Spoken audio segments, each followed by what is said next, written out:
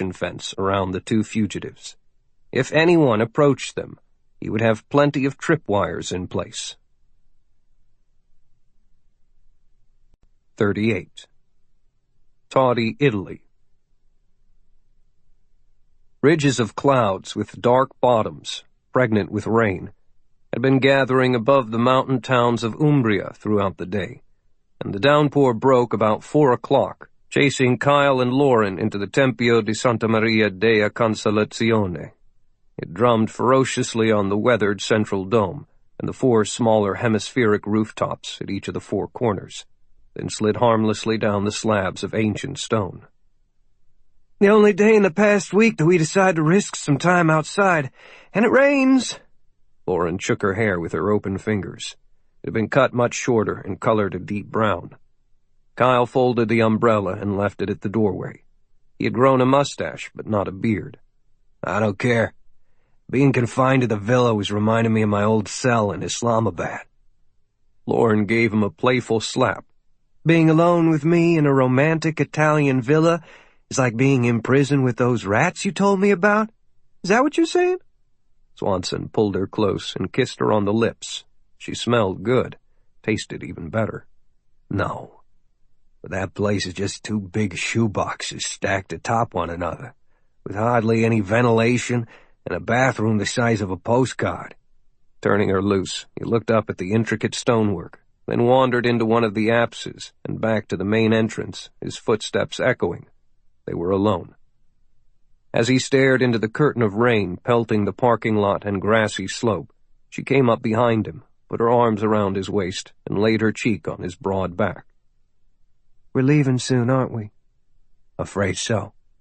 Since I contacted the Lizard this morning to pass along your comment that Hall would have just gone to Monaco to play, we have to change positions again. Unfriendly intel people may track the cell phone towers and come up with the right country code. He'd already destroyed the temporary cell phone and bought another. We can move a little faster now. But why stay around here at all? This area's too many bad memories for me, Kyle. Jim Hall used to take me to his villa up in Tuscany for a weekend. I was so dumb. Kyle paused to watch the gusting winds lash the paving stones on the approach road. He would not pass judgment on her. Defense, Lauren. It is standard evasion and escape technique to think defensively in these situations. He took her hand, and they walked back deeper into the ornate church. This place was perfect for a while. I did some training a few years ago with the Gruppo Operativo Incursori, part of the Italian Special Forces. One of the guys came from around here. He brought me down to the family farm for a weekend. So you milked a cow? So have I. It isn't a big deal. Kyle laughed. No, they grew olives. Anyway, I learned about Umbria that weekend, and how the residents of these mountain towns have been suspicious of each other for centuries. Every town was a fort unto itself, and they still compete in everything from who has the best wine to who turns out the best goat cheese. The original city walls still surround Tawdy. The people have been great to us, she replied. That's because we're a nice Canadian couple, visiting on an out-of-season vacation. The Americans all go to Tuscany to the north, just like Jim Hall did. So the Umbrians are pretty much left to themselves. Tourists are tolerated only as much as a rival merchant from another hill village. Strangers stand out and are treated differently. So if anybody was after us, we could spot them first. It gave us a narrow edge while things developed. No more than that. He took her hand. I don't like defense, Lauren. Never have. It's always better to be the hunter than the prey. Are you sure you're up to this next step? Might get messy. Can we go back to our place first? Dry off and wait for the storm to end? Sounds good to me, he said. Yeah, she said softly. Just before dawn. Always the best time for an attack. Kyle threaded the little rental car through the curving mountain roads, little more than farming trails, outside of the mountain village of Pienza. Just ahead on the right, there's a small road leading to the north, Lauren said, using a small flashlight to illuminate the map. If I remember right, that's the corner of the vineyard, and there's a water-pumping apparatus sticking out of the ground." "Got it," replied Kyle, turning into the narrow driveway that unspooled down the hillside. The metal tanks in the back seat clanked together with dull thumps. In about a half-mile, they rolled onto the flat plateau, and he shut off the lights. The old stone building had been around since the 16th century, beginning as a serf's cottage and growing, layer by layer, into a sturdy home with accompanying outbuildings to shelter farming equipment. Jim Hall owned the place through a false business name and leased the surrounding land, which was thick with neat rows of a vineyard that yielded fat purple grapes that were turned into a delicious wine. The entire place was dark. They got out of the car, and Lauren walked purposefully up the steps, moved aside a pot of flowers on a ledge, and found the key to the front door. Without knocking, she opened the lock and went inside. "Nobody stays here but Jim, and a housekeeper comes in twice a week. Bastard likes to play lord of the feudal manor." She went from room to room, switching on lights, and the darkness gave way to light gold colors and white walls. A shudder ran through her as she remembered the time she had spent here as his lover. He had completely fooled and used her. Kyle moved through the place to give it a quick search and clear. It was spacious and comfortable, with thick rugs on the floors and heavy European furniture. When he reached the rear bedroom, he saw Lauren furiously stripping black silk sheets from the king-sized bed, and then he silently followed her out into the backyard. Without speaking, she flung the sheets over a clothesline and anchored them with a row of wooden pins. She stalked back to the house and snatched a large, sharp butcher's knife from the kitchen. Swanson stood aside and let her work, seeing her cheeks wet with tears of fury. Moonlight glinted on the knife blade as she plunged and stabbed and sliced through the soft cloth, ripping it to shreds until she ran out of breath and stood facing the tattered sheets, exhausted, breathing in big gulps. She dropped the knife, and ribbons of silk sheets flapped in a gentle pre-dawn breeze. By the time she turned around, Swanson was already lugging the heavy, dark blue tanks of propane gas into the house. They had purchased the 5 butane gas canisters over the past few days from different stores while still in Umbria, explaining that they were about to christen their new Spiadino stainless steel grill with some outdoor cooking at a picnic for friends. Kyle found an expensive tie, a muted diamond design on lilac, on a closet rack, and a bottle of 80-proof brandy among the cluster of bottles on the marble-top bar in the living room. He opened the bottle and stuffed the necktie deep inside, letting the rich alcoholic drink wick into the material. "Ready?" he asked. She picked up a bottle of olive oil and threw it against the wall of the living room, then sailed a second one into the bathroom, where it shattered in the large, multiple-head shower. Her face was red with anger. "You bet." Swanson went to the bedroom of the villa and twisted the valve of the propane gas cylinder fully open, sniffing the air for the telltale odor. Lauren was doing the same thing in the second bedroom, and he leapfrogged into the hallway and opened the third of the bottles, each of which carried the emblem of a rearing white dragon on a blue shield. Lauren hurried past him to the kitchen and opened the fourth one. They met in the living room, and she opened the final tank. "Go start the car," he said, and she dashed into the growing light of day, a smile coming to her face as she slid behind the wheel. Kyle was on the veranda, holding the bottle of brandy high and setting fire to the liquid-soaked tie with his lighter. The flame caught, tiny for only a flickering instant, then began to speed up as it ate into the accelerant. Kyle left the bottle sitting just inside the partially open door, with more of the expensive fuse disappearing every second. Lauren already had the car turned around and rolling away when he dove inside. She stamped onto the accelerator. The little vehicle seemed to crawl, then gave a lurch, and the tires dug into the gravel.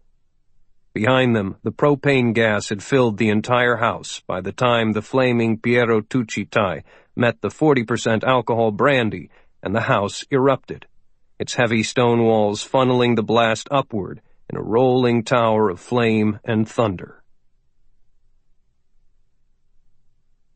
39. Washington, D.C. Gunnery Sgt. Kyle Swanson of the United States Marine Corps is charged with mass murder. The lawyer, a civilian representing the Central Intelligence Agency, was making a bland statement of fact, reading from a sheet of paper. Specifically, the accused is to be court-martialed for violating Article 118 of the Uniform Code of Military Justice by committing the unpremeditated murder of at least 19 specific persons in Pakistan.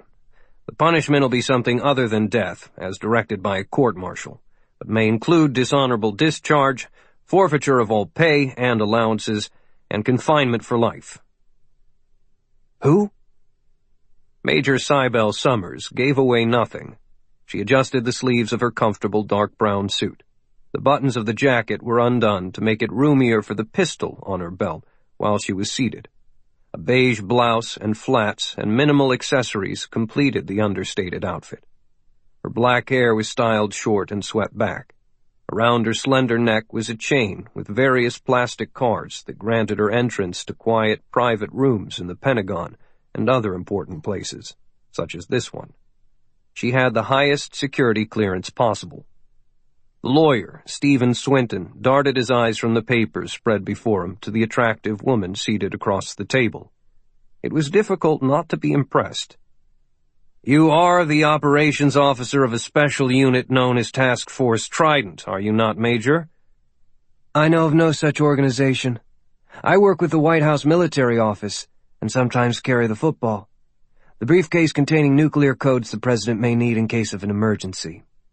I also help with the military side of advance work for presidential trips. Swinton was smug, anxious to pierce the screens this woman was throwing up, and he continued his delivery. "And in your capacity as the Trident operations officer, you also were the commanding officer of Gunnery Sgt. Swanson at the time of the action in question. Is that not so?" Someone has given you faulty information, Mr. Swinton.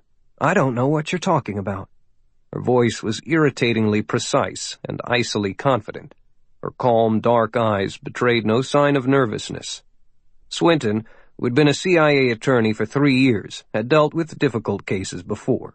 They always thought they could outsmart him, despite the knowledge that he had the resources of the entire Central Intelligence Agency to support him and build a case. He decided that an abrupt change of subject, a slightly veiled personal insult, might shake her confidence. "That is a designer suit you're wearing, Major. Very nice. Prada, if I'm not mistaken. The shoes are Italian leather, and your purse is a small and stylish Gucci. Rather expensive attire for someone of your pay grade as a mere Marine major." Not a ripple. She shrugged. My daddy's rich, and my mama's good-looking. Jesus Christ.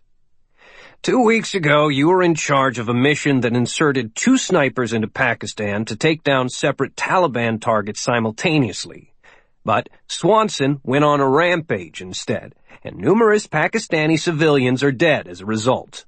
"Sir," she replied, "on the dates in question, I was in Idaho, where the president was coming to make a campaign speech. Check the duty roster and the flight manifests. The Secret Service will vouch for me." "Major Summers," the CIA lawyer, growing frustrated, spread his hand across a stack of folders filled with papers. "The Secret Service will not discuss presidential protection protocols." "A wise decision, don't you think?" She smiled. "I advise you to take this very seriously, Major Summers. We know all about you and Swanson and General Middleton and Task Force Trident." Boise was pretty. A little chilly this time of year. "We know everything." "About Boise? I imagine you would. The visit was widely publicized, and the new president is pretty popular. He gets a lot of press coverage." "Why are you being so unhelpful, Major? We should be on the same side on this. We want to get Sergeant Swanson to safety in an American prison and out of danger as soon as possible." "It's Gunnery Sgt. Swanson, not Sergeant. Please try to be accurate. Now, is this meeting over? I need to get back to work. There's a party in the East Wing this afternoon, and the First Lady wants me to be there." The lawyer slapped his folders together in exasperation, turned off his little tape recorder, and stuffed it all into a leather briefcase. "Very well. I was hoping that you would be more cooperative in an informal setting. The next time we meet, it'll be at CIA headquarters in Langley. I must advise you to bring your own lawyer. You will either answer my questions promptly and totally, or you may be charged as an accomplice under UCMJ Article 107 for giving a false official statement. That could mean up to 5 years in prison." Ooh, that's real scary. Cybele Summers stood, buttoned her jacket, and went to the door. She turned around. She already knew the small room was not bugged, which was one of the reasons she chose to meet here. "Off the record?" The attorney nodded. He also was standing, his briefcase on the table before him, his shield from harm. "You think you know everything? Well, you don't. You know only what we choose to allow you to know. In other words, you don't know shit. And it's gonna damned well stay that way. The agency fucked this operation, not us. And now you've given your guy a pass. You don't want this to go public." "Swanson is going down," snapped the CIA man. "Why are you risking a jail term yourself for this renegade?" "You wouldn't understand. "Try me." Simple. Kyle would do the same for me. We take care of our own." "You're right. I don't understand why you Marines always want to lie down in traffic for each other." "Of course you don't. Stephen, you're a desk jockey with no field experience. You would just leave your friends behind rather than risk your own ass." "Anything else, Major?"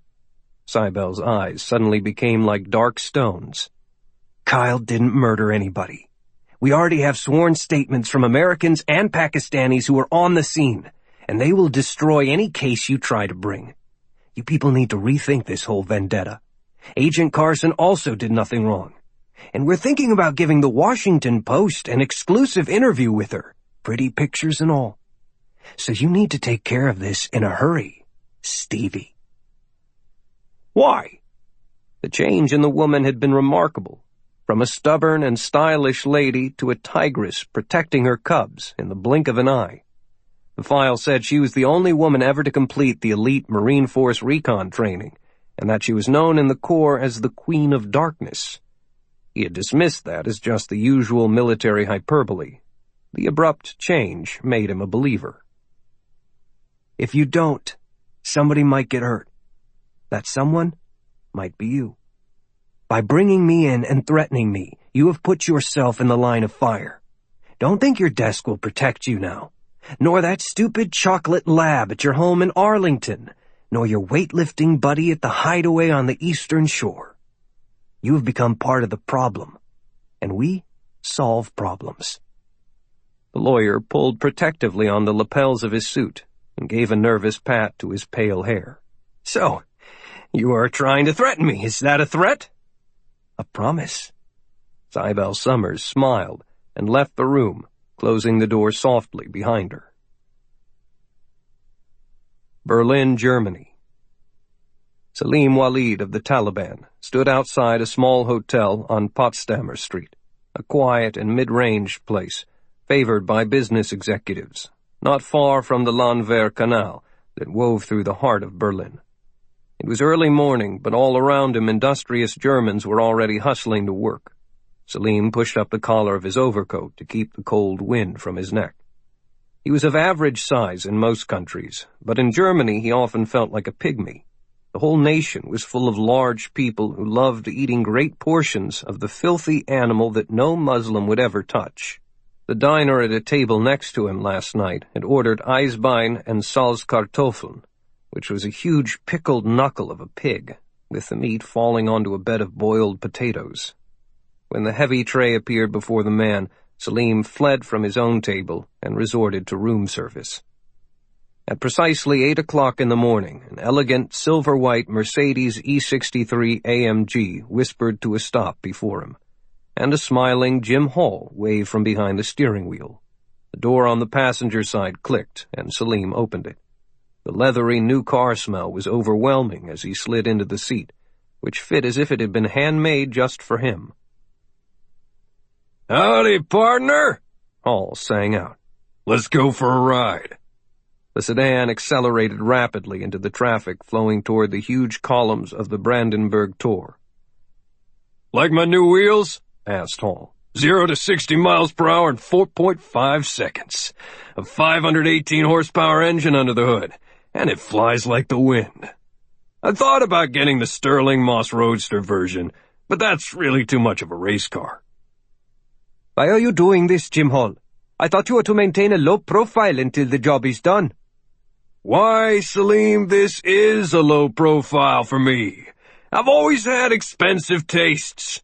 Got a discount on this baby. 75 grand because I paid cash. Now I don't have to ride those damn trains anymore. I can take my time getting anywhere in Europe and in comfort. Hand-stitched leather. Here, you're cold. I'll turn on the seat heater. He clicked a switch, then dropped his hand back to the gear lever, changing to a lower ratio as he found a route marker and turned a corner. Then the car leaped onto the Bundesautobahn, and when he spied a round road sign with the diagonal stripes, the speed limit came off. He opened up the big engine. This will only draw attention to yourself. It is madness. My father will not be pleased. He's your father, not mine. How is the old snake, anyway? He is well. A bit anxious because the political center in Pakistan is still holding together. We had hoped the Islamabad attack might finish off the government. The speedometer was pegging at 150 kilometers per hour. The car had been delivered with an electronic device that limited the top speed to that velocity. But Hall had a specialist remove the governor, because he'd not bought a hot car to only go 90 miles per hour. He pressed the pedal, and the sleek Mercedes leaped at the command. Yeah, I hear you. Islamabad was a mess. I thought it would finish off the government, too. So now you have to complete the remaining task, the other option, which is one reason you should still be undercover. Hall kept a light grip on the wheel, letting the sensors in the driving avionics keep the car under control, as he said, without a care, The assassination, right. When and where? The president is to meet with other regional leaders in a special conference in Istanbul next week. You take him out while he is there. A vision of the Turkish city swam into Hall's mind. I can do that. Then our deal's complete, right? He was well over 100 miles per hour now, and coming up fast on the bumper of an Alfa Romeo. Hall flashed his lights, and the Alfa moved over. He zipped past with a rush of air that rocked the smaller car. That is correct. Salim was holding on tight. You must go back into your old ways, Jim Hall. This will not be an easy task for you. Get rid of this flashy car and those fancy clothes and the high-flying lifestyle until you finish. There was a grump of a laugh. I know how to go about my business, Salim. And the image doesn't matter, because the CIA and I have a special arrangement. They won't bother me. You do not know everything, my friend. So I'm too busy these days to watch TV news. So what? You'll get me the advance information I need to make the plan. So you are unaware that your friend Kyle Swanson not only has lived through the situation in Islamabad, but he has also escaped from prison. The CIA woman Carson also has disappeared. Jim Hall froze for a second, then lifted his foot from the accelerator, tapped the brakes, and swerved out of the fast lane, all the way across the highway and onto the safety of the broad shoulder. By the time the car had stopped, his face was chalky. Swanson is on the loose? Yes. Nobody knows where he is, Salim told him, turning in the seat to face the assassin. Hall sucked in some deep breaths. He's coming after me. Perhaps. No fucking perhaps about it.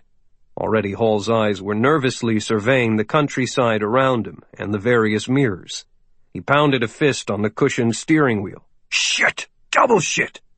It does not change our agreement. You still must go to Istanbul and kill the president next week.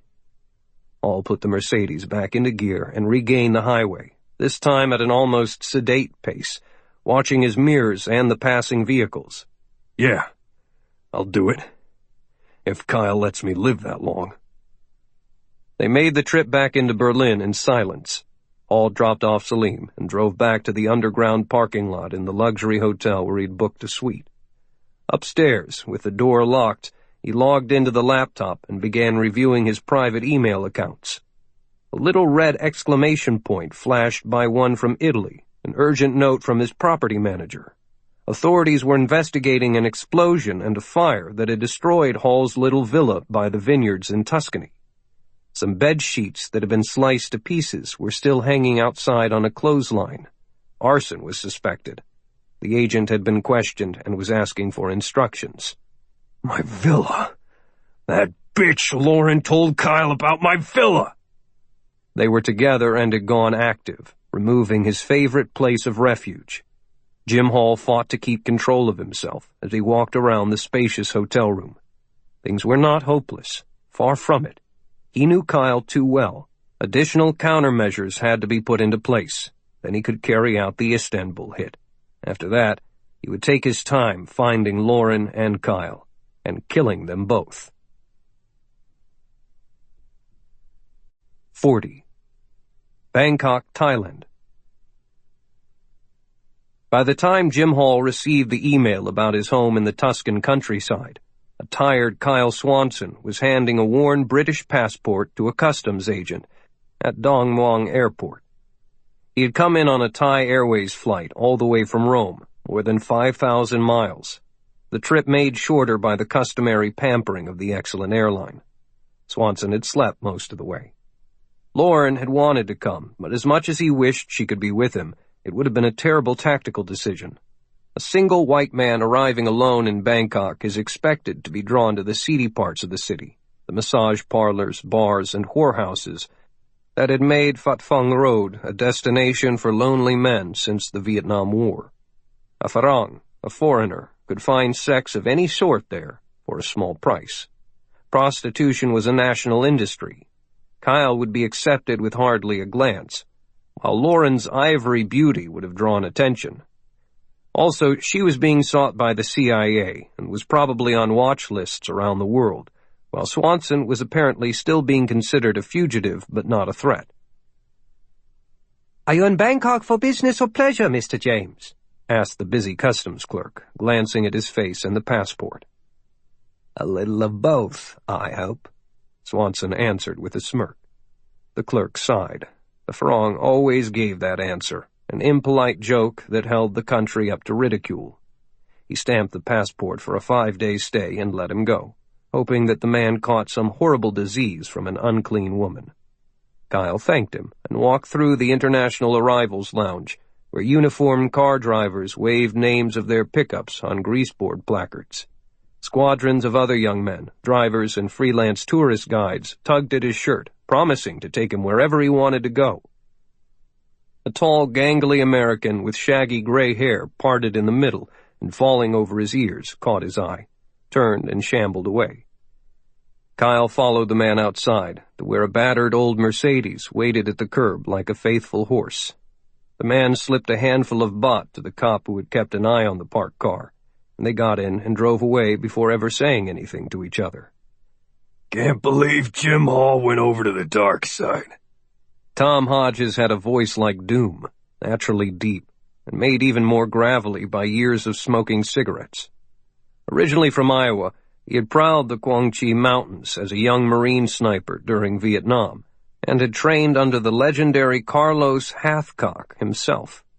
When Hodges had gone to Bangkok for a Liberty Pass, he emerged from his first visit to a classy steam and cream parlor with a smile on his face and a decision to make Thailand his home. It was not at all like Iowa. At the end of his tour, he spent a weekend in Des Moines at the home of his only sister, then flew back to Bangkok, bought a bar in partnership with a Thai politician, and never looked back. "Believe it," said Swanson, leaning back in the seat. "Have you been, Tom?" Same old.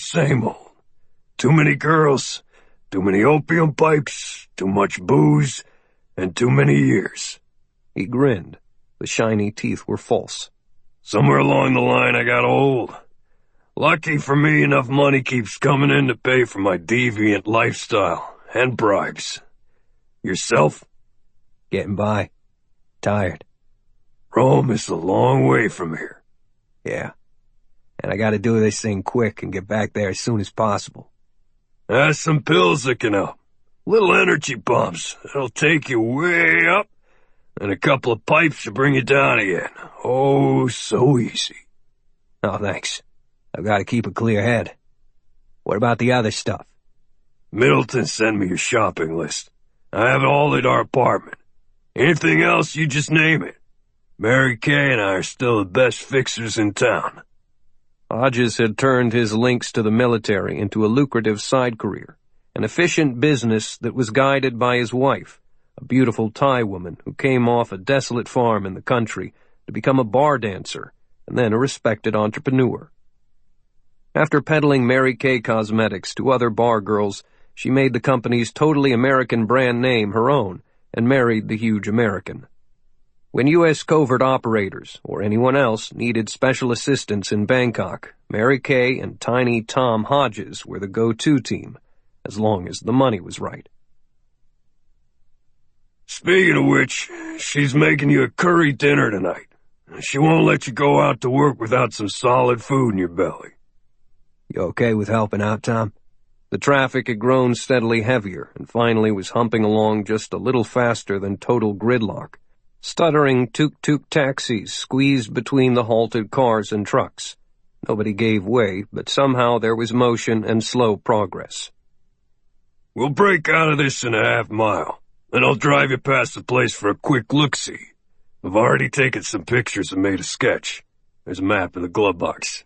I circled the address in red marker, not hard to find. Swanson recognized some landmarks and saw the circle. You didn't answer my question. You okay with this? Actually, no, I'm not. If Hall is selling our covert operators to our enemies, then burning down his house ain't nowhere near enough punishment, Kyle. I'd rather shoot the bastard. Hodges pushed a hand through his hair to move it away from his face. His eyes were gleaming, excited, as if he were looking down a scope. And since you don't know how to drive in Bangkok traffic, I'll be going along tonight as your spotter. After we're done, I'll take you straight back to the airport, and you'll be out here by midnight. Sound like a deal? It was a nice, solid two-story home that would not have looked out of place in any upscale Middle America enclave, except for the lush tropical greenery and a thick 7-foot-high fence with broken glass embedded along the top. A gate of ornamental iron was across the driveway, and a pair of concrete elephants stood sentinel at the corners of the front patio and steps. Lights were on over the entrance and inside. Hall has kept this place as a CIA safe house for more than 10 years, said Tom Hodges, flat on his belly beside Kyle on the roof of an empty house 2 blocks to the south. He was peering through a spotting scope. When the agency had no further need for it because it had become too well known, our boy Jim sold it to himself in a sweetheart deal. A lot of us have been suspicious for a long time that he was letting terrorist types use it. I see one guard outside, just at the right side of the gate in that little shack. Looks Khmer. See the checkered scarf? I see the guard, Kyle said. Now look inside at the big living room. Big screen TV has a soccer match on. The guy in the chair with the beer is also Cambodian, and he's a big narcotics type. Ruthless bastard, named T. Dutch. I see him. The man was obese, and his undershirt bulged over his boxer shorts. There's a girl on the sofa, and a woman servant back in the kitchen. So take your choice, pal. Assuming I can hit anything with this antique. He tightened a leather strap around his left arm and brought the smooth walnut stock of the old Model 70 Winchester 3006 to his cheek. The long, slender weapon was a perfect fit, and the 10-power inertial scope had no scratches. It was good enough for me in Vietnam, brother.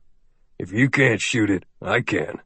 Do the guard first. An inside shot would make the women scream and alert them. Hodges read off his data and did a final laser range check to the guard shack. The shot would be down, coming over the wall at a sharp angle. 378 yards, 1.5-minute win, right to left. Kyle made final adjustments to the old rifle's scope and saw the lazy guard. His AK-47 was propped against a wall, and he rested against a tall stool, leafing through a girly magazine. Lazy and ignorant, passing the time. Swanson exhaled quietly and tightened the pull on the trigger. On target. Hodges lifted his head and gave a quick look at the neighborhood. Quiet, except for some passing traffic in the next block. Fire. The Winchester barked a single time, sounding more like a car's backfire than a gunshot, and the bullet drilled into the guard's chest before he could react to the sound. The impact knocked him from the stool and onto the floor, bleeding hard and in shock as his punctured heart slowed and stopped. The eyes never closed.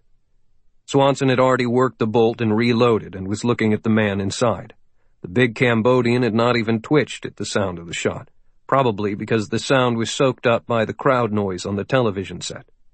There was no further need for communication with Hodges, and Kyle simply centered his sight picture and fired again. This bullet had a bigger target. It plunged into the enormous stomach of the drug trafficker and tore through the kidneys and the spine.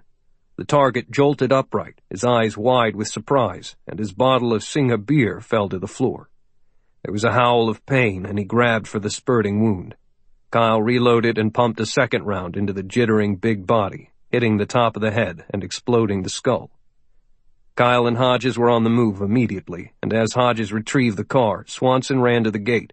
It wasn't even locked, since the guard inside with the automatic weapon was believed to be more than enough security.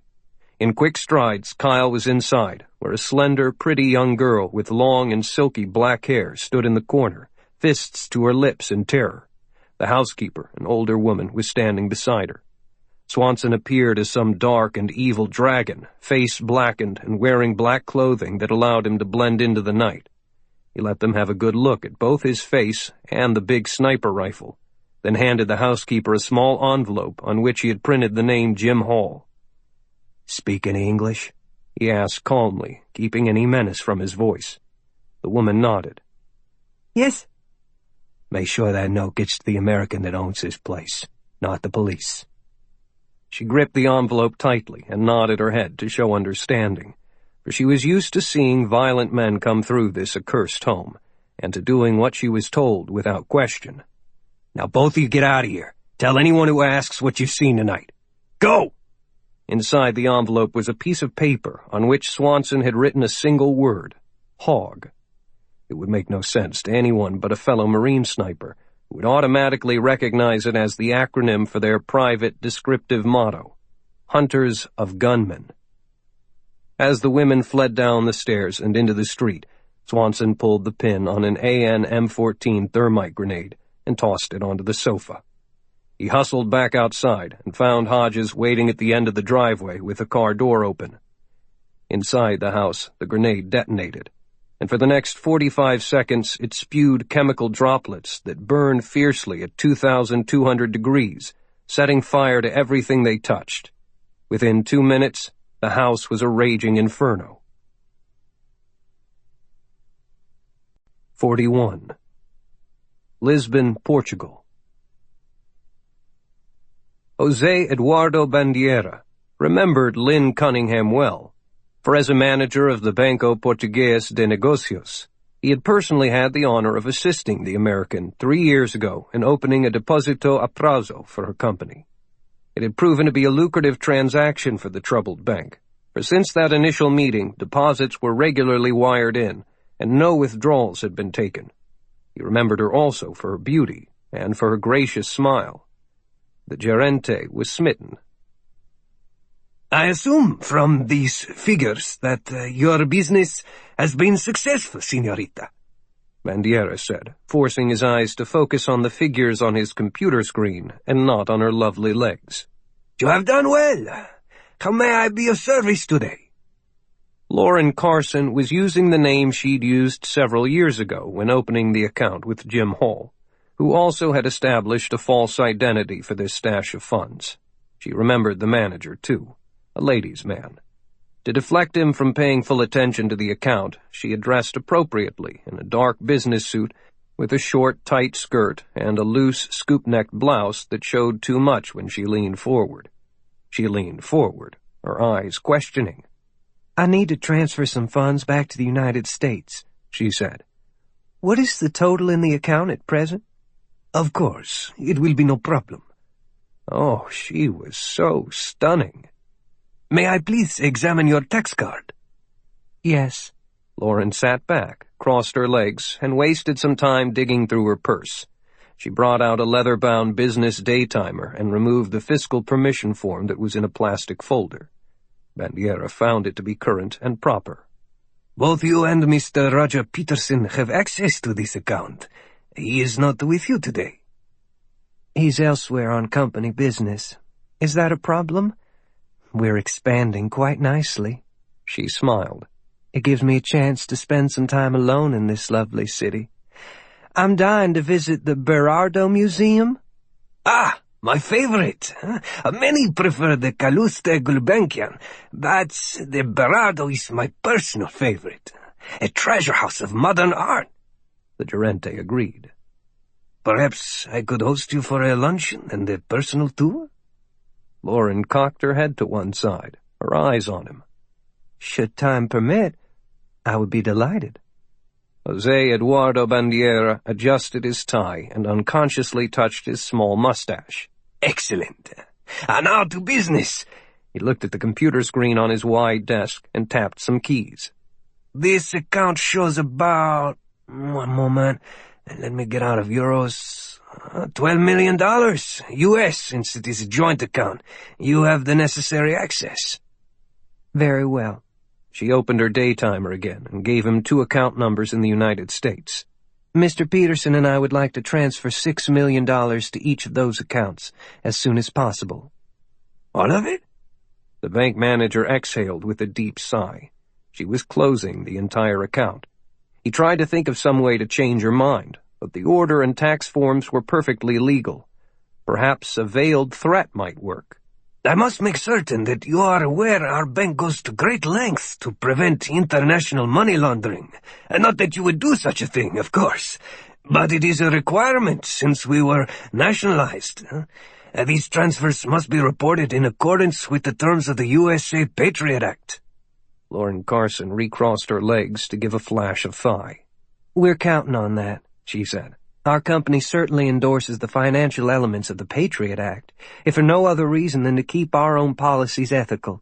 We would insist the names of the recipients, Mr. Pathurst and Mrs. Glenda Swinton, be filed with the proper financial authorities within the American government and the Department of Homeland Security. In fact, we would insist on that even if there was no such requirement on your part. He busily wrote out an instruction, stapled the paper with the new account numbers to it, and summoned an aide from an outer office to make the transactions. It would take but a few minutes, Señorita Cunningham. Perhaps we can have some tea and chat about the museum while they finish. Muito obrigado, she replied in Portuguese. Thank you. I would quite enjoy that. And I also regret closing the entire account, but such is the world of venture capitalism. We found a unique opportunity and must act quickly. Such is the world, agreed the manager. It was only money, after all. Spending a few hours with Lynn Cunningham on his arm was worth much more. Washington, D.C. The Lizard had been paying careful attention to the time changes around the world.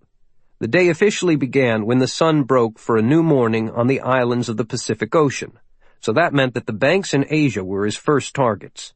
He wanted the instructions to land with the first batch of business for the day, when the data load would be heavy, clearing away the overnight transactions from America and Europe.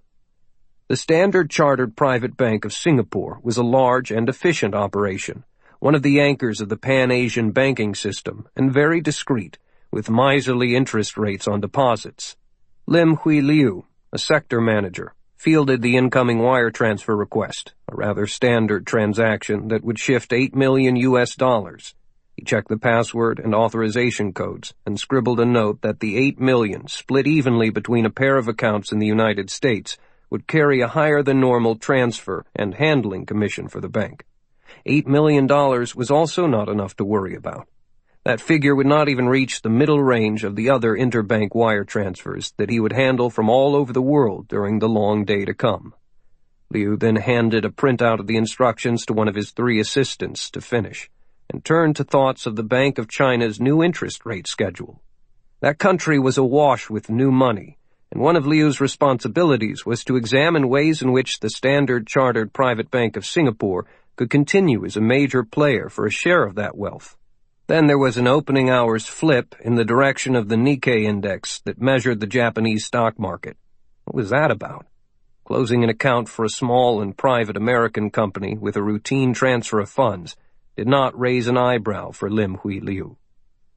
When the confirmation was made that the Singapore account had been eliminated and the money gone, Lieutenant Commander Benton Friedman took his time bleaching the entire file. Not a scrap of electronic data would trace the source of the original order back to him. Jack Pathurst of the CIA and Glenda Swinton, the owner of a small fashion boutique in Georgetown and wife of CIA attorney Stephen Swinton, were each richer by still another $4 million.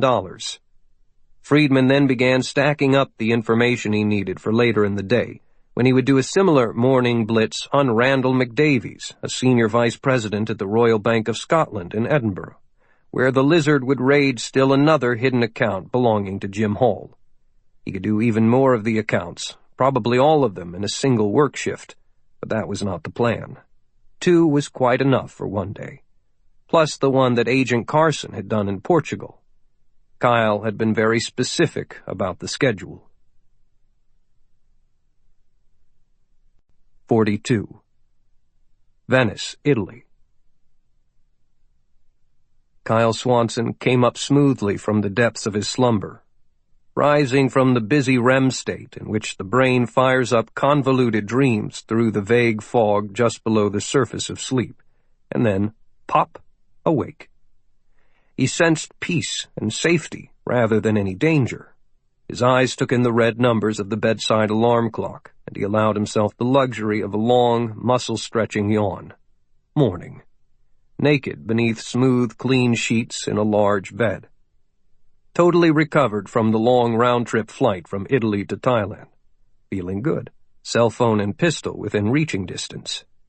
The hotel room was dark in the bedroom, with the heavy drapes closed, but beyond the door, daylight illuminated the adjacent sitting room. He could see a pair of bare feet, and he heard the buzz of a television set. Swanson threw aside the sheets and a lightweight duvet, pulled on his shorts, and padded silently toward the portal, and leaned against it. The room smelled like Dr. Frankenstein's laboratory. Lauren was on the sofa, wearing a white hotel robe loosely knotted at the waist. Her hair was wet, her feet rested on a cushion, and she was slowly painting her nails while watching an English-language news program on the BBC. The nails were a pale pink. She was curling her fingers to get a better look. Bottles and jars of cosmetics were strewn on a dressing table with a big mirror. He walked up behind her, leaned over, and kissed her wet hair, looking straight down into her cleavage.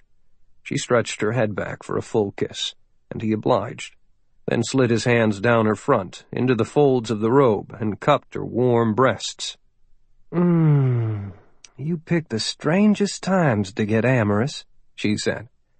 At least let me finish my nails. She gave him another languid kiss and a big smile. Welcome back, Kyle. You were a wreck last night when you got in. I was really tired. Being fugitives from justice can be exhausting, she agreed. Kyle reluctantly moved away from her and went to the little kitchenette and put together a quick breakfast of apple slices and cheese on soft croissants and strong coffee. Not much longer, Lauren. Things should really be coming into play later today. She glanced over. He seemed unfazed about their problems. Why are you so certain? I'm scared to death. Kyle swallowed a bit of breakfast and took a long hit of caffeine before responding. How long have you been out here doing your girl stuff? Lauren dipped the little brush into the bottle and stroked the liquid onto her left index fingernail. I had the concierge round up all these things early this morning, and they were delivered about an hour ago. I've been hard at work ever since then. The TV on the whole time, too? The BBC news readers? Yes. She waggled her toes. Wads of tissue were stuffed between them, part of the process. Just background noise to keep me company while you snored away in the next room. I don't snore. He poured a fresh cup of coffee, walked over, and sat on the table beside her feet. Have you heard anything about us on the Beebs? Seen our pictures? He slid his free hand onto an ankle and felt the smooth skin. Stop that. And no, we have not been on TV for the past hour. Lauren stretched her legs and shifted her feet to his lap. We won't be either. Not only are we old news, but the authorities are not pushing anymore. Things have become static while Washington decides what to do next. Meanwhile, we increase the pressure on Jim Hall to force him out of his own hiding place. Jim's smart and dangerous, she warned. So are we, Kyle said, tracing a finger up her left leg to the edge of the robe, and then under it, loving the touch of her skin. She used a foot to explore his lap further. Not everything is static. And to hell with your fingernails. Antalya, Turkey. Jim Hall stared out at the incredibly blue waters of the Turkish Riviera from the balcony of the suite in the small but exclusive beachfront hotel, and wondered if the CIA was fucking with him. They had a deal. Were they going to need another lesson? He fixed a drink at the little bar and took a swallow, getting over the shock as he paced the soft rugs. Somebody was going to die for this. Hall had come into the comfortable lobby, as he had done in 1,000 other hotels, and automatically ran his eyes over the few people sitting and standing around. There was nothing suspicious, so he walked to the front desk and smiled at the neat young man behind the computer screen. There was no need to ask if the man spoke English, for most Turks speak several languages fluently, a gift from the wandering ancient Seljuks, whose business was conquering other nations from the ports along this Mediterranean seacoast. The Turks were merchants to their souls. Hall said he had a reservation and gave the false name of Roger Peterson, showed the false passport, then placed his platinum American Express card on the slick stone desktop. The clerk pulled up the reservation, printed it out, then swiped the Amex through the card reader. He paused, then did it again, and a third time. When he spoke, it was with a lower voice, so as not to embarrass the guest. "I'm sorry, Mr. Peterson, but this card seems to be invalid." Jim Hall blinked in surprise. "Pardon me?" "Sir, the card is not being accepted for some reason. I'm sure it is nothing but an error at the bank, but would you care to put the room on another card?" Hall recovered quickly. When he had last checked that account with the Banco Portugués de Negocios, it contained about $12 million. He forced a smile, stayed calm. "Of course. These things happen. I will deal with it later." He dug a MasterCard from his wallet. Same name, different bank. It was processed flawlessly. Once he had dismissed the bellhop and settled into the room, he opened his computer and, using the hotel's Wi-Fi network connection, went to a secure portal and called up a screen that automatically updated his accounts around the world. His palms were flat on the table on each side of the little laptop, sweating as he scanned the accounts. Portugal, Singapore, and Scotland all showed the same number in the balance column, a big fat 0. What the fuck? He clicked the screen to transaction history and discovered that all 3 accounts had been closed. 12 million from Portugal, 8 from Singapore, and 10 from Scotland had vanished. Somebody had stolen $30 million from his retirement fund. Hall's throat was dry, and he grabbed a bottle of water as he burrowed deeper into what had happened. All of the transfers had been split, half going to Mrs. Glenda Swinton in Virginia. He had no idea who the hell Glenda Swinton was, never heard of her. But he knew the other name all too well. Jack Pathurst was in the security office of the CIA. Pathurst made the agreement not to chase me, but never said anything about not taking the money, Hall thought. The little weasel knows the agency has written off the funds, so he's doing some financial farming on the side. Probably figures that I'll just write off the loss as the cost of doing business. Hall closed down the screen. $30 million was a lot of money, part of his plan to live the rest of his life in comfort and ease. Hall finished off the drink and stood at the big window, letting his pulse return to normal. He had a job to do on the northern side of Turkey and could not leave until it was done. The financial loss was staggering, but he could absorb it if Jack Pathurst did not get greedy and snap up any more. He decided to let it go for the moment. Maybe a few months from now, maybe a few years, he would drop by to see Pathurst and explain how it was not nice to steal from your buddies. But who the hell was Glenda Swinton? Hall had been so absorbed with the financial loss that he did not get around to checking his email until after a light lunch on the terrace, followed by a nap. With all of the numbers running around in his head, sleep was impossible, but he had a good hour of rest, then a shower, and felt refreshed. He booted up the computer again and went to a Gmail account subfolder. 2 messages, one of them an obvious spam sales message that had automatically been blocked.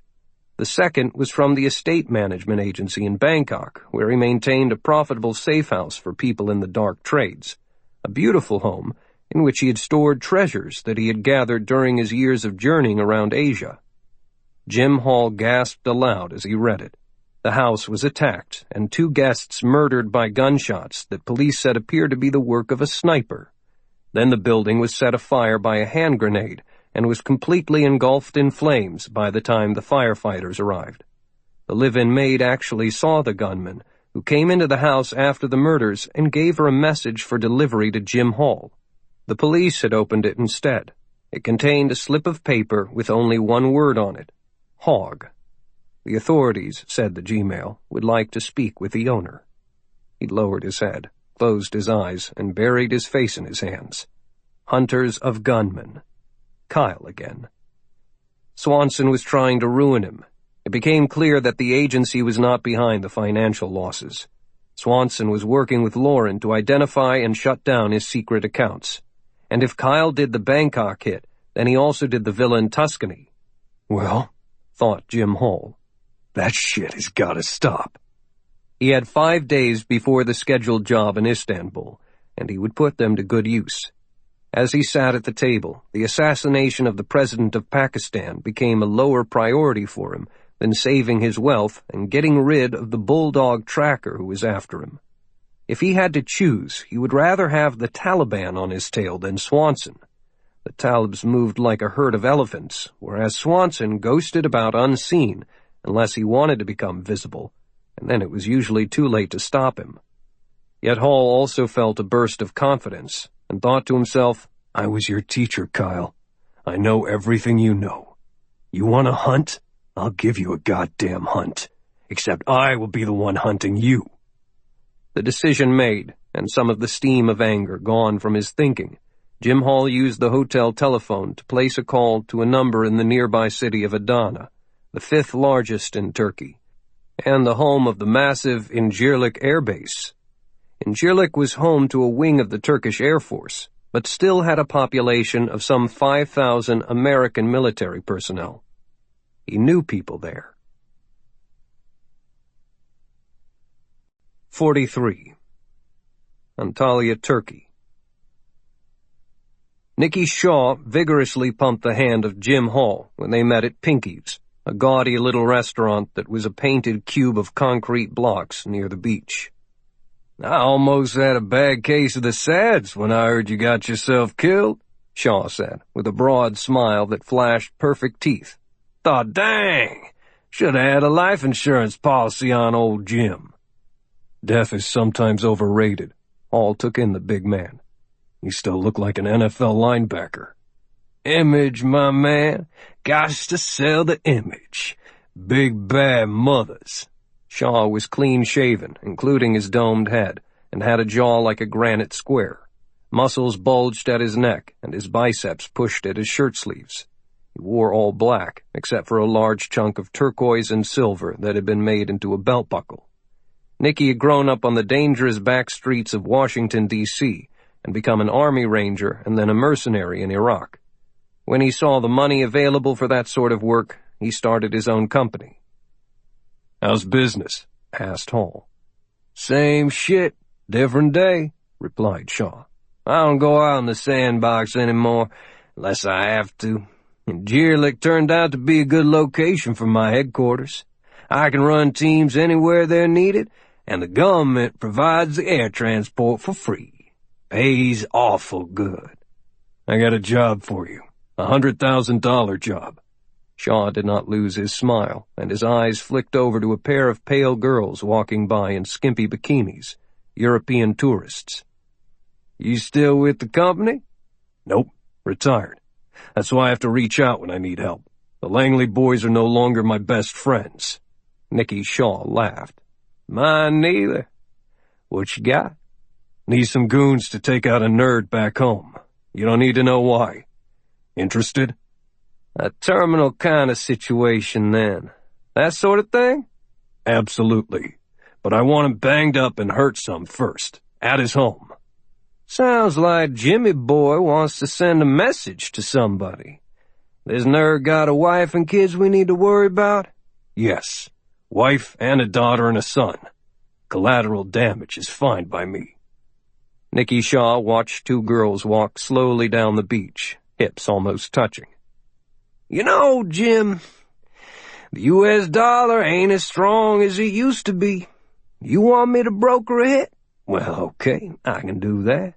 But that 100,000 needs to be in euros, not greenbacks. Shaw took a PDA from his pocket and found the information. As of today, 1 euro goes for 1.5087. Round it down to $1.50 so I can give a deal to an old friend. For that price, you guarantee the work. I want your personal confirmation when it's done. And you throw in a piece of equipment, a sniper rifle and 50 rounds. I always guarantee on contract. Give me a number I can call you at. On the second thing, the big gun, fine. Not a fitty cow, though. You gonna tell me what kind of mischief you up to needing that bit of gear? Need any help? A spotter? Jim Hall said, Everything you need to know about the propeller head is in an envelope under your placemat. I'll transfer half the money now to an account of your choice. Other half when you're done. Sniper rifles for a friend. Fine, said Nicky. Anything particular I need to tell my people? Jim Hall would not explain that the target, Lieutenant Commander Benton Friedman, was the resident computer genius for the dark black hunter-killer group known as Task Force Trident. Hall had studied dossiers on all of them in the past, and there wasn't a weak link in the bunch. Kyle Swanson would have made sure that Friedman would be leading the electronic attack on Hall's assets. The man was no physical commando, but he was a protected component of the Trident Brotherhood. It was better if Nicky did not know that. No, this guy's just a Navy computer geek who's nosing around places where he should not be involved. Works at the Pentagon and lives in the burbs. Piece of cake. Just do it fast, like day before yesterday. Know what I think? Sounds like an agency black job reaching through you to me. Sitting here minding my own business in Turkey to run a hit back in the States. He wrote a bank number on the back of a cream-colored business card and handed it across the table. I told you, Nicky. The agency's not involved. This is personal. That's what you always say, Nicky Shaw said, standing up and sliding on a narrow pair of dark sunglasses. He put away the PDA, folded the envelope, and stuffed it in a pocket. I'll get right on it. Alexandria, Virginia. Night brought the comfortable cover that the hit team needed for their home invasion, and the fantasy that nothing could stop three large, armed and dangerous predators who viewed the coming attack as little more than an evening of fun and a nice paycheck. They had to stay alert, so limited themselves to 1 beer apiece and a shared marijuana joint as they waited for Lieutenant Commander Benton Friedman to come home.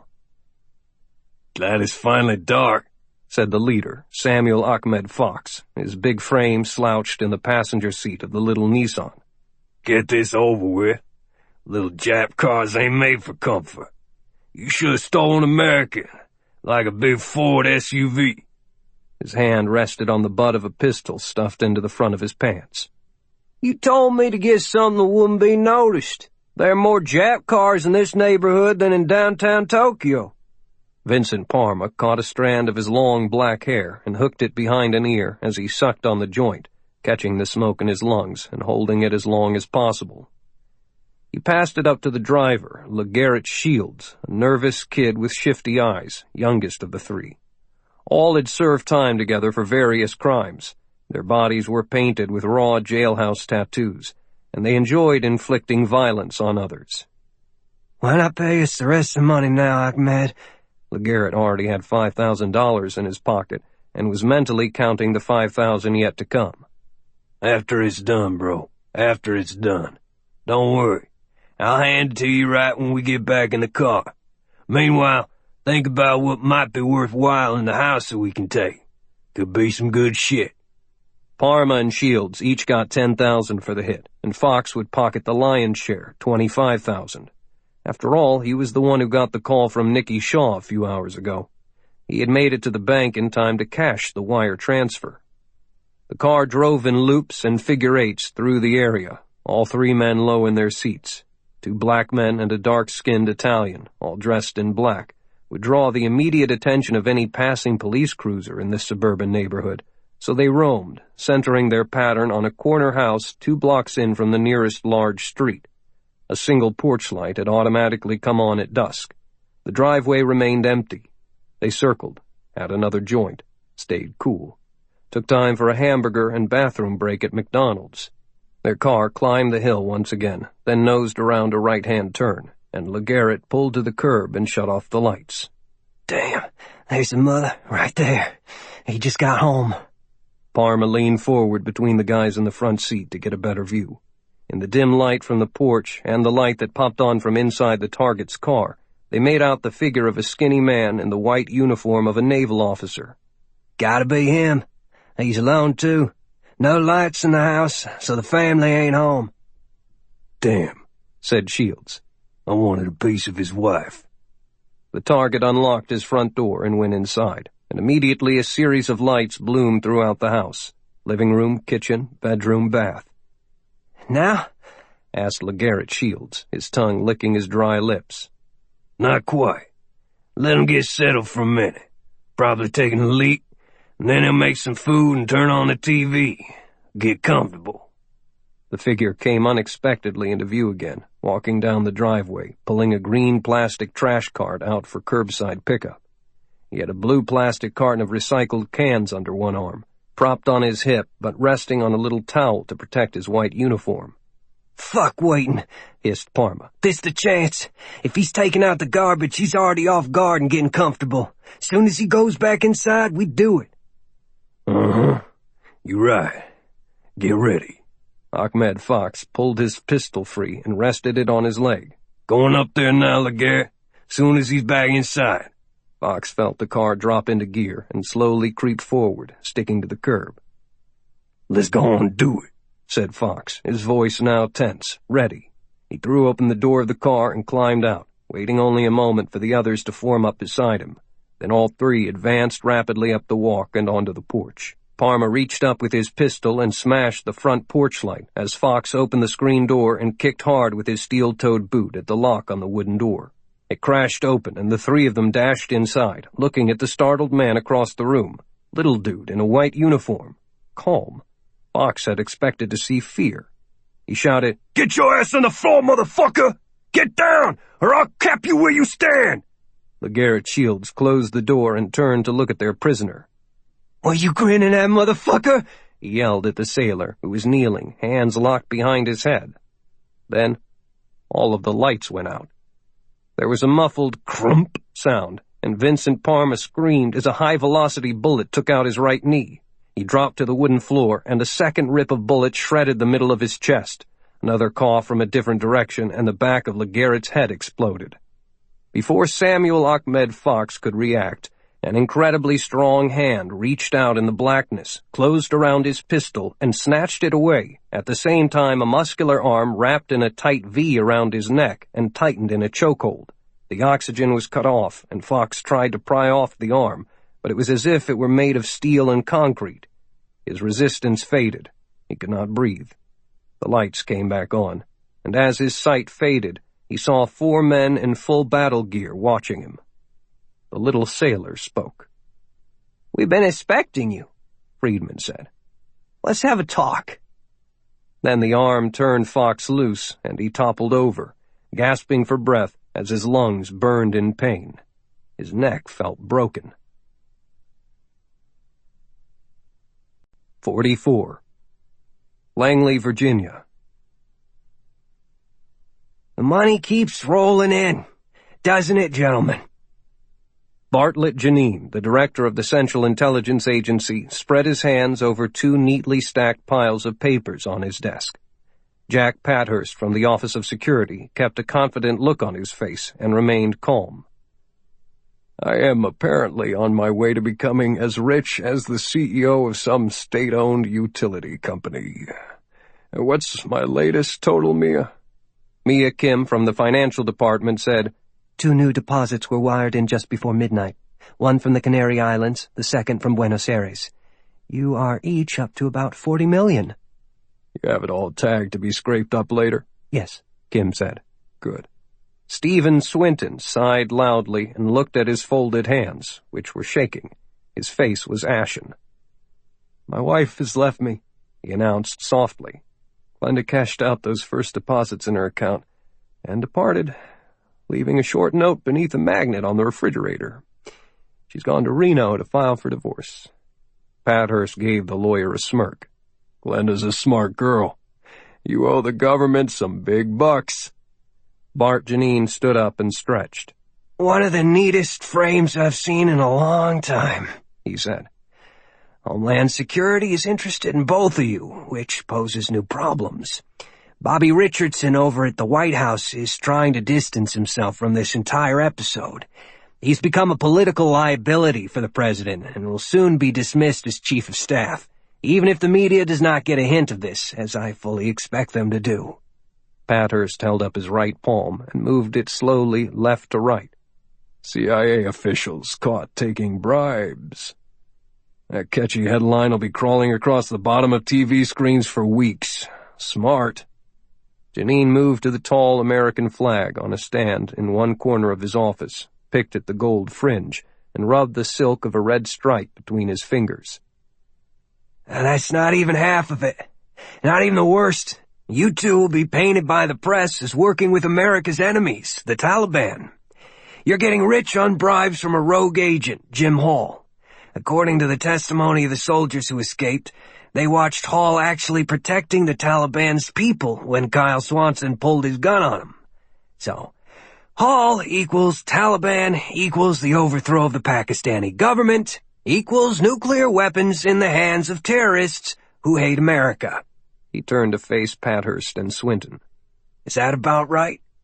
Pathurst said, I wasn't involved in that. Neither was I, protested Swinton, looking up. His eyeglasses were dirty. Does not matter, responded the director. We don't want to have to defend ourselves in public.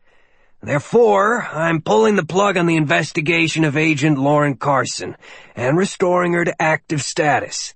It's pretty obvious to me that Jim Hall set her up. Similarly, I've already spoken with the FBI, Homeland Security, and General Middleton over at Task Force Trident.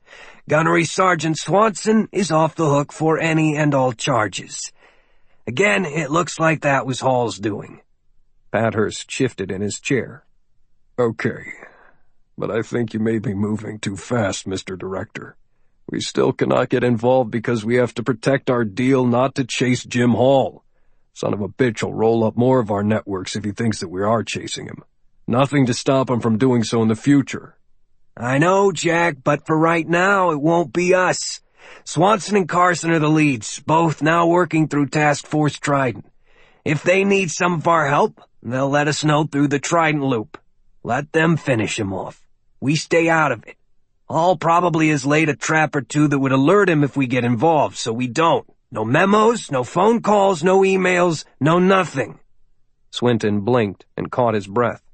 Trident, it's them. That Major Cybel Summers threatened me, and this is their work. We can charge them all now. Shut up, Swinton. Bartlett Janine was growing red in the face and was tired of dealing with the whining lawyer. Earlier tonight, a 3-man hit squad, hired by Jim Hall, tried to kill a naval officer who's part of Trident. They failed. Trident is in the clear, do you understand me? That case is over. Yes, sir. As of right now, I have to suspend you both from duty until further notice. And Jack, because you're the watchdog around here, I cannot allow the security office to conduct the investigation. It cannot even be anyone within the agency. So I'll arrange for a sympathetic independent counsel to cover all of our asses. Pathurst remained calm. Understood. In a smooth move, he placed his CIA credentials on the director's desk. I'll be home doing chores until this gets cleared up. Swinton? The director's voice was harsh. Go find your wife and get that money back. Contact me at Kim every day, and don't consider trying to run away. You're not cut out for that sort of thing. This meeting is over. Everybody out!" The office emptied, and the director went to a cabinet and poured a stiff shot of icy vodka he kept in a small refrigerator. There were some sliced lemons in a little plastic bag, and he dropped one into the drink and took a long swallow. "What a mess this is," he thought. The agreement with Hall was a deal with the devil, but time has a way of changing things. The good part was that the Trident people had already flipped the hired thug into becoming an asset and forced him to send an email of confirmation to the man in Turkey who had hired them. Janine did not want to spend much time thinking about how they got that information so quickly, but the email was being traced to an exact location. Incirlik, Turkey. For Nicky Shaw, the email message spelled the end of days, and he trembled slightly as he read it. Sam Fox and Nicky went back a long time in the gangster life that thrived in Washington, D.C., even in the great shadow of the Supreme Court. As fast kids, they snatched handbags from tourists and headed back to the projects on the run. In their teens, they turned to mugging tourists, picking their victims in the crowds around Union Station. Armed robbery came next, during the years they should have spent in high school. Then Sam got snapped up by the cops when he and another brother tried to hold up a Vietnamese liquor store one night. The other kid was new to the game and had crossed in front of Sam's pistol, giving the owner just enough time to snatch a big Remington pump shotgun from beneath the counter and blow a hole in the robber's stomach, hurling the instantly dead body into Sam, knocking him down. When Fox had looked up again, he was staring up the big smoking barrel of the Remington. When Nicky heard about the botched robbery, he decided that it was time for him to join the U.S. Army and be all that he could be, far away from the gangs. Sam should not have freelanced like that.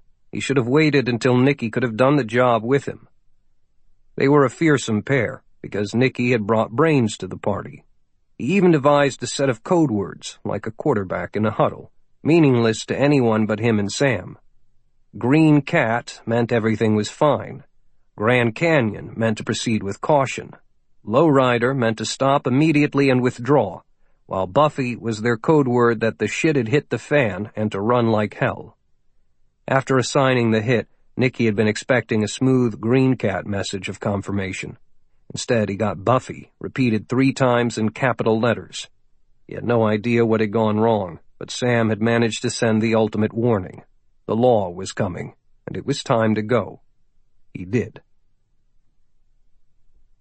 "All good things must come to an end," he said. "Cut the bullshit philosophy. What the hell happened?" Jim Hall was in the passenger seat of Shaw's Land Rover, parked in an isolated little industrial park near the base. It was packed with layers of boxes and suitcases. Extra storage was in a container secured to the top of the rugged vehicle. "Beats me. All I know is that my man sent me the code to get the hell out of Dodge. Been knowing him for 30 years and he's never crossed me. Not a dude to panic easily either." Jim Hall's mind was spinning with possibilities. Some shithead gangbangers failed to take down the Task Force Trident communications guy? The guy was a nerd, not a field operator. Hall felt a tingle along his spine. Trident had expected something to happen and had pulled an ambush. Swanson. Thinking like me. "I hope you don't think I'm paying you the rest of the fee," he said. "Nope. Just wanted to meet and give you a heads up. We known each other a long time." Shaw slid his right hand up inside his jacket and grasped the stock of a pistol. "By the way, don't even think of trying anything, old man. You ain't no match for me. Give me the gun in your belt. Fingertips. Flip it into the back." Hall lifted the Glock from the nylon holster and tossed it over the seat. He put his palms on the dashboard without being asked. "Okay. I'm just thinking. So the job failed and you're on your way out. Tough luck all around. But I still have work to do. Did you bring the sniper rifle?" "Yep. You still owe me for that stuff.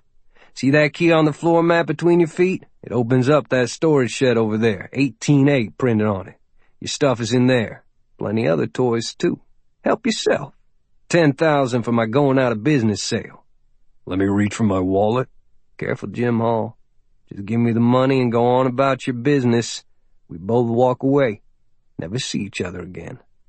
Hall slowly removed a long, flat wallet of brown leather from his inside jacket pocket and handed it over, using his left. "Here, just take it all. 11,000, close enough." "You a good man, Jim." Nicky Shaw flashed his grade-A smile and reached for the soft leather wallet with his right hand, having to briefly remove his fingers from the shoulder gun. Jim Hall had known all along that he would have to be quick, because Nicky was a big guy, a warrior. There would be no second chance, and he could not win in a brawl.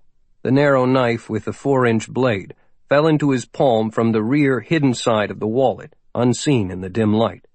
When Shaw reached for the money, Hall grabbed his right wrist to hold it still, counted on the steering wheel to delay the left coming over, and plunged the knife upward into Nicky's throat.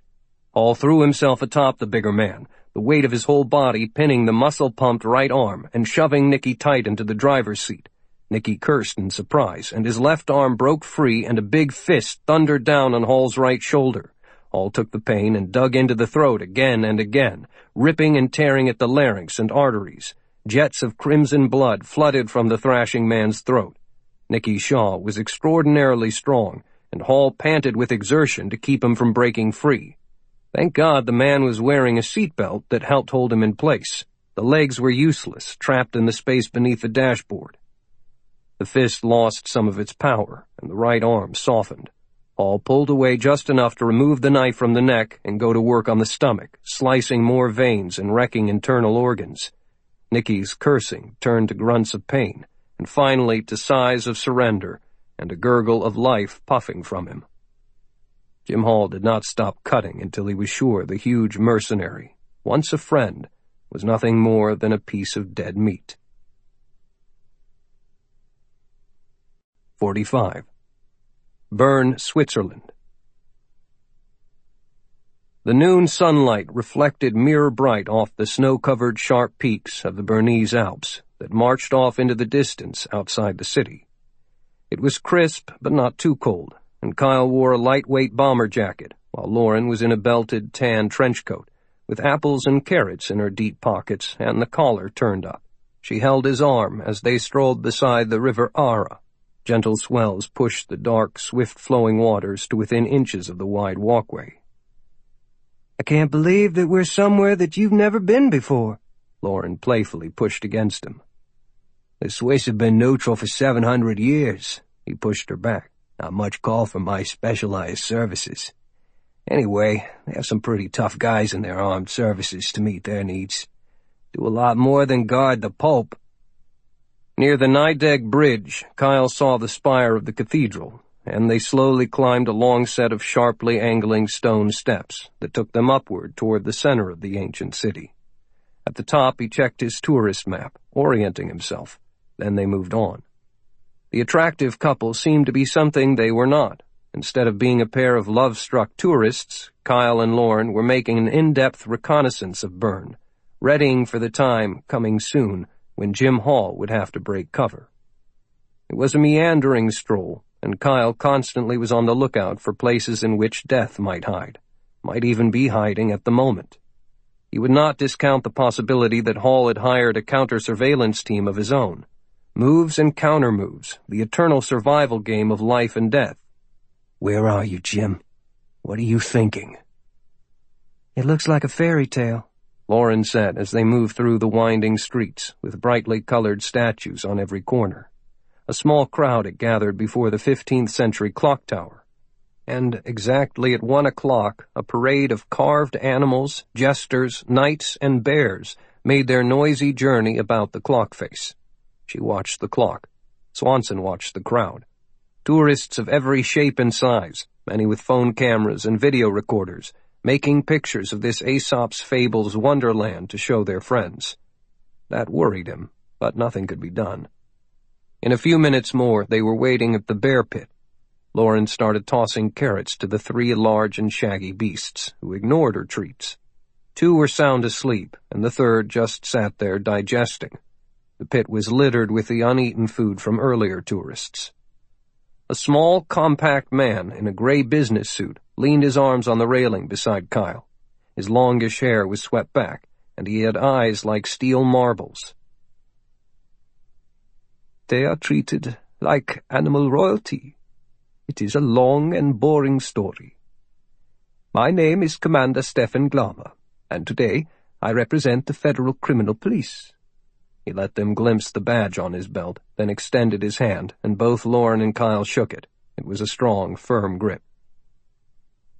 "The Cantonment Police asked for our help in this matter that you have brought to their attention. Fortunately, our base is at Vorblaufen, which is not far from here." "We're more than happy to have your guys handle it," Kyle said. "We'll just be along to assist the identification." As the plan had come together, General Middleton of Task Force Trident in Washington had put in a call to his counterpart with Einsatzgruppe, Task Force Tigris in Switzerland. The existence of the Special Covert Unit had been totally unknown to even the Swiss for many years. The press called them super cops. "Then let us go get some coffee and have a look at the bank plaza," said Glarmer, and they headed toward the bank. Glarmer was one of the rare men who seemed unfazed by Lauren's looks. Like Kyle, he looked like nothing was going on, but he was already hard at work, visually checking the dark shadows beneath the covered walkways. He led them to a little restaurant, and speaking German to the waitress, ordered some pastries and coffee. "We have heard of you, Gunnery Swanson. When this is over, I hope you will come out to the camp and talk to our sniper teams." Swanson raised his eyebrows. "I thought you guys might be hunting us." Glarmer laughed softly. "That is old news. You and Agent Carson are no longer wanted by anyone for anything. You have not gone to the CIA with this?" Lauren lifted the dainty cup of coffee and sipped, strong, with a bite of liquor and an aroma that dazzled the senses. "I have an appointment to go meet with them at the American legation and re-establish contact this evening. When I'm satisfied about my reinstatement, I'll advise them what is going on, but insist that they stay out of your way. It'll remain your operation, Commander Glarmer." Kyle added a lump of sugar and stirred it in with a little spoon. "General Middleton thought it best to keep things unofficial to avoid any perception of a breach of neutrality. We consider this to be strictly an internal criminal matter for the Swiss to handle as they see fit. There are no American national interests involved, although the terrorist himself is an American." Glarmer said, "I read his file. Former Marine and ex-CIA, and once a friend to you both." Lauren answered through gritted teeth, "Yes." Kyle put his own history out for the commander's view. "He was even my instructor before he was my friend. I did not know what a crook he was until he retired and went rogue. Make no mistake, Commander Glarmer, Jim Hall is still a dangerous man, a stone-cold killer. Your people must take care." Glarmer absently scratched an ear. "We have yet to have to fire a shot in any of the cases we have encountered and resolved. We will be prepared, of course, but it will be a non-lethal capture. How do you see things unfolding?" Kyle pointed across the street, where a monolithic bank stood. It looked like a fortress at the far end of the narrow stone plaza. Traffic was minimal on the street that ran in front of it. "You scatter some people around outside, and Lauren will be in an overwatch position with him. I'll be inside to confirm when he walks through the front door. You take him down." "When will this happen?" "Soon. Maybe even tomorrow," Kyle said, pushing away his coffee cup and saucer. "This is the last of his money, and it is at the one bank where he placed it beyond our reach, perhaps anticipating an emergency. He has about $5 million in cash in their safe." "Did the bank tell you this?" "No," said Lauren. "I helped him stack it there several years ago. It was left over from a covert project in Iraq, and is in various currencies and denominations." Stefan Glarmer's face did not register any surprise. "Won't he take it out by a banker's draft or a certified check?" "That is very doubtful," she said. "We think he wants the money in his hands, so he'll probably need help carrying it away. You should be prepared for several other men who would do the actual lifting." "Yes, of course." The super cop's expression changed slightly. "It could be difficult, if not handled properly." Kyle said, "Use overwhelming force, Commander. Jim Hall will fight to the death, and you'll only get one chance to take him. Surprise must be total, and your men cannot hesitate to pull their triggers if necessary." Glarmer wrote his private cell phone number on the back of a business card and put it on the table. Lauren wrote out a number for him. The Tigris commando rose and gave them a slight, but rather Prussian bow. "We will stay in close touch, then, and if you do not hear from me, I shall meet you at this place tomorrow at noon. You have my permission to launch the mission. But, Gunnery Swanson, you will not be permitted to carry a firearm. Understood?" Kyle nodded. He waited until Glommer left the restaurant, then waved to the waitress and ordered another pot of coffee. "Never fired a shot in any of their operations?" said Lauren. "Not good." "Maybe they are that good," Kyle said. "Better be." He dialed his cell phone and was connected over a secure link with Lieutenant Commander Benton Friedman in the Pentagon. "We're on deck in the land of the cuckoo clock, and I'm looking at the bank," Kyle Swanson said. "Can you bring me back a real Swiss Army knife?" "No. Tell the general that his friend's over here ready." "Or a nice watch? A Swiss military watch?" "Lizard, shut down those other two accounts right now. Hear me?" "Can't do it, Gunny," Friedman said, a little piqued, knowing his answer would guarantee that he was not going to be getting any presents. "We waited too long. Agent Hall beat us to the punch on him and wired the money out with encrypted transactions that he apparently had set up some time ago. They slipped through the net. About $8 million total. Sorry about that." Istanbul, Turkey. Jim Hall was staying at the Four Seasons Hotel in Istanbul, with a view of the Blue Mosque on the far side of the river. The assemblies of dignitaries would be held at the Anadolu Auditorium of the Istanbul Convention and Exhibition Center, a world-class facility that could handle the international affair with ease in the center of the bustling city. Security was a standard item in such a place that was frequented by world leaders, and police would be out in force, inside and on the streets. Even presidents have to sleep and walk around in their underwear sometime, and the chief executive would be staying overnight in one of the palace roof suites of the Four Seasons on the European side of the Bosphorus Strait. The rest of the Pakistani delegation would share the other rooftop suites. Jim Hall was in a one-bedroom suite 5 stories below in the same hotel. Meetings of national leaders happened all the time, and in an elite hotel they could be accommodated while regular paying guests would not be disturbed. It was almost too easy. Hall had already figured out 3 different ways to kill the man and successfully escape. Security off-site from the convention center was not much stronger than a team of rent-a-cops, and he also had an inside guy. $1 million payday from the Taliban and head for the cabin, which was fully stocked and ready in the Bavarian Alps, where he would remain hidden until springtime, when he could shake off the snow and begin his new life. Jim Hall did not kid himself. He suddenly needed this money, badly, because Kyle Swanson, Lauren Carson, and that electronics geek at Trident had raped and pillaged his secret accounts. There was no sign that the CIA had helped, so he would still abide by the earlier deal to leave the agency alone, if they would leave him alone. Best deal he'd ever made. He had only 3 open accounts left, one in Havana under his French pseudonym, one in Sydney under a British identity, and his fail-safe stack of real money in a big vault in Bern. He'd always believed in diversification, and if the authorities did not know of a bank account, then they could not hit it. Lauren knew some, but not all of the locations. It was all a matter of timing now, careful planning, and he had laid it out carefully.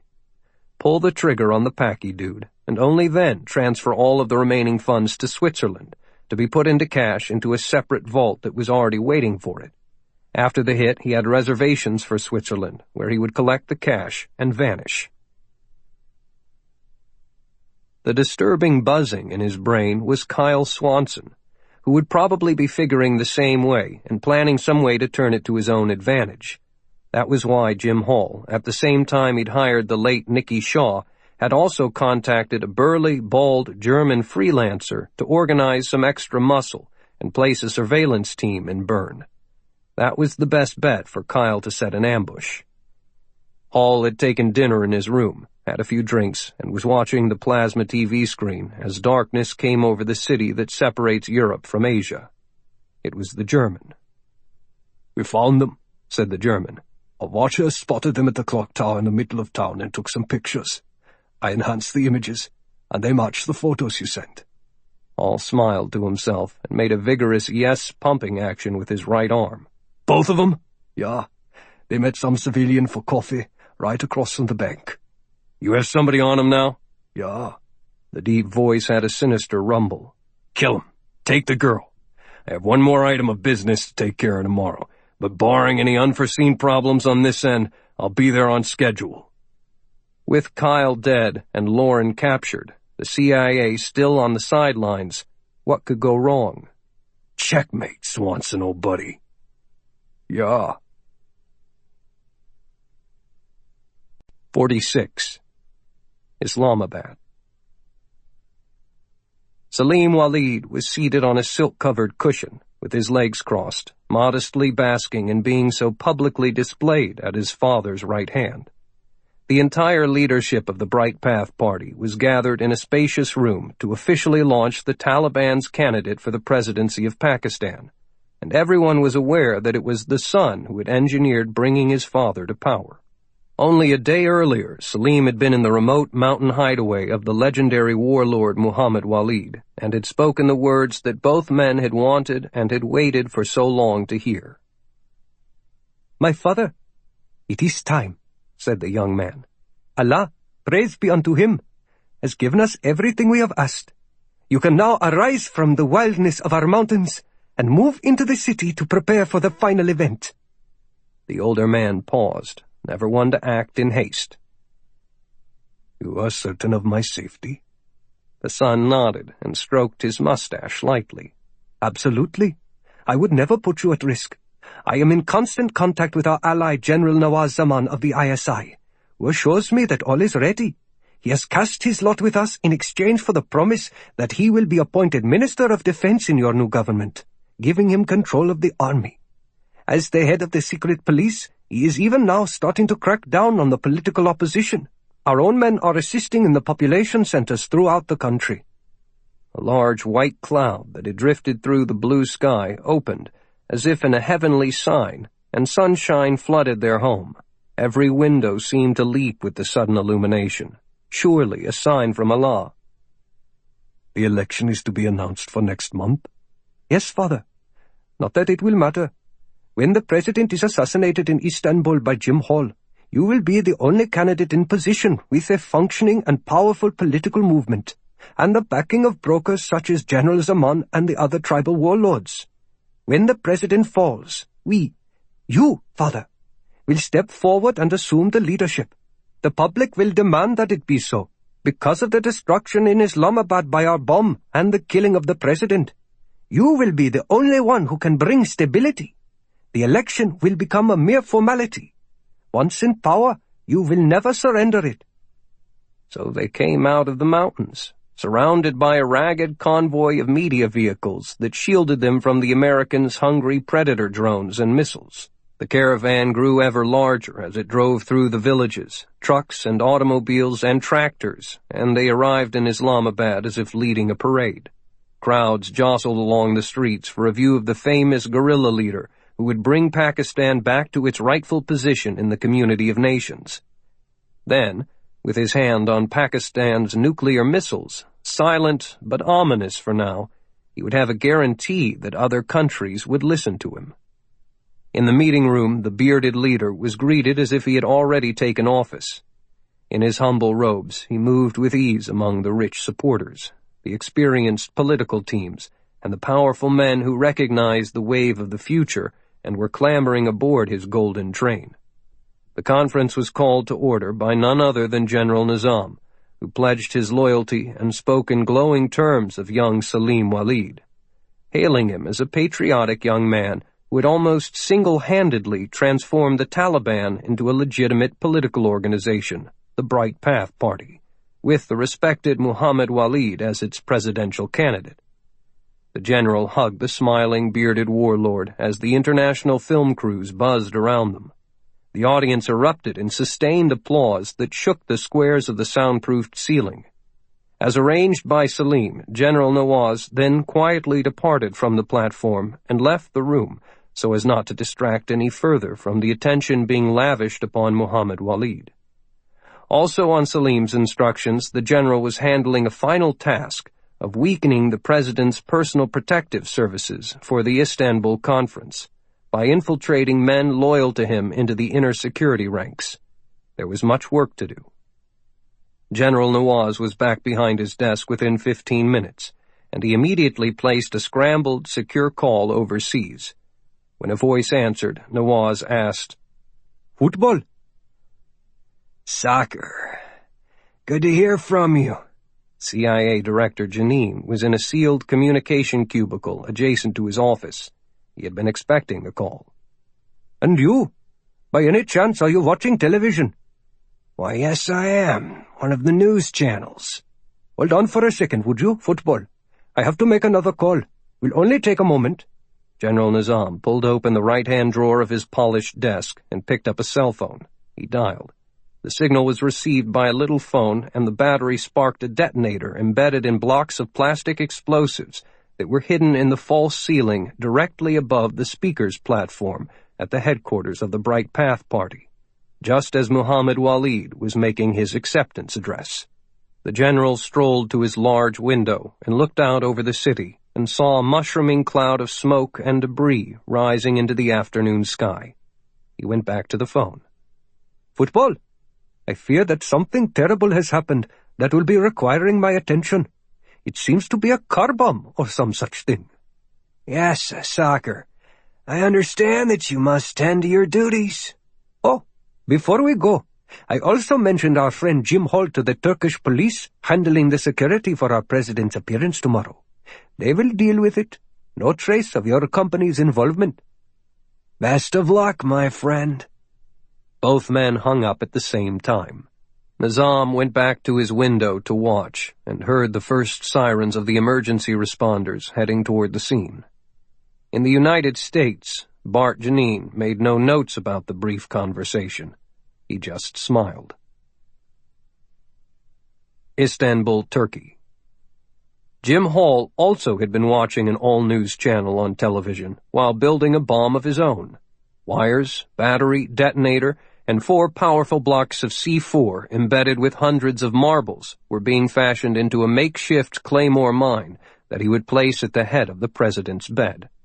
A pressure switch would be stuffed into the mattress, and when the man lay down to sleep, the circuit would snap shut and the explosion would result.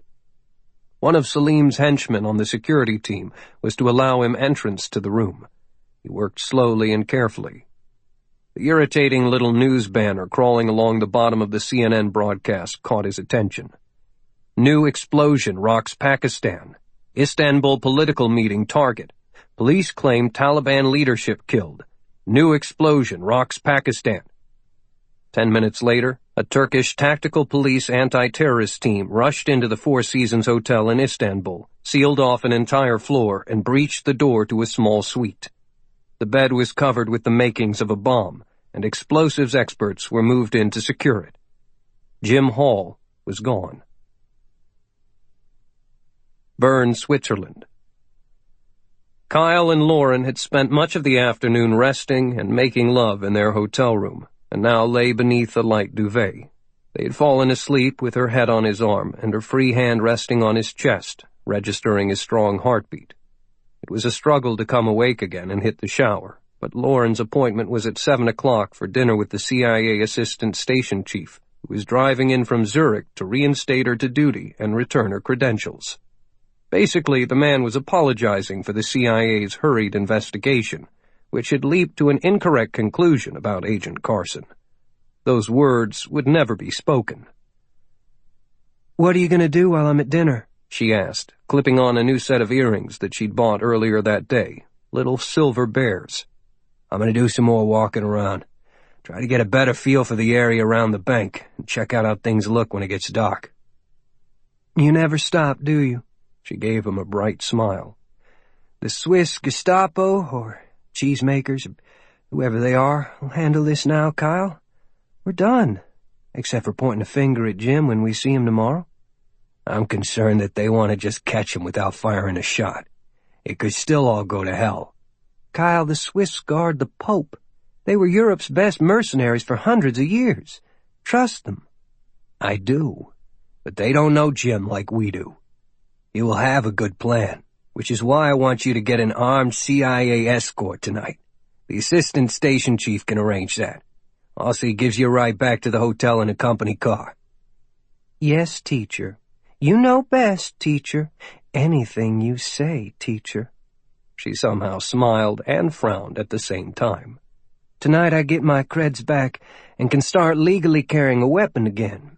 I can take care of myself, Kyle. Don't worry. I'll be the one of us with the gun. Come on."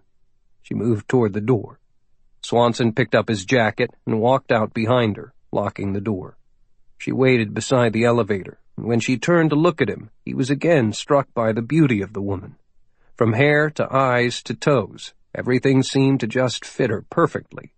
He gave her a slight kiss and was scolded for risking the makeup job. Downstairs, he led the way out of the elevator into the busy lobby, which had the look and feeling of normalcy.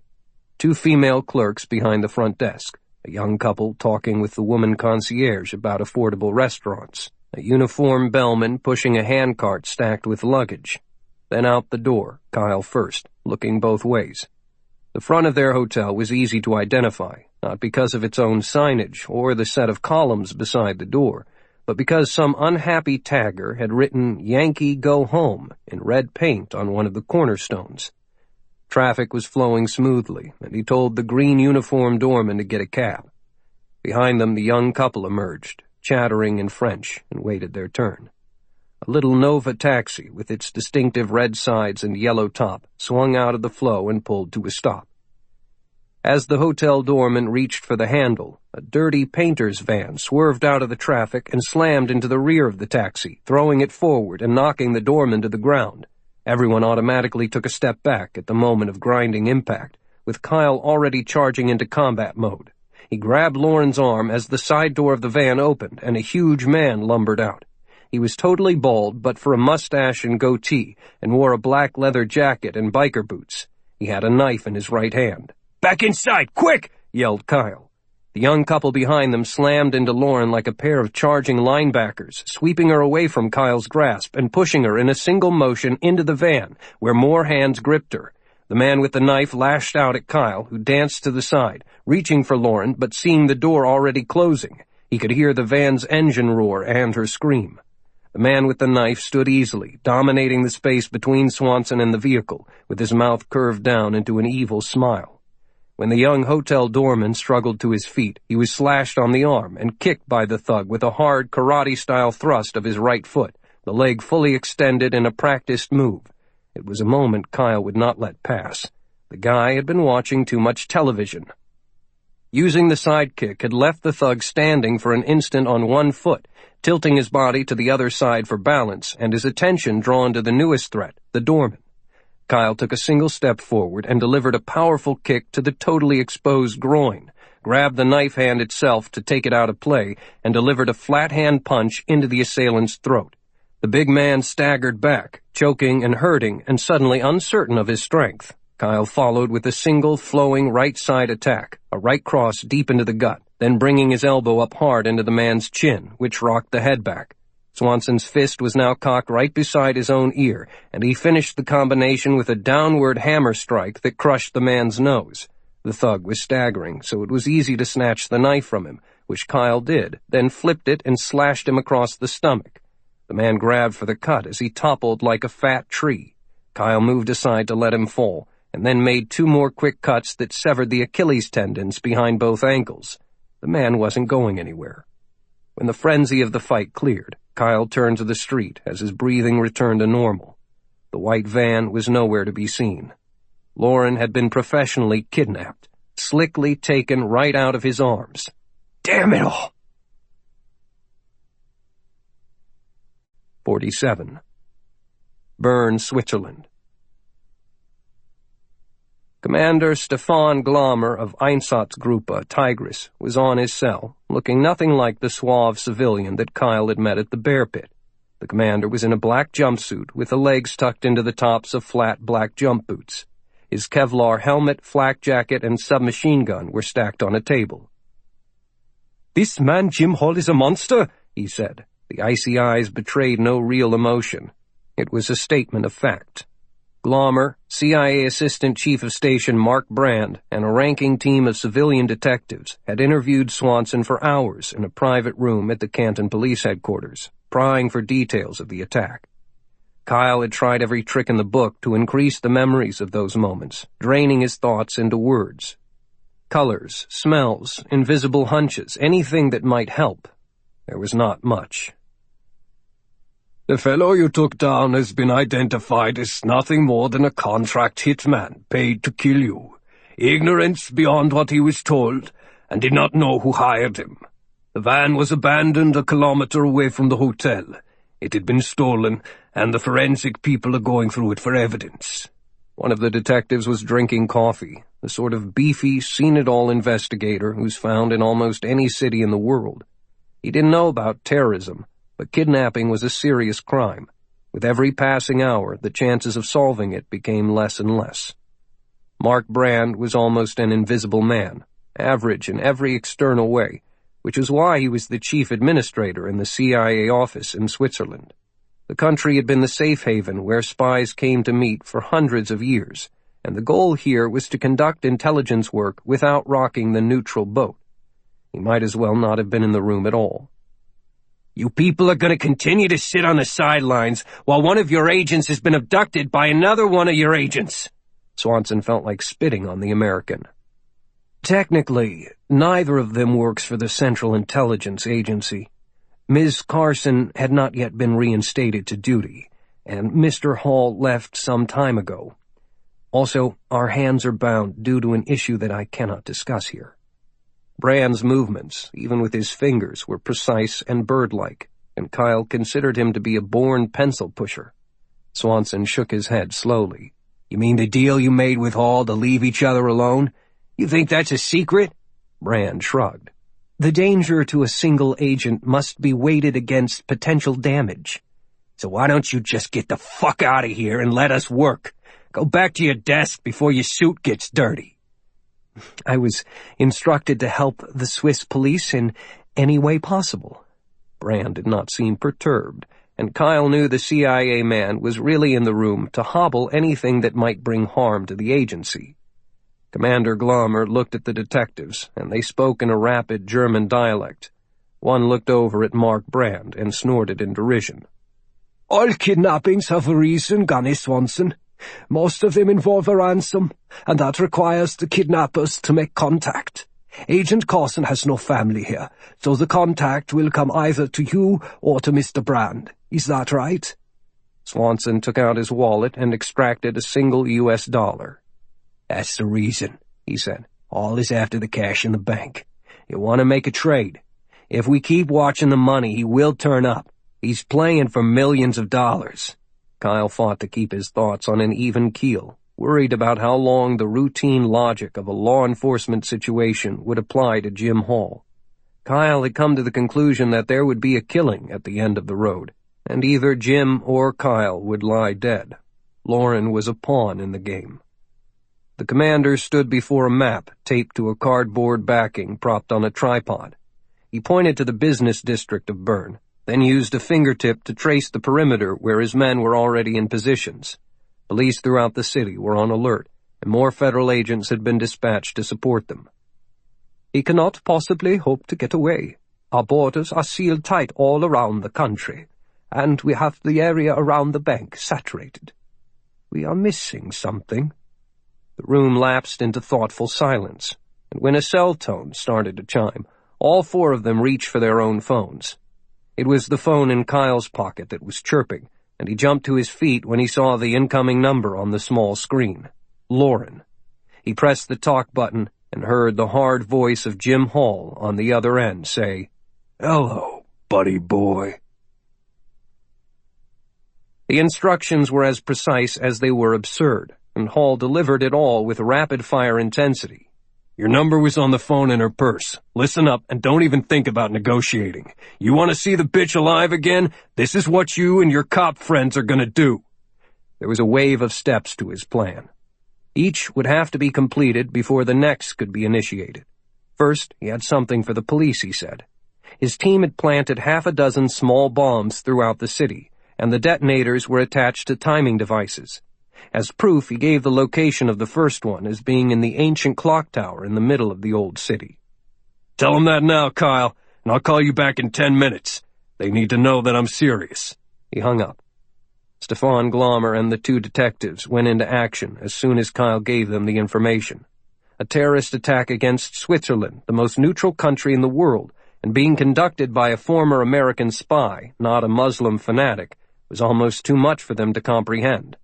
Glommer had a team at the clock tower within 3 minutes, and they found the brick of C4 plastic explosive attached to a timer detonator exactly where Jim Hall had said it would be. Instantly, emergency calls were made to get every cop in the city out on the streets and searching for bombs. So they found it okay?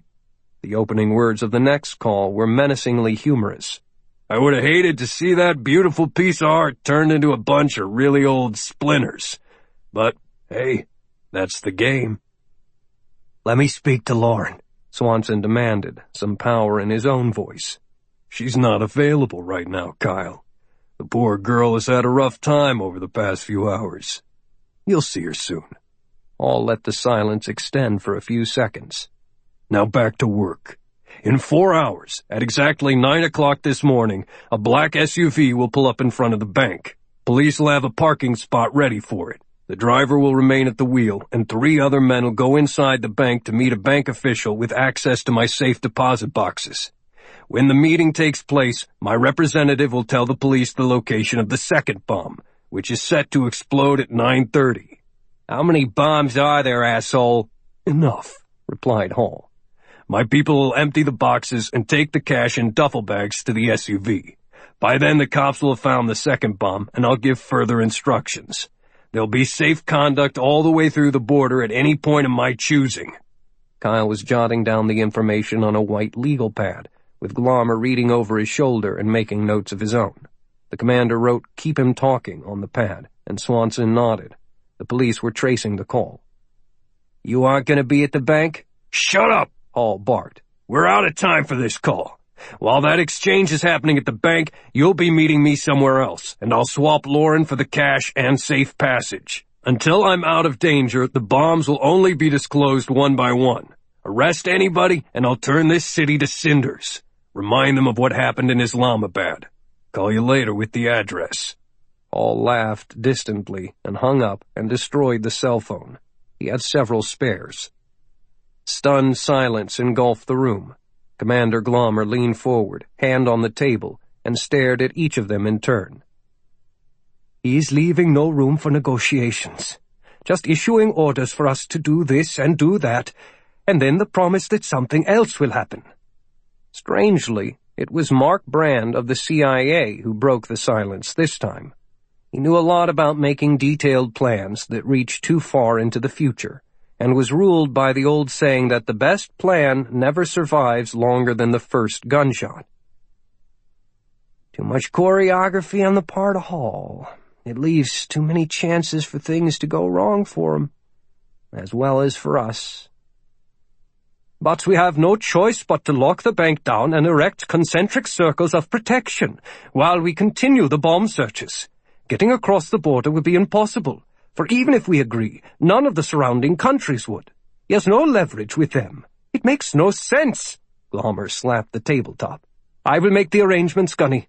You stay here and keep us informed of any new calls. The commander left the room, and the two Americans were alone. What's on your mind? Kyle asked the CIA man. The guy was fully involved now, showing a background that he had kept well hidden in front of the police. I think it is a dodge. All is laid out a plan so complicated that it collapses beneath its own weight. How about if his car has a flat tire on its way to the bank, or the bank manager panics and refuses to give up the cash? A dozen things like that could derail it all. Therefore, I believe that Jim Hall does not care if his plan succeeds, and that leads me to believe that probably there are no other bombs. He's looking for a way out. Swanson walked over to the coffee pot. In other places, the coffee would be old and tired after several hours. Here, it always seemed freshly brewed, and someone had just put on a new pot. It held the scent of chocolate. He poured a cup and regarded Mark Brand again. Perhaps not such a pencil pusher after all. It made sense. All shifted the $8 million from those other two accounts, plus whatever else he had stashed away. Maybe he was ready to sacrifice the Swiss account. He still has Lauren. I've got to go and get her. The analyst's background in the CIA officer was perking right along with the fresh coffee. That's the other half of the distraction. The police will be tied up at the bank and are combing the city looking for non-existent explosives. You will be busy rescuing Agent Carson. All of his enemies will be distracted long enough for him to get away. Hiding, blending, and deceiving, Kyle said. Basic sniper tactics. Yes. And the CIA still cannot be involved. Hall would still ruin a lot of networks if he thinks we're in the game. He doesn't want to do that. He knows you guys have no control over me, which is why he's not been leaning on you to stop me. And if he plans on living a long and happy life, he definitely does not want to ruin such a good insurance policy. You guys would be all over his ass in a blink to limit the damage. Swanson looked at him steadily. The Swiss won't let me have a gun. Will you give me yours? Absolutely not. Then Brand brought a small box out of his briefcase and pushed it across the table. However, you can do me a great favor. I was to give this material to Agent Carson at our dinner that never took place. Perhaps you could deliver it for me when you see her again. Swanson put down his ceramic coffee mug and opened the lid.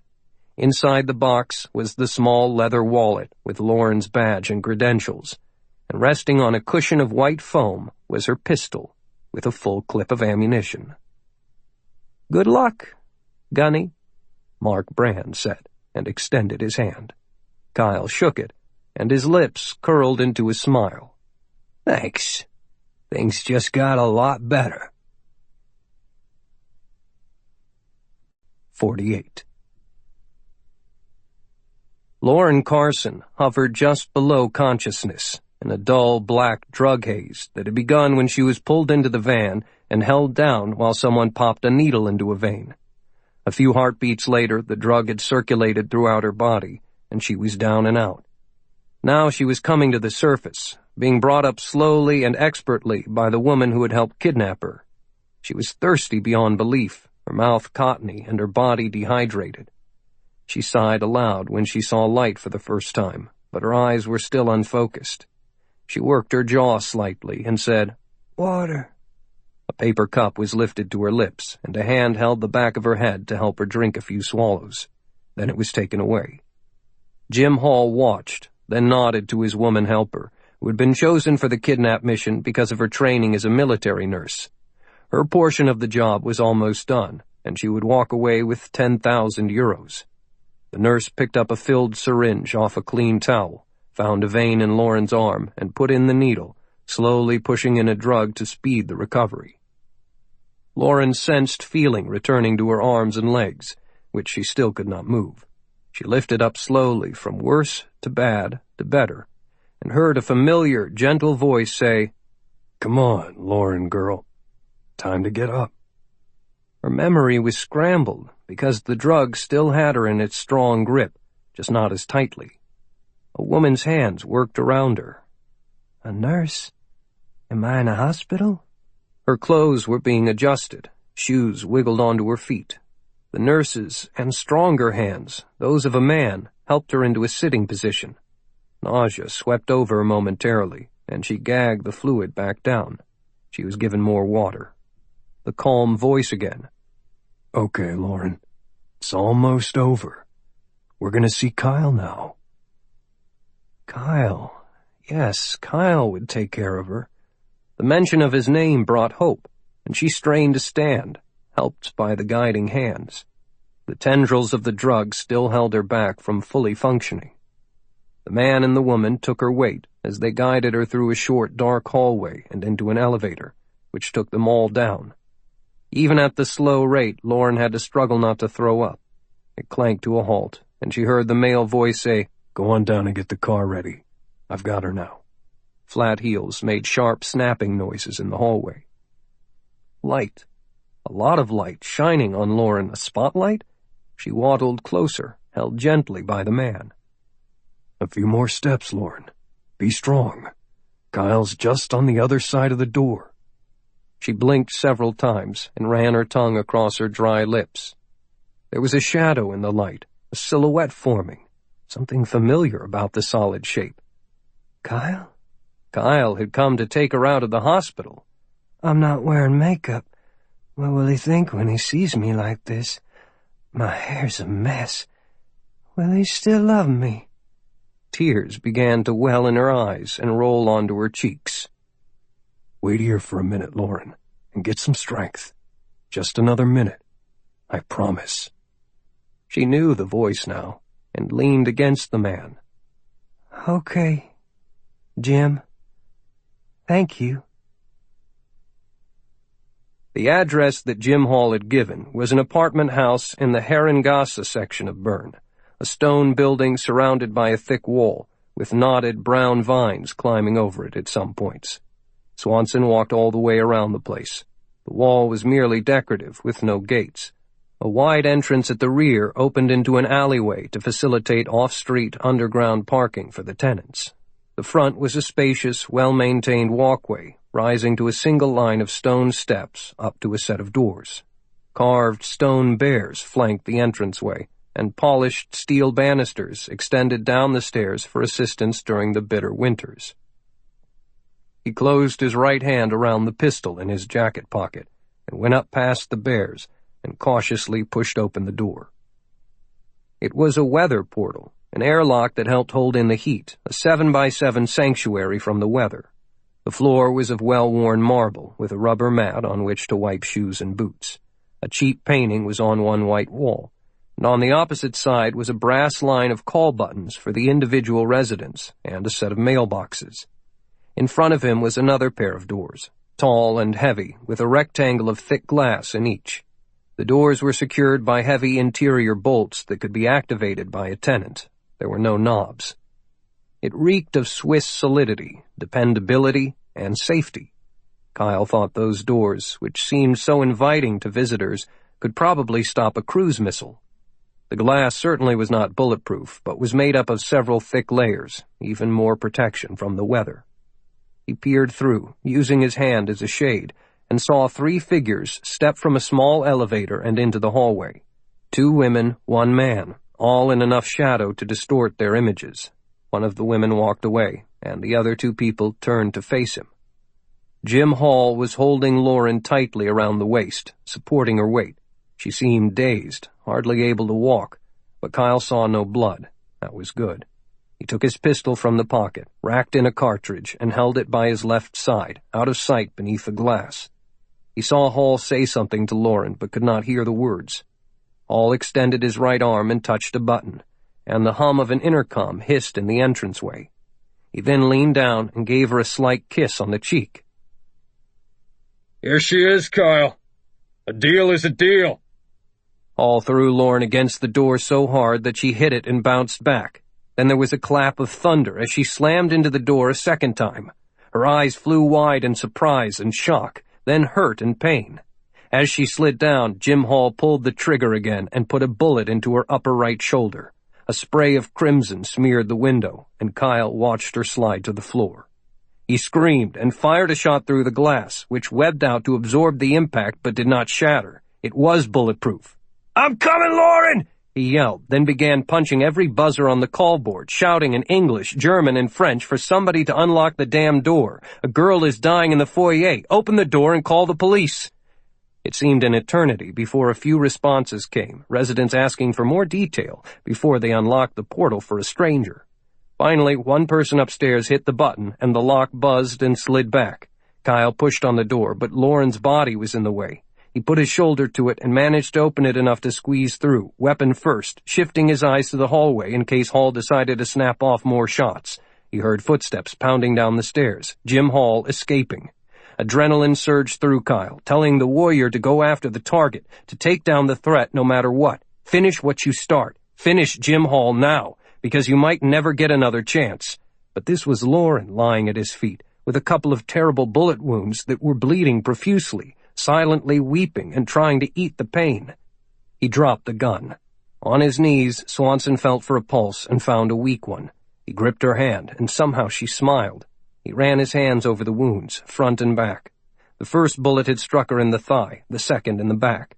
He knew from his own past that the 2 bullets had done a lot of damage, too much for any first aid to mend. She needed a hospital and a surgeon. He would not leave her to die alone on a cold marble floor in Switzerland. He ripped off his jacket and tied the sleeves around the thigh wound, which was spilling dark blood like a waterfall. Kyle bit his lower lip, knowing the sign that her femoral artery was hit. His shirt became a bandage for the back wound. No exit wound meant the bullet was still in there. Shit! The hiccuping sirens of approaching police and ambulances could be heard, but in his heart, Kyle knew they might lose this race. He wrapped his arms around Lauren, sat back against the wall, and pulled her close, pressing the makeshift bandages. "It's okay, sweetheart. I've got you now," he whispered. He was at a loss to do any more, and felt hot tears of his own. He stroked her hair and looked deep into the beautiful eyes that were growing dim. "Hey, did I ever tell you about a place called Flo's Hot Dogs back in Maine? Yeah, I'll take you there soon." And he explained to her the mysteries of making a great hot dog. Bavaria. The gloves came off after the shooting of Agent Lauren Carson, and even the CIA joined the hunt, only in a support role, but it furnished a ton of support. The orders from the president were explicit: find Jim Hall. Every alphabet agency in the U.S. government and their counterparts overseas put him at number 1 on the international list of active terrorists. Any country knowingly providing him aid and comfort could expect harsh retribution and a cutoff of all financial aid from the United States. Still, it took 5 months before the German police talked to a woman in a small Bavarian village. She was angry, she said, because a friend worked as a housekeeper for a rich American man up at that house in the mountains, and he paid her too much money. She was nothing but a show-off, throwing that money in everybody's face with her new clothes and the new car. Nobody else could make that kind of money as housekeepers, and it was unfair. A police visit to the friend's place turned up a few $100 bills with sequential serial numbers. Technology then came into play. With the isolated house, a large cabin that was perfect for withstanding a winter in the Alps, targeted by satellites and drones. The German intelligence service contacted Switzerland, where this suspect had made such an imprint, and asked Commander Stefan Glommer for any ideas. Glommer gave them one. He knew a man admirably equipped to handle the situation, he said. A specialist, the best there was at this sort of thing, and it would be kept quiet. The Germans liked the idea. Glommer placed a call to General Brad Middleton in Washington. 4 nights later, in cold and frigid darkness, Kyle Swanson was dropped off by helicopter in a touch-and-go 2 miles from the cabin. He humped in overnight, nearly invisible in his winter white combat gear, using a GPS system that led him right to a ridge from which he could see the house. He came to a stop in a tree line 500 yards from the cabin. New snow veiled the rocks and underbrush. Jim Hall obviously knew that Kyle would be coming after him, sooner or later, but the months had passed quietly since Bern, and the harsh winter had clamped onto the Alps, providing an extra barrier of protection.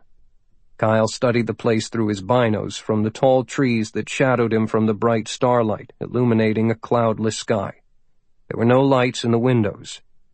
After so much secure time, Hall had let his guard slip. Hell, Kyle thought, the guy can't stay up and alert all night, every night. He edged closer, into a thicket only about 300 yards away.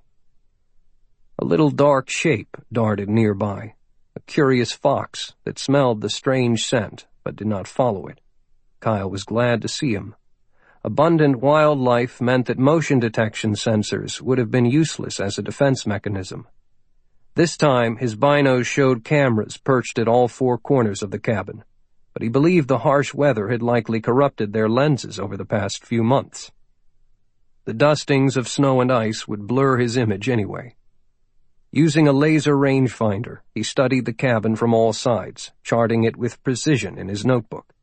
A driveway was clogged with snow all the way to the garage, and a snowmobile bulged beneath a blue tarp next to the front deck. Beside one wall were twin white tanks of propane gas for indoor heating. No smoke came from the brick chimney, telling him that the fireplace had been doused for the night and not yet relit. A small covered porch ended at one edge with an adjacent shed that was empty, indicating that the nearest supply of dry-cut logs had been used.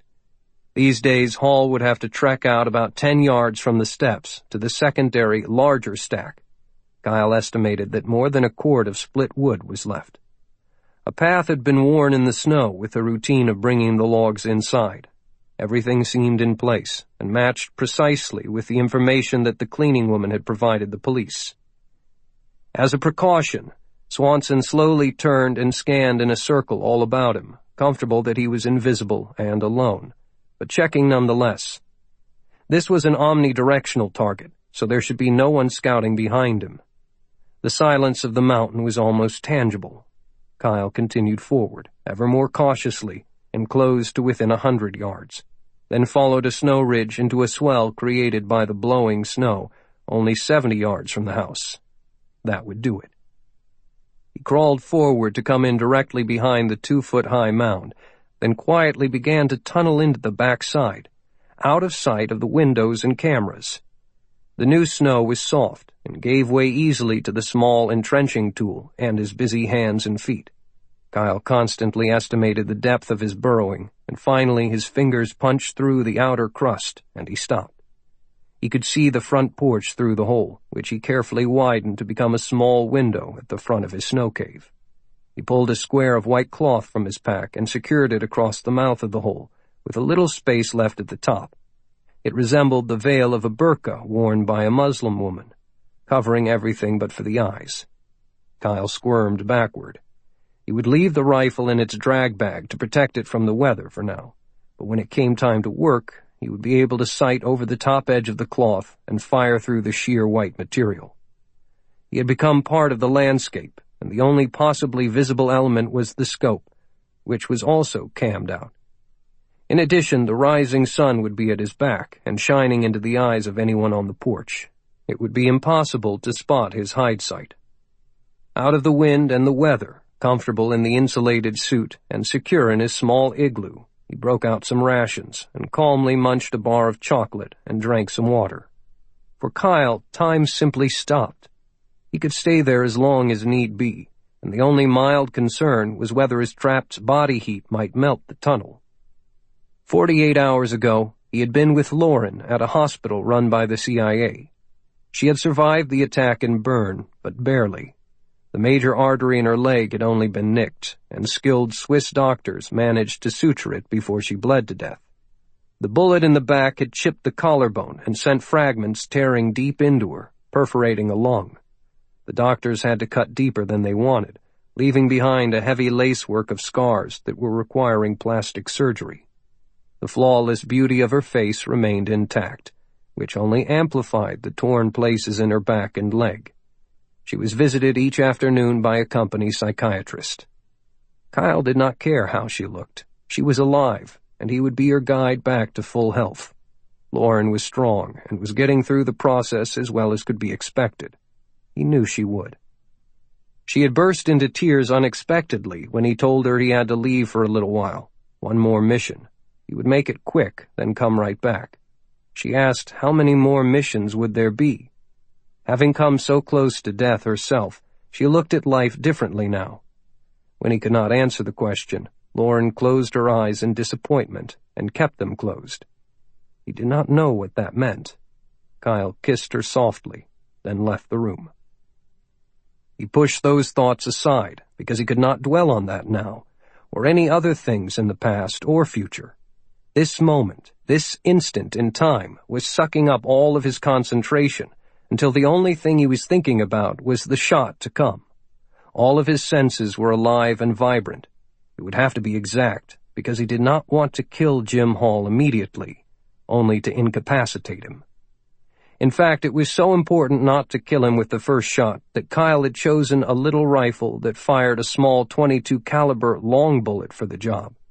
He had finished the computations, figured the angle of the dangle, as his pals called the mathematics of the sniper's job, and was listing the likely damage that would be caused by such a gut shot when lights began coming on in the windows. Swanson readied the rifle and peered through the scope over the veil. Wisps of smoke came from the chimney. The door of the house opened. Jim Hall appeared at the top of the stairs in a worn blue parka and unlaced boots. A puff of exhaled air came from him, and he looked around. A new light snow was falling. The days were already getting longer, and soon he would be able to leave this place. The sunshine was calling his name. Kyle Swanson slowed his breathing. Nothing else in the world existed but the target below. Hall slowly gathered an armload of wood, balancing it on one arm, then two, and turned back toward the house. Swanson gently squeezed the trigger, and the rifle fired. Not much more than a loud snapping noise. The little bullet hit Jim Hall low in the abdomen and drilled deep before smashing to a stop against a bone in his left leg. His arms flew wide, the logs dropped with a clatter, and Hall fell with a yowl of pain into the snow, face first. The sudden pain had been excruciating and was intensified by the extremely cold weather. Hall was down and hurt and disoriented. The initial shock would last about 35 to 40 seconds, and Kyle had no time to waste. He dropped the rifle, drew his 9mm pistol, and erupted out of the snowpack, charging to reach the stunned Hall, and yelling, "If you fucking reach for a weapon, I'll shoot you right in the ass!" It was not a joke, for a bullet in the butt also would be tremendously painful. Swanson stomped a boot into Hall's back to hold him down and made a quick search. There were no weapons. He peeled a few plastic zip ties from the batch in a vest pocket and jerked Hall's arms back so he could bind him. There was a trickle of blood coming from the stomach wound, and it stained the crust of snow. He rolled him onto his back, and Hall stared up at the sky, moaning in shock and pain. A flash of recognition cut through the pain. "Kyle," he said. Unable to grasp his wound, Jim Hall tried to curl into a fetal position. That wouldn't do. Swanson grabbed the collar of the thick jacket and hauled him over to a tree, leaned him against it, and used lengths of duct tape to secure the ankles to some smaller stumps. "I'll be right back, Jim. Don't go anywhere." He was certain the cabin was clear. Even so, he kept his pistol at his side as he walked in. The place was small but warm, and Kyle saw that the main heating source was a baseboard system that was fed by the big propane tank outside. Pale wood-paneled walls gleamed with polish and were dappled with reflections of the flames dancing in the fireplace. First thing in the morning, and Hall already had it burning at a comfortable size. A sofa, a small television set, and a low table littered with magazines dominated the living room. Another TV set showed the views from the outside cameras, all fuzzy and useless. He could barely make out the bound shape of Jim Hall. Through one door was a small dining table, surrounded by a few straight-back chairs. A modest kitchen was directly through the far doorway, and he smelled fresh coffee and saw the makings for a breakfast of eggs and wurst. Toast had been made and buttered, and Kyle picked up a slice and nibbled it while he strolled into the bedroom. The thick blankets had been kicked aside this morning. Swanson slowly ransacked the place until, in the garage, he found two large brass-bound steamer trunks filled with banded stacks of $100 bills and other currencies. He scooped up an overflowing armful of cash and went back outside. Some of the shock had worn off Jim Hall. His stomach seemed on fire, and it felt like some animal was clawing at his insides. "Kill me, Kyle," Hall said. "Please." "Shut up," Swanson snapped and dumped the money at Hall's feet. The paper currency thudded and fluttered and spun into an irregular pyramid. Kyle went back and got another load and tossed that onto the pile to make it larger. Then he grunted, satisfied. Hall had regained some of his edge and said with a sneer, "You win, so shoot me. Go ahead and shoot me now." "I've already shot you." "Well, whatever." Swanson smoothly pulled the pistol, aimed, and squeezed the trigger. A loud crack jarred the forest stillness, followed by a primal scream as the bullet tore into Hall's right thigh. "Gee, I hope that didn't hit your femoral artery, Jim, because then you'd bleed to death too soon." He holstered the pistol and walked back into the house, leaving Hall screaming. In the kitchen, he emptied his thermos and refilled it with a warm brew. There was a partially used block of cheese set out on the table, and he cut off a large slice. He grabbed a blanket from the bedroom and a chair from the dining area, then returned outside. The pool of blood had increased around the sprawled body of Jim Hall and was caking fast in the cold. Hall's eyes were rolling in torment. Oh, my legs are gone, man. I can't feel them. He sucked in the cold morning mountain air. God, this hurts. Take me back to the States and put me on trial. Put me in the Supermax in Colorado. I'll plead guilty to everything. Kyle did not reply. He put the chair beside the money, wrapped himself in the blanket, and sat down facing Hall. This is what it was all about for you. Always was. You were always talking money, money, money. We were friends, Hall groaned. Swanson barked a harsh laugh. My friend Jim Hall died years ago. You're just another asshole terrorist. You had everything, but even that wasn't enough. You turned traitor to your country and worked to give nuclear weapons to the Taliban. Yeah, okay. I admit it. Put me on trial, dude. One of those Gitmo tribunals, so it can be kept out of sight. He sucked in more air, twisting in the snow, the pain from his stomach joining in increased agony with the pain in his thigh. He twisted at the flex ties on his wrists and the ropes on his ankles. Swanson continued as if he'd not heard a word. You betrayed me. And worst of all, you damn near killed my Lauren. You did not have to do that, but you did it anyway. And shot her in ways that you fucking knew would prevent me from chasing you. That girl had loved and respected you at one time, and you shot her down like a stray dog and didn't care if she died. Hall just stared at Kyle. Swanson fumbled in a deep pocket and came up with a yellow can of lighter fluid, flipped open the little red nozzle, and squeezed. A liquid stream squirted onto the mound of money. He kept squeezing, saturating the paper. When the can was empty, Kyle put it back in the pocket, swapping it for a plastic cigarette lighter. You want a trial? You had it the day you shot Lauren. I was your judge and jury, and I decided right then to show you the same amount of kindness you allowed her. Mercy shot, man. Jim Hall's eyes were glazed in pain. Give me a mercy shot. Swanson clicked the lighter, and when the little flame popped up, he touched it to the soaked pile of money, which erupted with a loud whoosh.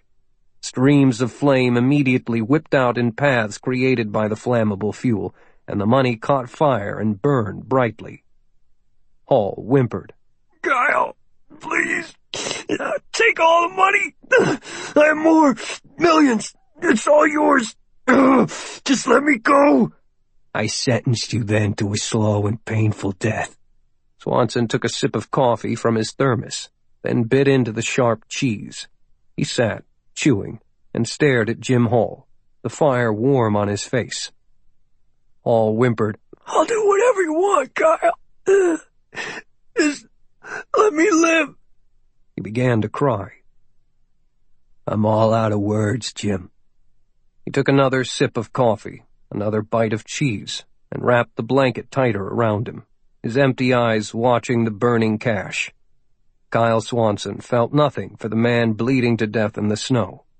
He adjusted the hood of his parka. The snow was starting to fall heavier, and a stiff breeze was picking up.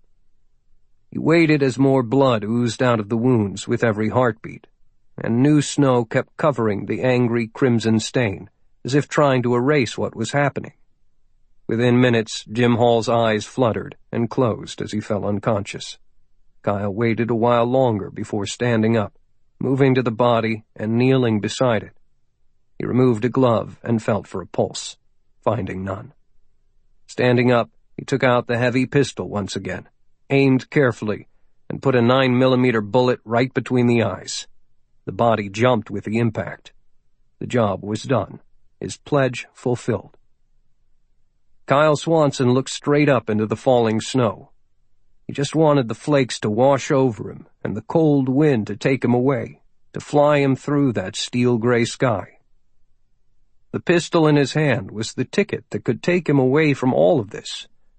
One more squeeze of the trigger was all that would be required. He stood like a statue, not a muscle moving, for several minutes. And eventually, a fragment of the Robert Frost poem swam into his thoughts.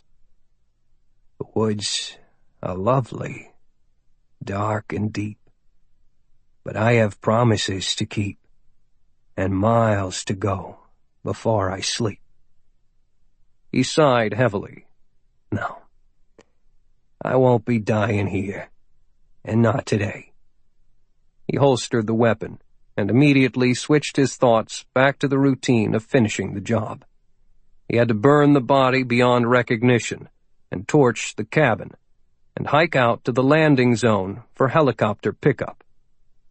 Miles to go.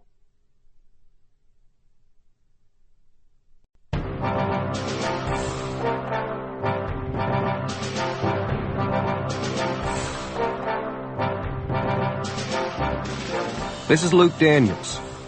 We hope you've enjoyed this production of An Act of Treason by Gunnery Sgt. Jack Coughlin, USMC retired, with Donald A. Davis. This program was produced by John Marshall Media. Text copyright 2011 by Jack Coughlin with Donald A. Davis. Production copyright 2015 by Macmillan Audio. All rights reserved.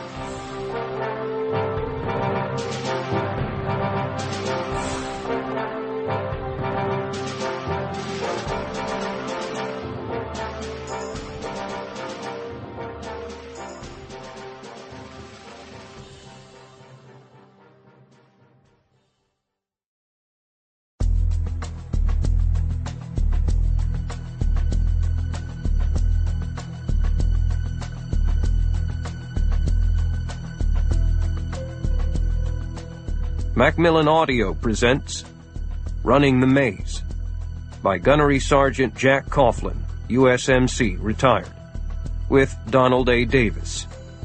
Read for you by Luke Daniels.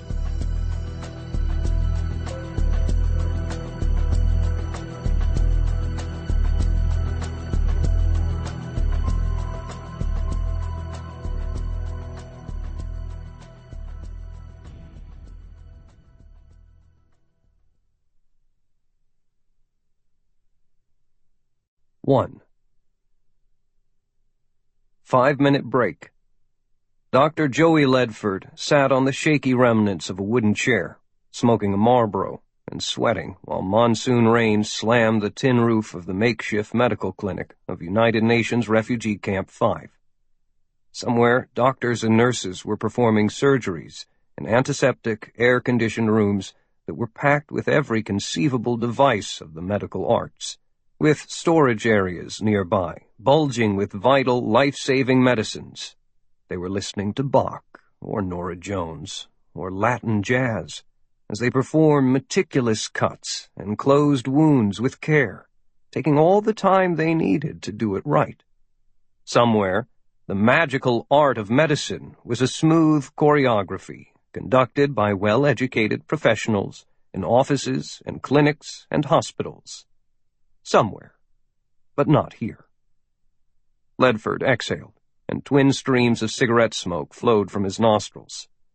The rain was not a gentle and sweet thunder shower like back in Iowa. Instead of giving life to crops, this was unrelenting and fell in great sheets, as if some angry demon had ripped open the bellies of the fat black clouds. He looked out at the sprawl of the camp, where thousands of people were hiding under whatever shelter they could find. Armed guards were at the clinic door to keep them out. They had been driven out of their homes by overflowing rivers and leaking dams, and were still being pursued by water. Poor creatures, Ledford thought. Poor damned souls. Sweat caked his t-shirt and khakis, and when he dropped the cigarette and ground it out, he noticed the bloodstains on his black rubber boots had become deep, splotchy layers during the day, and he could not recall the individual patients from which the blood had come. He would wash it off later. Break over, Ledford tucked back into the tent, back into the world of misery. He sloshed his hands in a basin, slid gloves on, and put on a surgical mask and a fresh apron, then walked over to what once had been someone's kitchen table, but now served a higher purpose as an operating room surface. It was covered by squares of disposable white paper, on which a baby girl lay screaming as a nurse inserted an IV needle in her arm to start a drip. The mother shrieked nearby, echoing and amplifying the suffering of her one surviving child. "It looks like another cholera," a nurse replied. "Once you set the broken arm, we will begin the antibiotics." Ledford nodded. "We have any patient history or x-rays for her?" "No. She's about 6 months old, has a 101 fever and coughing, cries a week. The mother just arrived this morning and said a big rock banged into the child during a mudslide 2 days ago." The doctor wasted no time complaining about what they didn't have, because they could only work with what was available. He was 31, and even 6 feet tall, had longish dark hair that reached his collar, and possessed impeccable credentials. University of Iowa for pre-med, then the Carver College of Medicine there, followed by a 3-year internal medicine residency at the Mayo Clinic in Minnesota. He'd been ready for the next step toward a successful career when he decided to take a holiday from his studies and go see the world. He did not like what he found out there. He had a rugged, handsome face, but the eyes were those of a combat veteran, for he had seen horror after horror in refugee camps from Haiti to Africa. The emergency calls for help from Pakistan when the flood struck had come as he was wrapping up an assignment in Bangladesh, and he did not hesitate. This was who he was now, at least for as long as he could stand it. "Okay." Ledford nodded to the anesthesiologist, David Foley, an irreverent Canadian from Ottawa. "Let's put the kid to sleep so we can move her on down the assembly line. We've got a lot of other customers waiting. Raining like hell, and the drinking water's filthy because we can't store it. No excuse for waterborne diseases here." There was a soft hiss and a plastic mask over the baby's mouth and nose, and she immediately began to calm. "Hey, Joey?" asked the gas passer. "What, David?" 5 years from now, you'll be doing nip and tucks for rich ladies in your own fancy clinic. I'll be driving a red convertible. We will tweet and play fantasy football and date supermodels." He looked at his instruments, all good. "Okay, she's down." Ledford let his fingers gently probe the left arm of the infant and explore the fracture. "Stay focused, Dr. Foley." "Joey?" "Be quiet. I'm trying to concentrate." He found the break and tried to picture in his mind how it looked. With luck and a few years, if the child beat the odds and lived that long, her limbs might one day be strong again. Babies are resilient. "Doc Yao says we can have some time off. Sort of." Ledford's hands were working smoothly now, and the nurse stayed with him, putting another damaged little human being back together. He let her do as much of the work as possible to improve her skills. "What's the catch?" "We go up north and visit some of the flooded villages where the water's receding. Pick a site for a new UN facility up country. I think we can carve out some serious downtime in the process. Actually get some rest. We about done with this kid?" "Just a few more minutes." As the nurse finished the bandaging, he gave the rest of the body a quick examination. No other breaks, but she was malnourished from being sick and unable to feed. He could clearly see the rib cage. He gently pinched, and the skin did not quickly resume its shape. "The arm will be fine, but the cholera is going to kick her little butt." He made a note to admit the child as a patient and try to get her cleaned up, inside and outside. If she survived all of that, then all she would have to worry about would be measles and malaria and landmines and machine guns and mortars and a long menu of infectious diseases and the questionable privilege of growing up in a third-world country in which women were second-class citizens. Thankfully, Ledford thought, the strict Islamic religious zealots had not invaded the camp yet, or he would not have been allowed to touch or even look at the naked female baby. "What did you tell Dr. Yao?" "I volunteered us." Ledford grunted. Might be interesting. The team of 9 medical workers headed out the following morning in a convoy of 3 United Nations trucks, carrying just enough supplies to establish a base camp that could expand rapidly to help meet the flood emergency. 15 hours later, after grinding through brutal, washed-out roads, they reached a camp that was run by Doctors Without Borders, where they spent the night, before pushing on deeper into the wasteland in the dusty gold of the new dawn. "My ass is completely broken," complained David Foley by radio as the sun reached its zenith. He was in the third truck, and Ledford was riding as the only passenger in the lead vehicle. "Take 2 aspirin, put it in a sling, and call me in the morning," Ledford joked. "Better idea would be to just stop and have some lunch, get our bearings," Foley replied. Ledford thought that was a good idea, for the road had smoothed out a bit for the last few kilometers as it moved through some small hills. A side road branched off to the right and downward, and he told the driver to follow it to a spot where they could have a break. In a moment, they were on the back side of the hills and following an old road that sloped down into a valley, edging onto a flat plateau. "Here," he said. The trucks pulled up, nose to tailgate, and the team got out and stretched. Foley walked up to join Ledford. "Why the grin? This place looks like the dark side of the moon." The flood had laid waste high up the banks before receding. "I think we can set up the camp here," Ledford said. "Water is down quite a bit, and there's plenty of room to spread out. And look up at the other end of the valley, Dave. That big bridge is new. Hell, they're still working on it. Traffic, people, and supplies could feed over it and down to us without a problem. The valley's perfect for air resupply drops, too. Maybe the bridge people could lend us a bulldozer to carve an airstrip." Foley had a pair of binoculars. There are big machines at work up there, but I see trucks, too. So maybe it is in operation. You're right." They joined the others, who had spread some blankets under stunted trees and laid out a lunch. Having some time off from the misery of the camps was reinvigorating.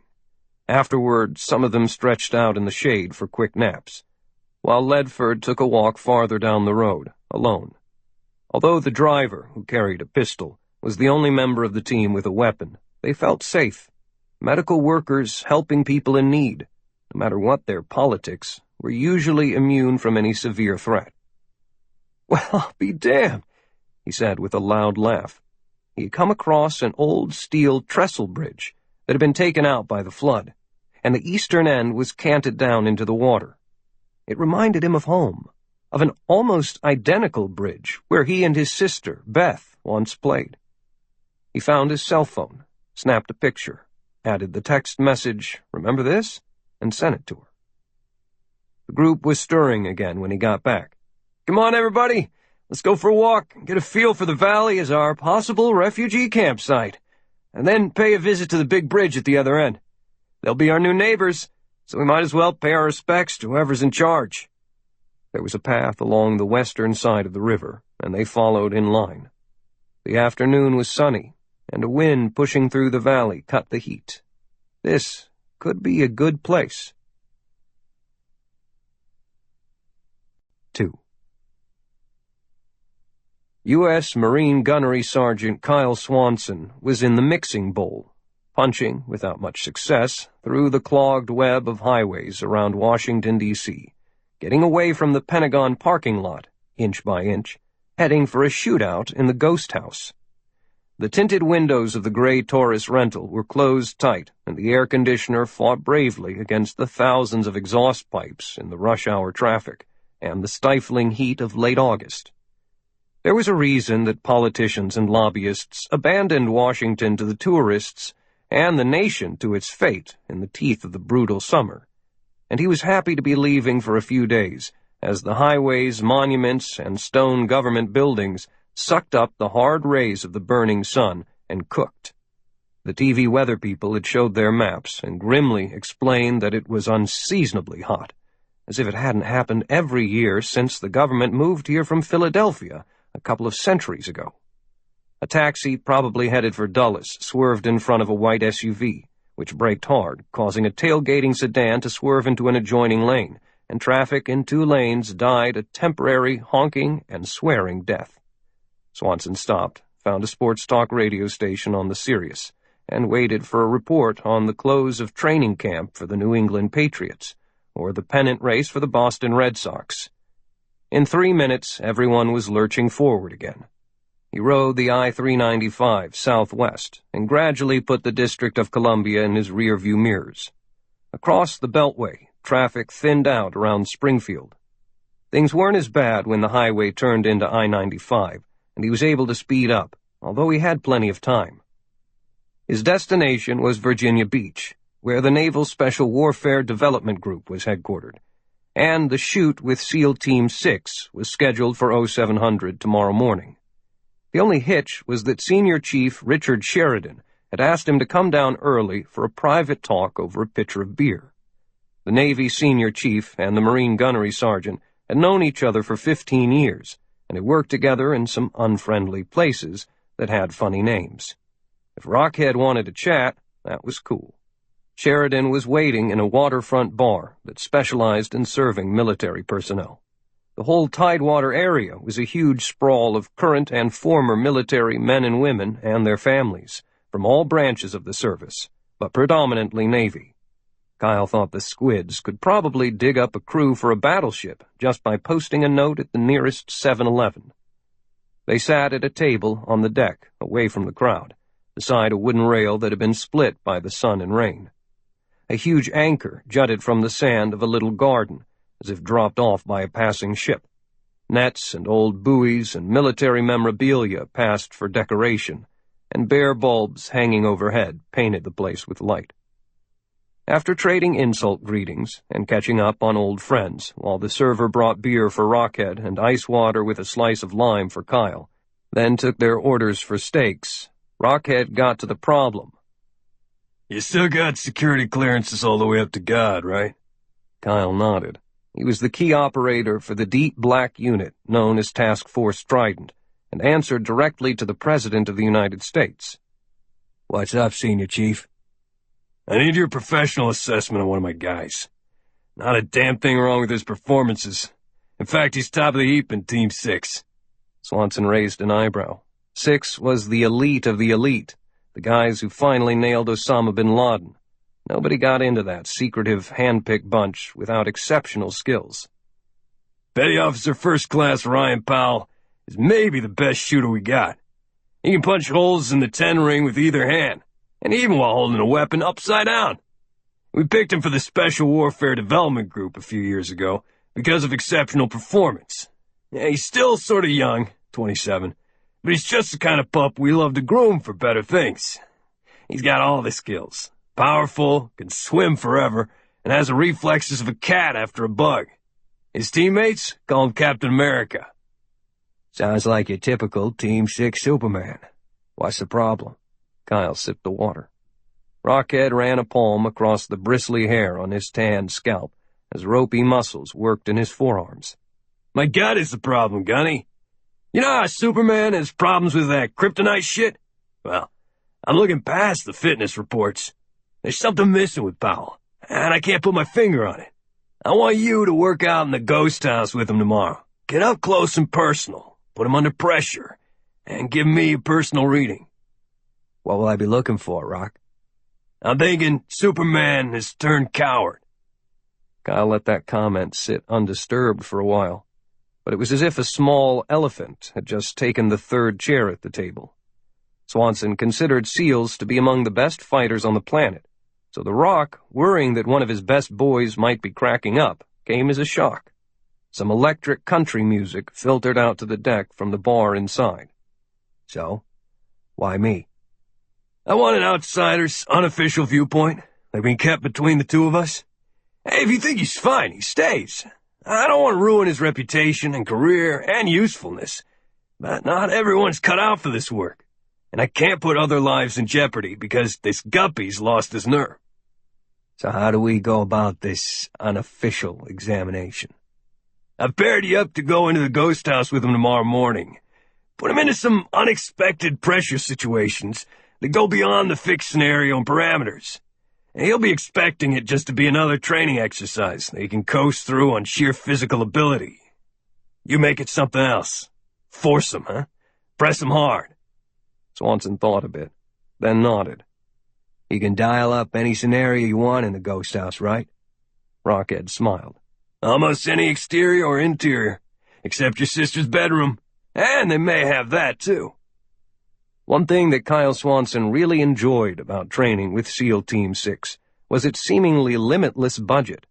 The squids always got first crack at the experimental stuff that was way out on the edge of the combat curve, and they burned money faster than a Wall Street banker figuring his annual bonus. Trying to determine how best to fight tomorrow's wars was what the Special Warfare Development Group was all about. The Ghost House represented a quantum leap in close-quarters battle training. Usually, CQB houses were crude mock-ups in a desolate environment, so the SEALs could regularly blow them apart with bullets to practice moving through a tight, hostile environment. Those were static environments, except for pop-up targets. The Ghost House, by contrast, was almost alive. It sat inside a weathered airplane hangar in an area generally used for storage, out of sight to everyone but those directly involved with it, and it bloomed with electronics and computerized graphics. Stacks of tires and other retardants were still used to soak up the spent rounds, but instead of just plywood, the interior walls were green screens on which different worlds were projected. Automobiles and taxis and buses moved. Smoke hindered vision. People were shopping in stores, and sounds and motion were constant.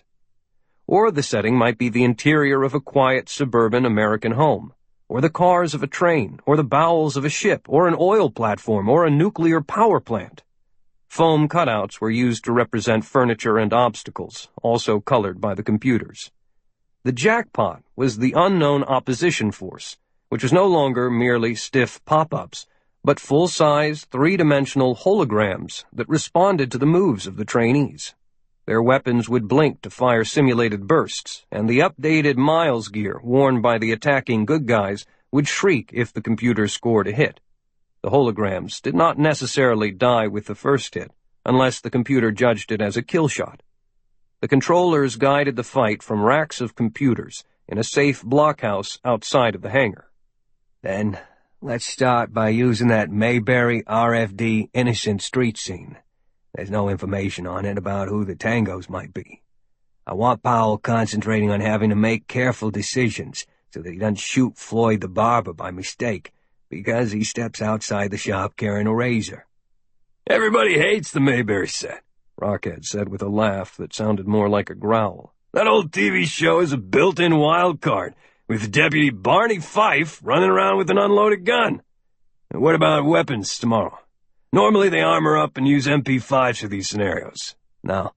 In my line of work, there's seldom a submachine gun around when you need one. I want this guy stripped down to get him out of the protective bubble and make him feel more vulnerable, almost naked from the start. Jeans and T-shirts and sneakers. One pistol of his choice, no silencers. The storyline is that we're on a fishing trip near Mayberry and the closest responders when Sheriff Andy calls for help because his police station is under attack. Terrorists on Main Street and lots of women and kids. What about comms? Standard headsets. But I want the controllers to jam the frequency just after we go in to help throw them off balance. And send word to him tonight not to wear a jockstrap. Why? We don't wear jocks anyway. Part of the mind game. I just want him thinking about his groin. Vulnerability. Put him under some real stress, Kyle. All right. So? What are you gonna do? Rockhead finished off his beer and wiped a splash on the table. Scare the shit out of him? How? I have all night to plan it. Bosun's mate First Class Ryan Powell readied his weapon and growled at the man who would be going with him into the ghost house. Don't get in my way, old man. We're using live ammo today. Powell was somewhat pissed at being paired with this over-the-hill Marine. Dude had to be way into his 30s, about 10 years older than Powell, which meant he was going to be slow. Some kind of hotshot sniper, back in the day. Swanson said nothing as he studied the rangy SEAL. Less than 6 feet tall, shaggy brown hair, wide shoulders, and corded muscles that flexed through the strong forearms like ropes. Even in jeans, he had the stiff look of a transformer robot, as if he were about to turn into a pickup truck. Swanson looked beyond the taut, healthy body. The weight was evenly distributed, but back on his heels, and the eyes were black dots, twitchy. The fingers drummed lightly on the Heckler & Koch SOCOM pistol in the belt holster. Anxious. Or just normal jitters in facing the unknown. "The fuck you staring at, Pops?" Powell barked. He was confident that he would master the ghost house again, and put the old Marine to shame while doing so. Then he would ride the jarhead mercilessly and try to pick a fight, just to have the pleasure of whipping his butt. Youth, strength, ability, determination, and pride were all on his side. It still bothered Powell that he had not been part of the bin Laden hit. The Marine had nothing. Powell gave Swanson a mean grin, like a pit bull eyeing a kitten. "I'm gonna kick your jarhead ass." "Ready on the range?" called the range safety officer. Swanson racked around into the chamber of his reliable Marine Corps 45 ACP pistol and clicked off the safety. "Ready," he said. "Ready," echoed Powell, bringing out his pistol and getting into his stance. "Stand by," ordered the range safety officer. A double door swung apart to let the shooters enter the target zone and closed behind them. "The range is hot." Swanson and Powell were alone on Main Street, guns up. Aunt B was looking at them from a window, her eyes wide with fear. The bodies of 2 children lay dead in the street, and people were running into houses for safety, away from the rattle of automatic weapons down the street at the sheriff's office. Smoke poured from the windows. Powell stepped forward, pistol grasped in 2 hands, while his eyes probed the surroundings and the shadows. Swanson was 5 feet away on his right, matching his advance. There was a crackle in their earbuds, then the radios went silent. "Control," said Powell, and heard no reply. He pushed the microphone closer to his mouth. "Control!" He glanced at Swanson and tapped his ear. Something was wrong. The Marine ignored him and took another step forward, ducking into cover behind a foam block that looked like a dumpster. Powell got his eyes back on the street scene. Part of the scenario assumed that the area behind them was already cleared. A little girl in a doorway stared at them as if they were interplanetary aliens, and a dirty pickup truck suddenly sped out of an alley and dashed across the street into the grocery store parking lot, where the driver bailed out and ran inside. Civilian. A misty smoke snaked along the ground. Powell was tense, beginning to sweat. First the radio glitch, and now he'd almost pulled the trigger on the dude in the pickup. He slowed down to ease his breathing. Where was the damn tango? Then came a thunderclap of 2 fast shots, almost in his right ear, as Swanson fired twice right over Powell's head, missing him by no more than 6 inches. Powell flinched, took a knee, and yelled, "Cease fire! Cease fire! What the fuck are you doing?" He safed his weapon and put it away, but nothing changed. The rules were that anybody on a range could stop an exercise if he saw something going wrong. The Marine bounded across a sidewalk and into a doorway, heading for the sheriff's office. A flicker of computerized tracers shot out of the target zone, slashing past Powell, who hit the deck hard, prone and with his hands over his head. "What the fuck is happening? Control! Cease fire! Stop it!" The Marine fired 3 times at a hologram that appeared in the street with a gun, putting 2 in the chest and 1 in the head. The pictured man crumbled to the ground. A loud horn honked inside the ghost house, and the images dissolved and the doors opened, letting in the sunlight as the smoke poured out. Ryan Powell jumped to his feet as the Marine ambled back toward him, his weapon on safe and hanging loosely from his hand. Powell was furious. "You almost killed me!" he yelled, balling up a big fist. "This is a live-fire training drill, and you deliberately shot right over my head! I'm gonna have them write you up! Then I'm gonna kick your scrawny ass!" Swanson looked calmly at the warrior and saw worry painted on the young face. Death had come near. "I was part of the test today, Bosun Powell. It was negative training to snatch you out of your comfort zone and not let your muscle memory and practice kick in. You froze at the critical moment. As soon as things started south, you shut down. Your job was to finish the mission, not pussy out." Kyle returned his own pistol to the holster in the back of his belt and lowered his voice. "You can't call ceasefire in real combat, Powell. You just can't. There are no second chances out there, buddy. And my opinion is that you don't want to be here. Not really. Something has taken the heart out of you and has left only your natural talent. It's time for you to get on with your life." "You are full of shit! Who the fuck do you think you are?" The raging Powell felt the touch of Rockhead on his elbow. "Who is this asshole, Senior Chief?" "Somebody you'd not want to meet in a dark alley, pal. Let's you and me go have a talk, son." Rockhead Sheridan met Swanson back at the same watering hole that evening. This time they sat inside at the bar. A news report was on the TV about the upcoming launch of the first mission that would eventually lead to a Mars landing. A cut of cool ocean air had moved in to drop the temperature, and rain was blowing onto the patio. Neither man was in a good mood. "Had to be done," Rockhead said. "Powell's already departed for a 30-day leave to try to get his act together. Turns out he had some serious home problems, and a set of new twins, both of them real sick, so he's at a personal crossroads. I told him to go home and do what was really important, take care of his family." "So he's done with Team 6? Kyle folded a wet napkin, just to be doing something. He had not enjoyed taking part in the collapse of Ryan Powell. "Yeah. If he wants to stay as a SEAL, we'll rotate him into being an instructor in the Buds training. He'd be close to home, and probably be pretty good at the job." Rockhead shrugged. "Life sucks sometimes." They went silent for a little while. Then Kyle asked, "You gonna let me have another run at the ghost house tomorrow? By myself?" "That was the deal, Gunny Swanson. You should get 2-3 more chances to shoot some holograms before you go back to the Puzzle Palace in Washington." Their attention was drawn to a breaking news banner flashing on the television set that hung from the ceiling. A fragmented report about the slaughter of an international medical team in the northern part of Pakistan. 9 dead and no survivors. "Tough," observed Rockhead, signaling the bartender for another beer. "Bunch of tree-hugging do-gooders out hiking where they don't belong." Kyle agreed. "Plenty of places in this screwy world where they could be helping, and they chose Pakistan. Not that the refugees don't need all the help they can get. That flooding is a mess."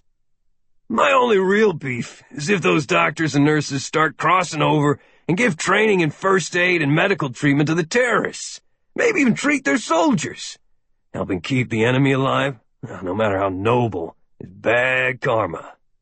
We want to kill them and some liberal medics want to patch them up. No way." Kyle thought for a moment as individual photographs of some of the medical team passed on the screen. He agreed with Rockhead.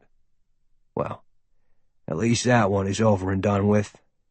Doesn't involve us." 3.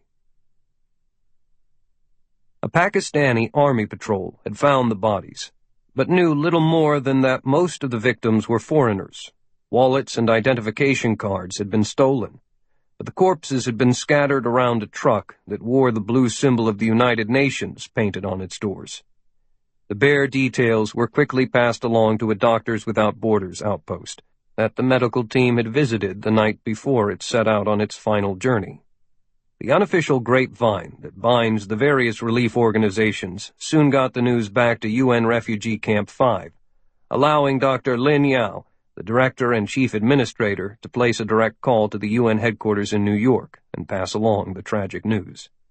A general press announcement was dispatched, but the identities of the murdered doctors and nurses were withheld, pending the notification of family members. No small task, since the victims had been an international group. Dr. Yao, a small and precise man, needed an entire day to confirm who had volunteered to make the trek north. His eyes misted, and he had to remove his glasses to wipe them as he determined the names of the 9 dedicated medical personnel who had been senselessly murdered. Their loss was going to be a significant blow to ongoing operations at Camp 5. There had been only one American, the team leader, Dr. Joseph Ledford, the gentle and dedicated physician who had trained at the Mayo Clinic, 2 Canadians, 2 Chinese, and 1 more each from Venezuela, Fiji, South Africa, and Jordan. Yao realized his mistakes. The group did not include enough Muslims to go out into the countryside on their own, and the Fijian nurse openly read her Christian Bible every day and protested the subservient position of women in this rigid society. "My fault," thought Yao, blaming himself for a tragedy that could not have been predicted. "I should have paid more attention before giving permission." There was just so much work. Once his list was complete, Yao found their personnel folders and sent the names to New York, where workers set about contacting proper authorities around the world to carry the worst news possible to the affected families.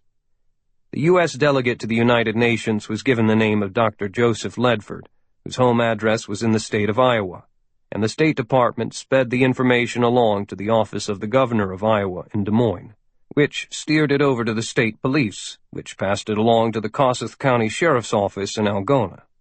Towns and villages dot the farmland in the middle of Iowa, and many miles separate them. As a result of a shrinking tax base, road patrol units covering the 974 square miles of the largest county in the state are spread thin. The dispatch officer checked his computer, saw that the nearest deputy was about 30 miles east of the Ledford dairy products spread, and assigned him to personally go to the farm. The call was made on a cell phone to keep it off the police scanner frequencies that were monitored by the media.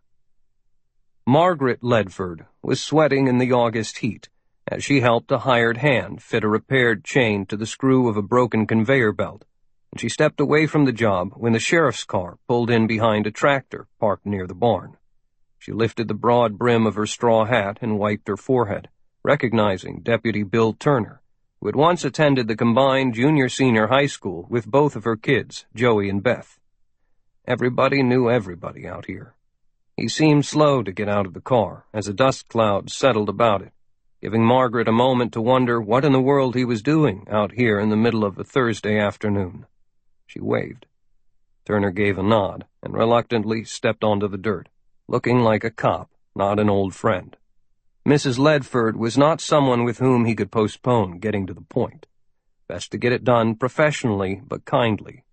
Turner had great respect for her. Her husband, Stephen, had died of a heart attack 3 years ago. Their son, Joey, had left long before that to become a doctor, and their daughter, Beth, was overseas somewhere with the Coast Guard.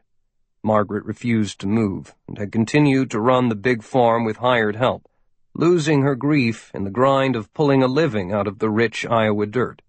Against the odds, and with a pair of full-time hands, she successfully ran about 400 acres of corn, wheat, and soybeans, and at least 150 head of cattle and a dozen horses. The fog of working from dawn to dark every day had slowly eased the burden of her husband's passing. She would never forget him, but had accepted things as they were.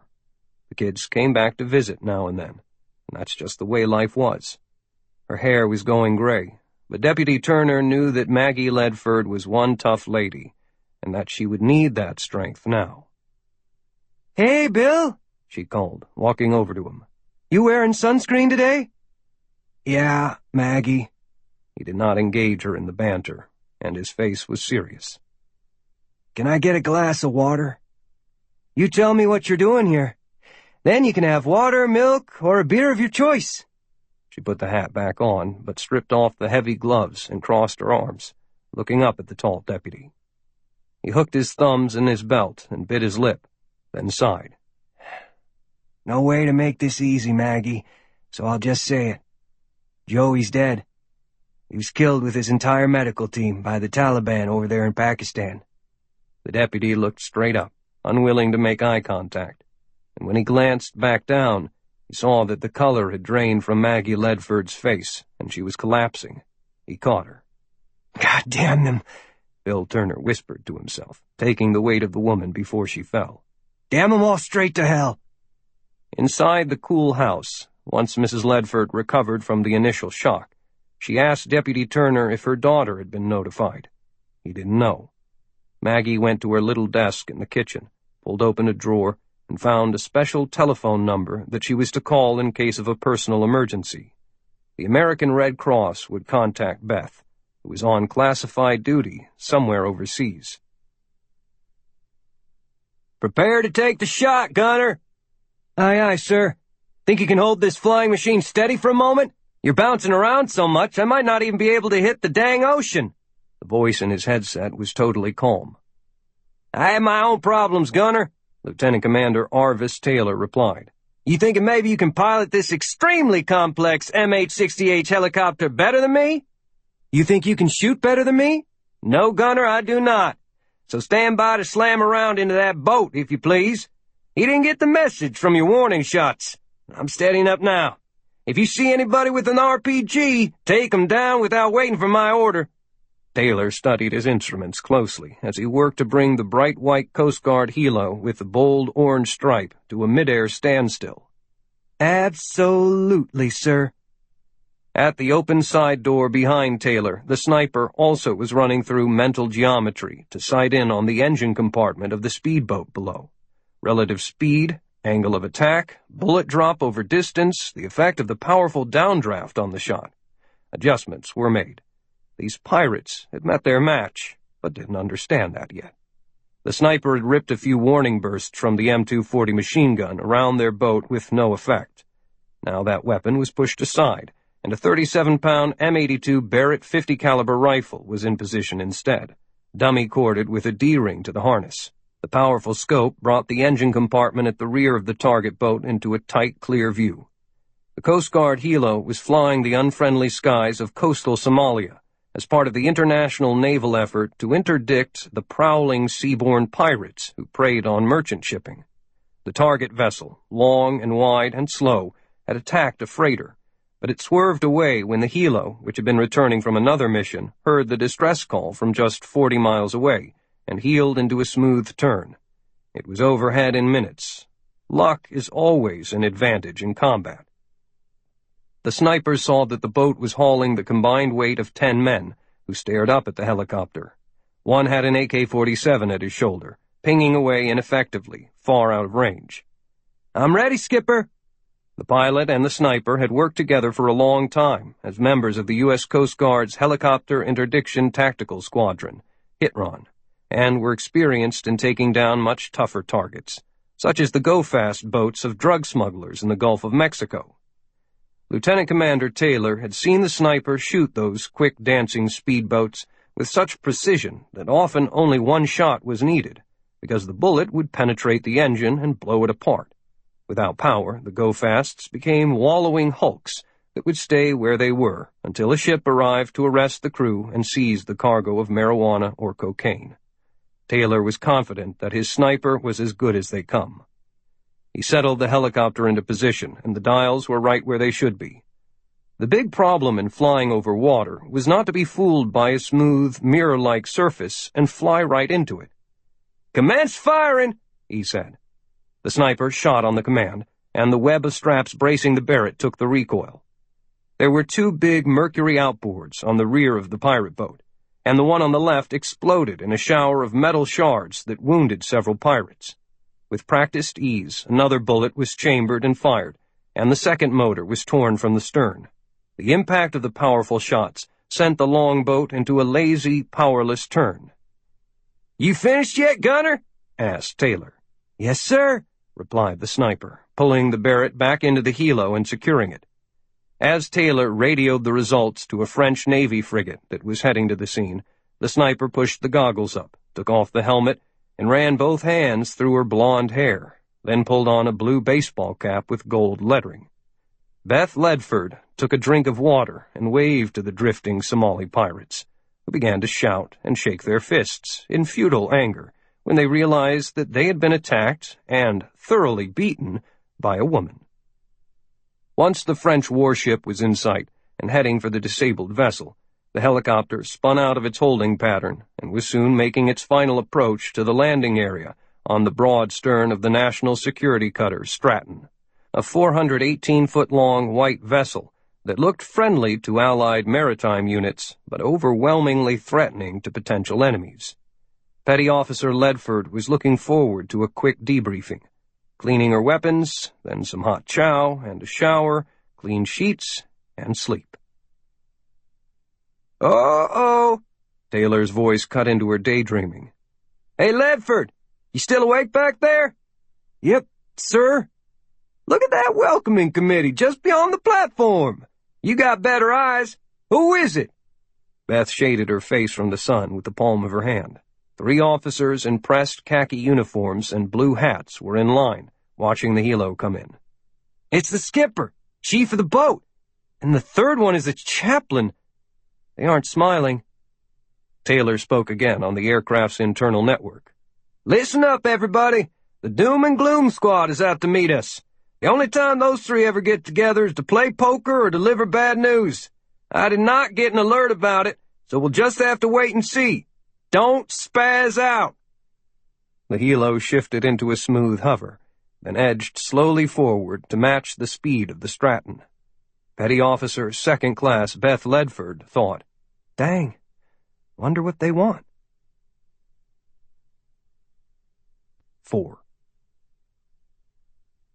Kyle Swanson stood at the general's window in the Pentagon, looking out over the serene park at 1 Rotary Road, while the Lizard gave the office a final electronics sweep before the meeting.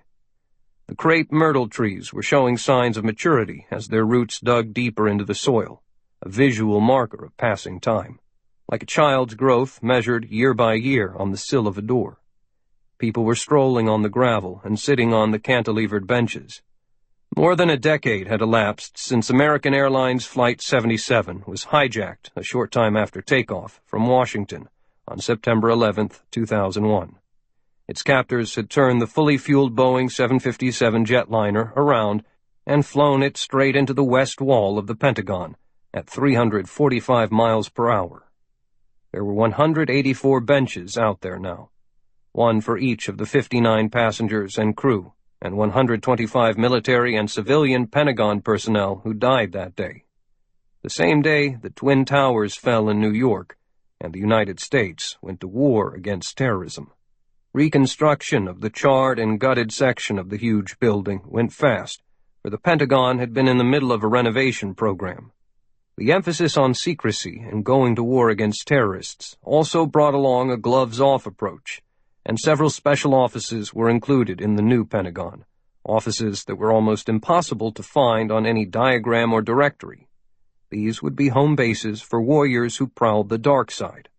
One of those areas was assigned to Major General Bradley Middleton of the U.S. Marine Corps, the commander of Task Force Trident, a special operations unit that reported only to the President of the United States. The glass through which Swanson was watching the solemn tourists was 2 inches thick and blast-resistant.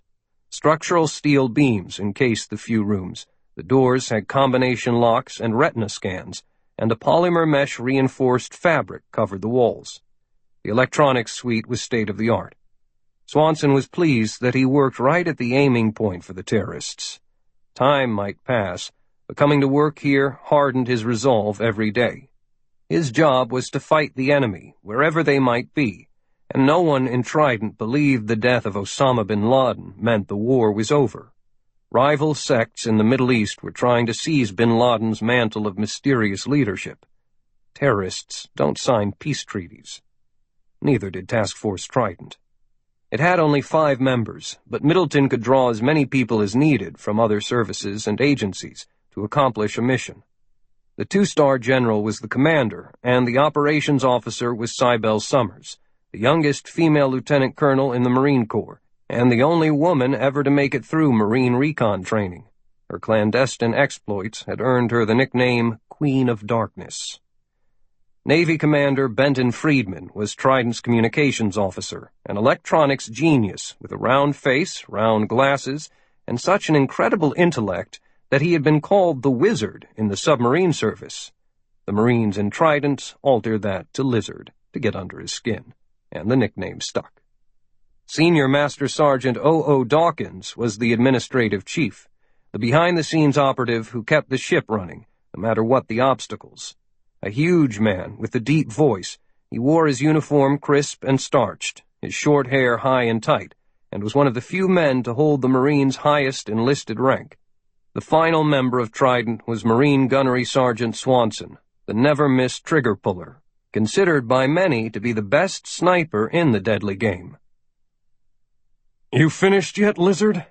General Middleton asked loudly. He was seated at his desk with a stack of folders before him.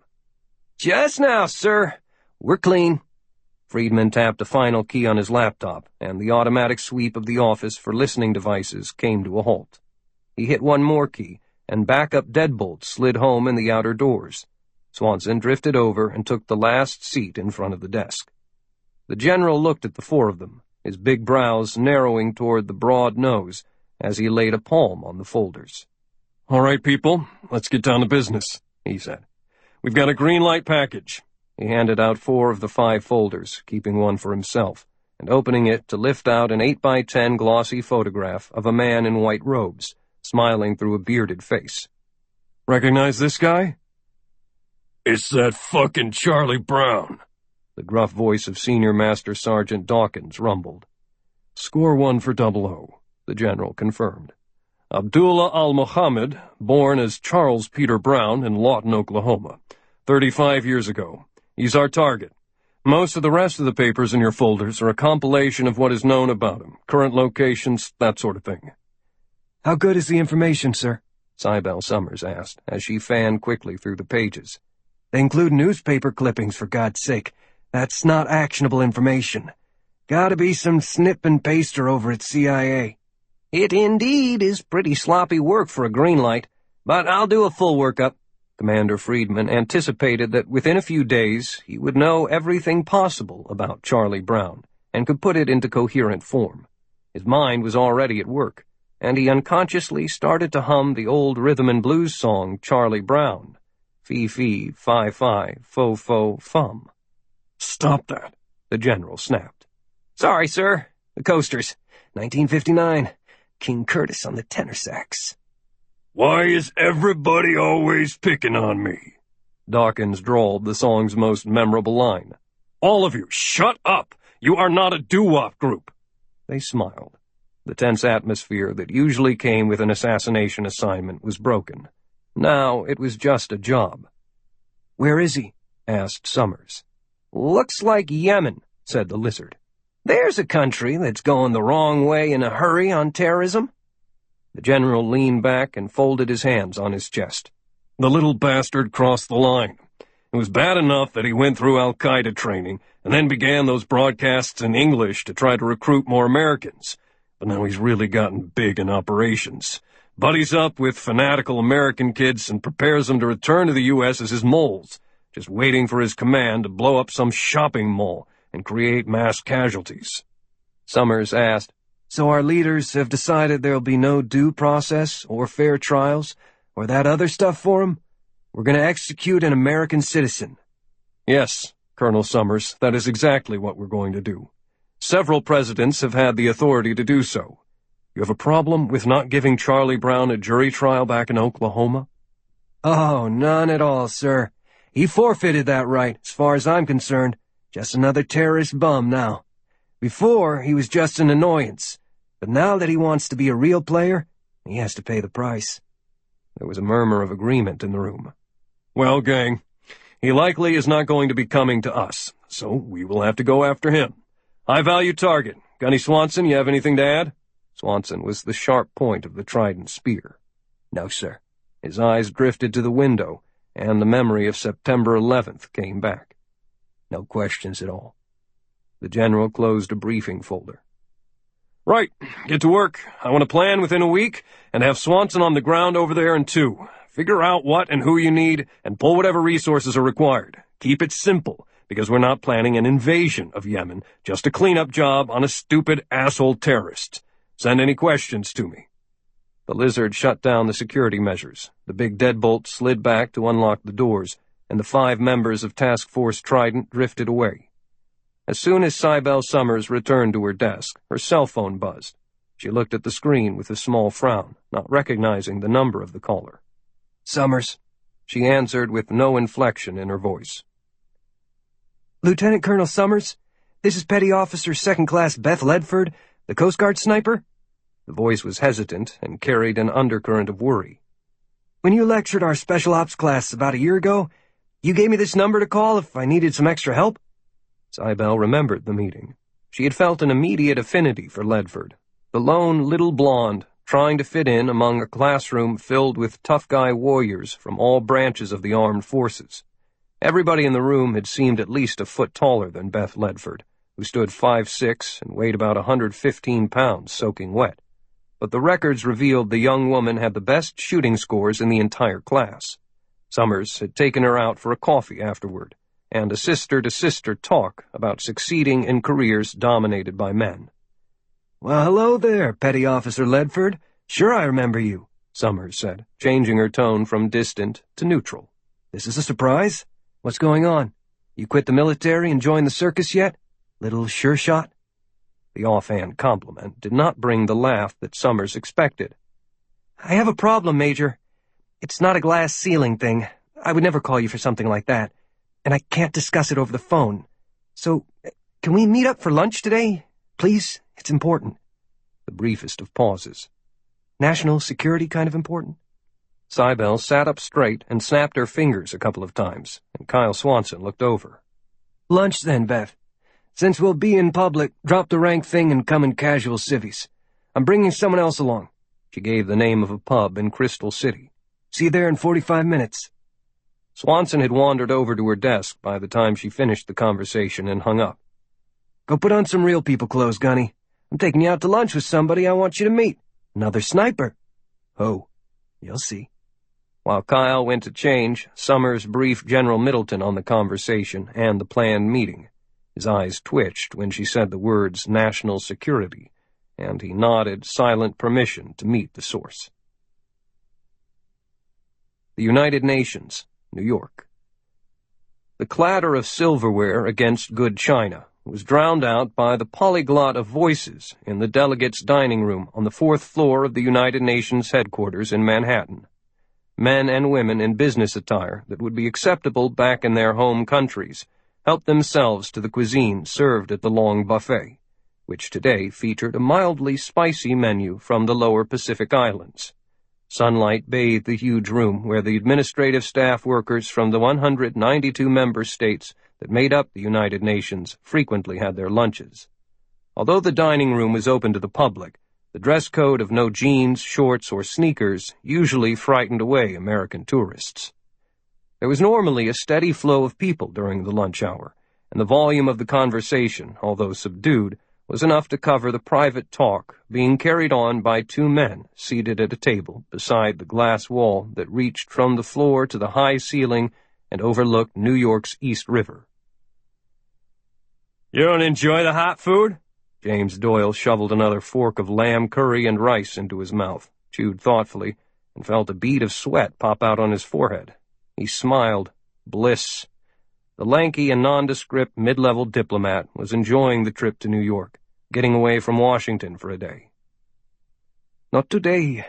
I drank too much at the Danish ambassador's party last night, responded the heavy-set Mohammed Javid Bhatti, a cultural attaché of the Pakistani Foreign Office. In about a half hour, you'll be sorry for eating that stuff. Jimmy Doyle knocked back a deep draught of cold beer. No way, Javid. Next to a Nathan's hot dog, this is my favorite food. You should learn moderation in all things. Javid, you're the one with the hangover, and you're fatter than me. Moderate yourself, pal.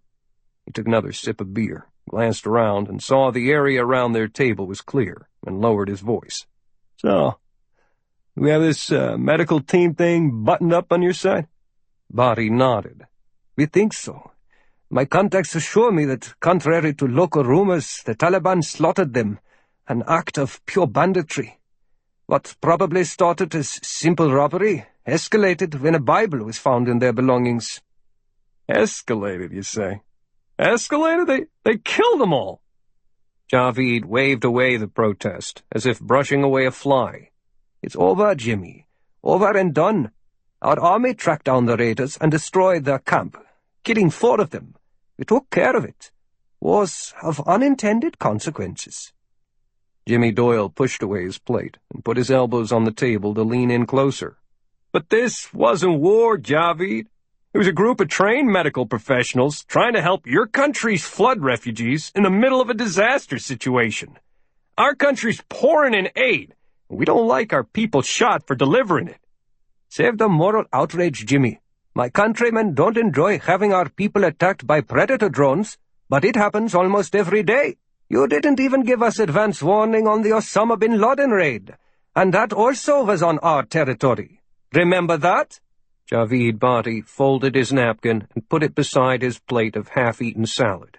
Anyway, we don't want this new incident to gain any more traction in the media. There is too much at stake. Doyle nodded, That is exactly what my boss in the Bureau of American Islamic Affairs thinks. So we're in agreement. We've sent word up and down the diplomatic food chain that this was a most regrettable incident, and that our Pakistani allies have taken prompt and appropriate action. No American military intervention? No. The sooner this goes away, the better. Bhatti agreed. As a gesture of thanks to the international community for all of their sacrifices and help, we have given permission to construct a new refugee center, not far from the area of the ambush, and will provide army protection. You mentioned local rumors. What about? The usual. Evil spirits were responsible. Some villagers take comfort in quaint superstition instead of uncomfortable fact. Evil spirits with AK-47s and sharp knives. Let's leave that out of any report. It would just clutter up the findings. Agreed? Well, we bullshit pretty good for a couple of minor functionaries, said Jimmy Doyle. Indeed we do, agreed Javid Bhatti. Indeed we do. Are you going to the party at the Colombian ambassador's residence tonight? Cape Canaveral, Florida. Test pilot Buck Gardner and his astrophysicist wife, red-headed Erin Tyne Gardner, had a wedding made in heaven and a marriage made in hell. The two attractive young people, who had met after they had been selected for astronaut training, had somehow found time for romance among the rockets. The wedding, which was widely publicized by the NASA Public Relations Department, took place within a year, and the couple walked beneath crossed swords and into the cameras. 4 years later, they hated each other but endured living together rather than ignite a divorce scandal that might jeopardize both careers. It had worked, to a point. Erin had been picked for the first Mars program shot, but Buck had been left behind in the wake of his superstar bitch wife. He wasn't going to Mars, or to the moon, or even back to the Rattletrap space station. Buck, once a hot jet jock, wasn't going anywhere. His current assignment was as a member of the support crew for the Mars shot, which was the backup for the backup crew, and did the scut work for the real astronauts who were assigned to fly. This was his third time on a support crew, and would be his last, for 3 strikes meant you'd been passed over for reasons that were never explained. Worse, Buck knew that his wife was screwing around with Colonel Dan Merrill, the mission commander. During their continuing domestic arguments, Erin had recently told Buck she would file for divorce as soon as she got back to Earth. He thought about pulling out the .38 revolver and shooting her right there and then driving over to Colonel Merrill's house and blowing him away too. But that would just send Buck to prison for the rest of his life. There had to be a better way. Maybe he had gotten drunk one time too many, complained in public once too often, and gone too far outside the program for sympathy and understanding, because his sour attitude had drawn attention. NASA told him to get his shit together or he'd be canned. There was a mission to fly, he was told. The United States space program had always been a target for intelligence agencies from other nations, because of the technical innovations that were constantly being developed. Even during the International Space Station years, spies hung around the Cape and Houston as thick as flies at a cookout. A nice-looking woman named Linda had found him and become very friendly, and they pillow-talked long into the nights. In turn, she introduced Buck to another new friend, a man who said he had gone through something similar. He was from the Middle East, where women were not allowed to treat a man so shabbily. His own wife had an affair, and he had killed them both, and nothing was done about it, for it was proper. Just because Erin Tyne Gardner was now a celebrity, she should not be allowed to make a fool of Buck. Suppose, the man said, just suppose that you could get rid of her and her lover without leaving a trace, get away with it, have the sympathy of a grateful nation, and earn $5 million to boot.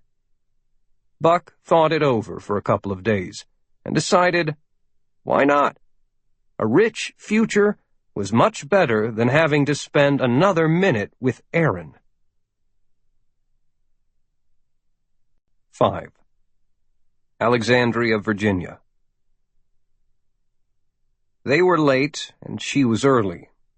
After making her telephone call, Beth Ledford had ducked into a Washington metro station, swiped her card through the turnstile, descended the smooth escalator, and reached the platform just as a Blue Line train whooshed to a stop.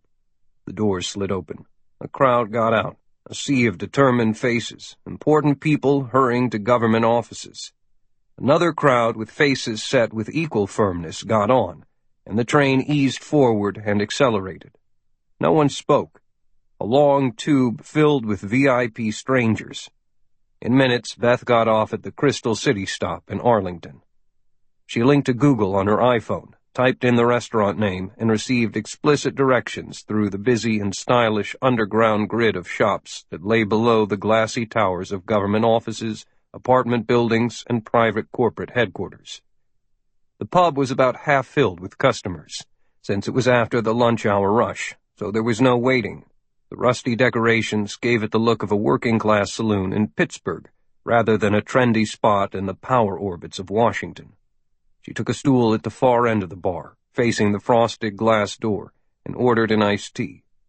A Washington Post had been left on the next chair, so she paged through it. The flooding and relief work in Pakistan had already fallen off the front page, and there was no mention of the murdered international relief workers. She sighed with sorrow, and bit her lip in silent anger. They came in like a pair of cats, haughty and unapproachable, totally aware of their surroundings, but not seeming to care. Beth had not even realized they were inside until the door closed behind them and they were walking her way. She immediately recognized Cybele Summers, dark hair, styled collar-length short, faded jeans over low-heeled, soft black boots, and a dark blue summer top, with minimal makeup because she did not need much. Summers had made it big in the men's club of special operations, but retained her femininity. Beth Ledford raised her hand and gave a little wave. That's what I want to be when I grow up. If she can do it, so can I. She did not recognize the man, only a step behind Summers. He moved with athletic smoothness, but was not really very big, about 5'10" and 175. The clothes looked expensive, a lightweight linen jacket over dark trousers with sharp creases. He was clean-shaven, with sun-bleached brown hair worn slightly long. A frown pulled at the corners of his mouth for no apparent reason. As they approached, she could see him better and was gripped by the greenish, no-nonsense eyes. She judged Summers' bodyguard to be a stone killer. Sundown eyes, the last thing an enemy would see as life blacked out. Those eyes would seldom laugh or hold joy for more than a few seconds. Beth! Hello, girl! Cybele increased her pace over the last few steps and put her hands on Beth Ledford's shoulders, pulling her close for an air kiss. She whispered, "Make this look normal." Then she pushed away with a big smile and slid onto the stool between Beth and the paneled wall. Cybele! I'm so glad you could make it. I didn't want to leave Washington without saying hello. She had turned to face Summers, and when she turned back, the man was already seated to her left, elbows on the bar, looking at her. Who's this? A guy who specializes in the kind of thing you mentioned, so I brought him along to pay the taxi fare. Summers kept the smile playing on her face. Beth studied the man for a moment. You look familiar. Do I know you? He shook his head. No. A silent, one-word conversation. The bartender came down and rolled her eyes when they ordered only a tonic with a slice of lime and a glass of water. Can you afford all that? She joked. I mean, along with this lady's iced tea, the bill's going to be horrendous. Maybe $4. Cybele reacted first. One sure way to draw attention is to be too cheap. Bartenders remember slights. Bring us a couple of menus, too. We just want to catch up on some things before we order. The bartender drifted away, happier. Really? Beth continued. You look familiar. The man cleared his throat. Get to business. Why are we here? Beth Ledford looked over at Cybele. Is this Kyle Swanson? Damn, said Swanson. Told you she was sharp, said Summers. Pay up. Swanson laid a $100 bill on the bar. Wow, Beth said. Summers and Swanson both. The A-list. Pleased to meet you, Gunny. You're a legend in the community. I've seen your picture several times, including when you got the Medal of Honor." As she shook his hand, the drinks and menus arrived. Summers spoke, the voice dropping to a lower tone that would not go beyond the three of them. "Beth, I heard about what happened to your brother. It was horrible. I'm very sorry." "Thank you. My mom is all torn up about it. Joey was special to all of us, and the closed coffin funeral was difficult. I've seen what bullets can do to a human body, and my imagination ran wild." Softer, she said, "He was my brother." Kyle Swanson leaned closer. "I'm sorry he got killed too, Ledford. But just to be clear, he should not have been running around a war zone with just a box of Band-Aids." Beth Ledford felt as if she had just been slapped. In the 3 weeks since Joey had been killed, nobody had said such a thing to her, although it had been implied. Anger surged through her, and she turned to Swanson, their faces no more than 18 inches apart. "You can go to hell, Swanson. I don't care who you are." Cybele placed a hand on Beth's forearm. "Ignore him, Beth. Kyle is as subtle as an Abrams tank. Apologize, Kyle." Right. He took a sip of water and scanned the mirror that spread across the wall behind the bar. Beth crossed her arms and leaned back, doing a slow exhale to keep her temper. Asshole. "Joey discovered something important, and that's why he was killed. I can prove it." Her eyes drifted away from them. "I may have made a mistake here. I thought you might help, but nobody in Washington listens to me. I'll just leave." Who's the nobody in your nobody'll listen scenario? Kyle had changed neither his voice nor the set of his face. Ledford answered, "I've been in D.C. for the past week, trying to get somebody to take me seriously. First my own people, the Coast Guard, turned me down, then the State Department and the FBI. Even my own congressman. Nobody'll touch it." She brought her cell phone out of her purse. "I've got the pictures right here." Swanson's frown lifted slightly. He did not want her to show any cell phone photos in a public place. "Put that away and settle down," he ordered. "If you're claiming a matter of national security, this is not the place to discuss it." Summers leaned in. "When does your emergency leave end?" "I have to be back in Jacksonville in 6 days." "Not anymore. As of right now, you are now on temporary duty as my special assistant. You and I are going directly back to our offices in the Pentagon and do the paperwork, get you a higher security classification, and have you sign an unbreakable national security secrecy oath. Kyle will join us a little later." She flicked a glance at Swanson, who nodded. "I got it." "What?" Beth asked as she slid off the chair. "Got what?" "Keep smiling. You're being followed." Swanson remained at the bar, and when the bartender wandered over, he apologized for skipping out on the lunch order, but handed over a big tip. He kept his eyes over her shoulder on the long mirror, where rows of liquor bottles sat on shelves. As he spoke, he watched the reflection of a woman at a table near the door. Her auburn hair had been swept back in a tight bun, but she was shaking it free so that it reached her shoulders. From her purse, she took out a pair of dark-rimmed Sarah Palin glasses and put them on. A white plastic shopping bag with the logo of a shoe store also had been folded inside the purse, and she shook it open. The wide-knit, lightweight pink sweater around her shoulders was whipped off and stuffed into the shopping bag, along with the purse.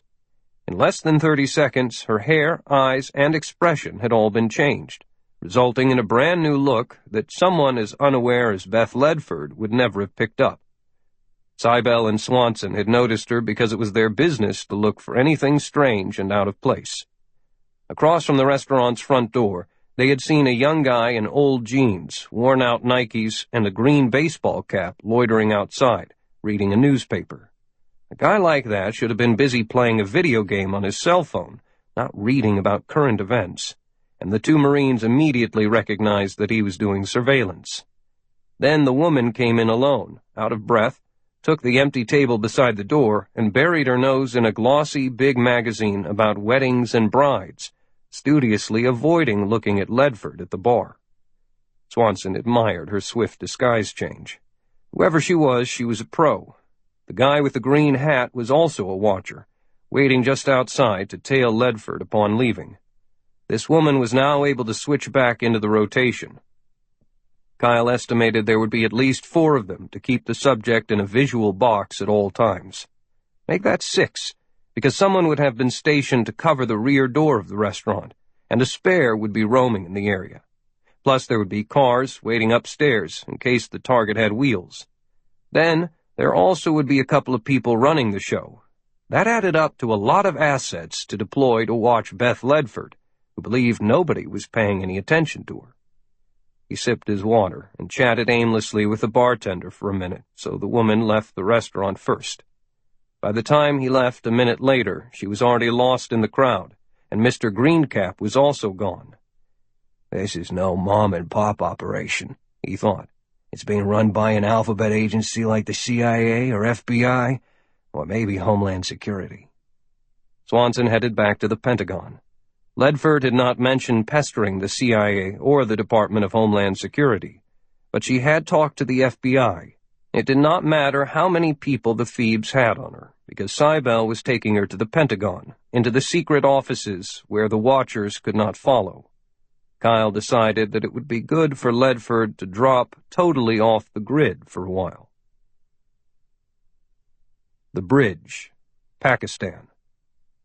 The 2 boys, not yet in their teens, were skinny from the food shortages, but had sinewy muscles from hard work, just like almost everyone they knew.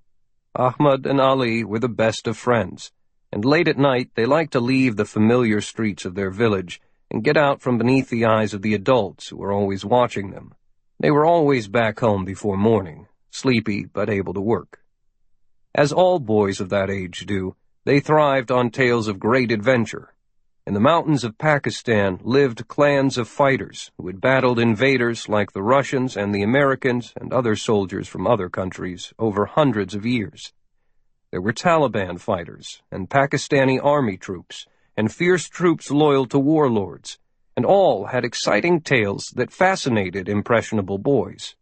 Ali and Ahmad could not wait to grow up and join the ranks of some fighting corps. They did not understand or care about politics or the religious aspects woven into it. They just wanted adventure. So, not for the first time, they had slipped into the forbidden territory to explore at night, each daring the other to go a step deeper into the shadows.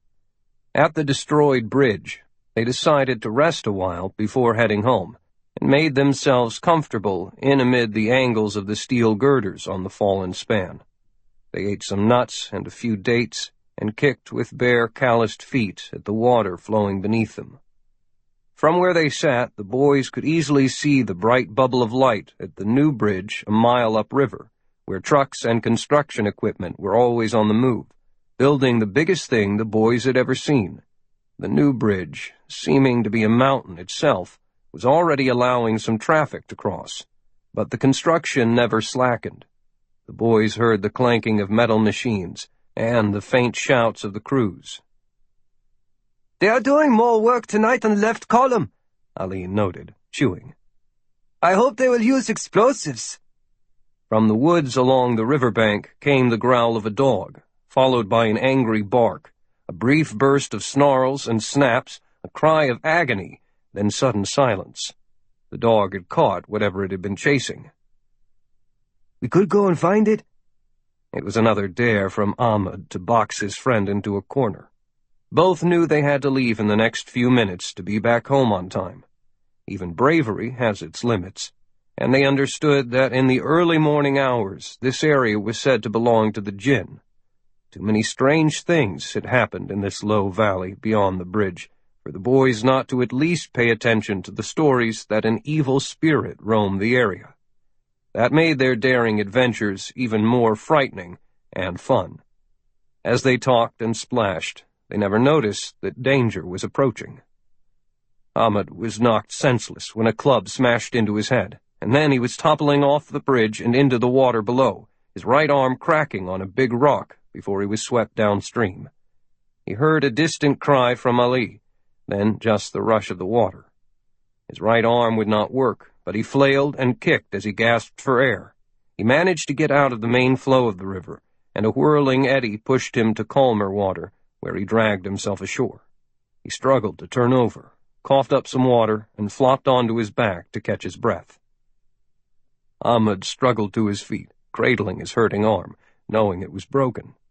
He had been taken down the river, but not too far. As his thoughts cleared, he called, "Ali!" Steered by the lights on the new bridge, he saw the tilted beams of the collapsed old one and broke into a run. He could not find Ali at first, and thought that maybe he also had been thrown into the river. He stepped onto the span and edged forward, feeling the rusty steel beneath his feet and reaching for handholds. Something was at the far end. Ali? Ahmed took one final step, then stopped in shock and horror.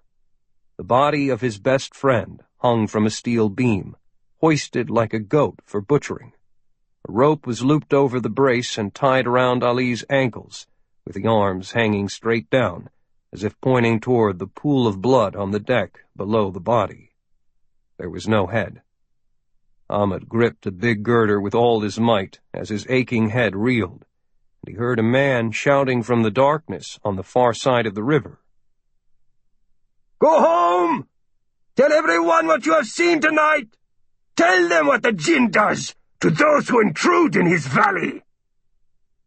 Ahmed ran. 6. The Pentagon. What are we looking at? Major General Brad Middleton had unfolded 2 blurry photographs and spread them flat on his desk with his palms. Beth Ledford fought her anxiety at being in the general's presence, and at the whole operation in which she had become so unexpectedly involved. Those are blown-up versions of the last 2 pictures that my brother sent to me from his cell phone. They lost quality when I downloaded and made those prints. Sorry, I don't have the technology to get better pictures. Middleton arched his heavy left eyebrow. I know they're photographs, petty officer. But of what? Sir, the one on your left is of an old steel bridge that has fallen into a river in Pakistan, maybe washed away by the floods, or even earlier. Joey attached it to a text message that asked, "Remember this?" Why would he think that? Were you ever in northwest Pakistan? The general reached into his desk drawer and scruffled around until he found a large magnifying glass. He bent closer to the photo, studying it. No, sir.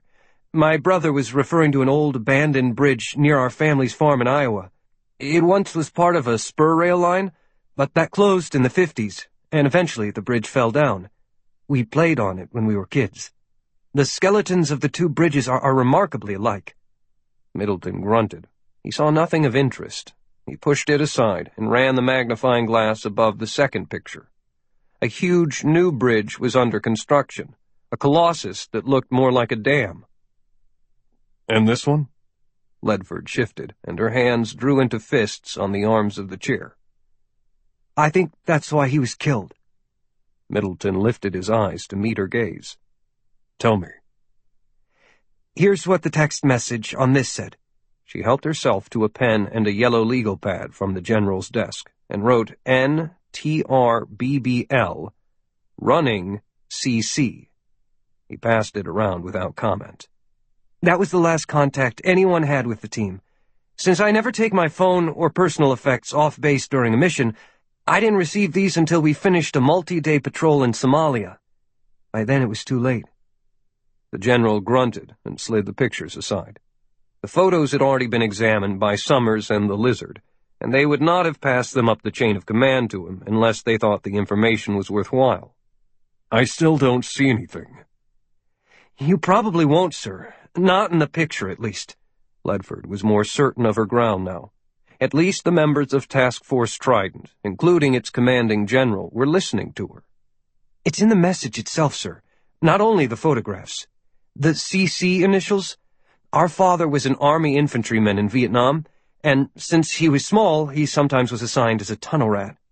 He used to tell us stories about being underground with a flashlight and crawling through these amazing networks of tunnels, like an anthill. One place he worked was around the town of Cu Chi, not far from Saigon. Joey and I were too young to take it all in, but when we would find some exciting place to explore, we would call it Cu Chi. Then we shortened the name to just CC. Your conclusion, then, is what, Petty Officer Ledford? Middleton pushed back in his chair and was watching her for signs that she might be lying, or making it up as she went along. Sir, I know that my brother's medical team stumbled into somewhere they were not supposed to be and discovered something that reminded him of Kuchi.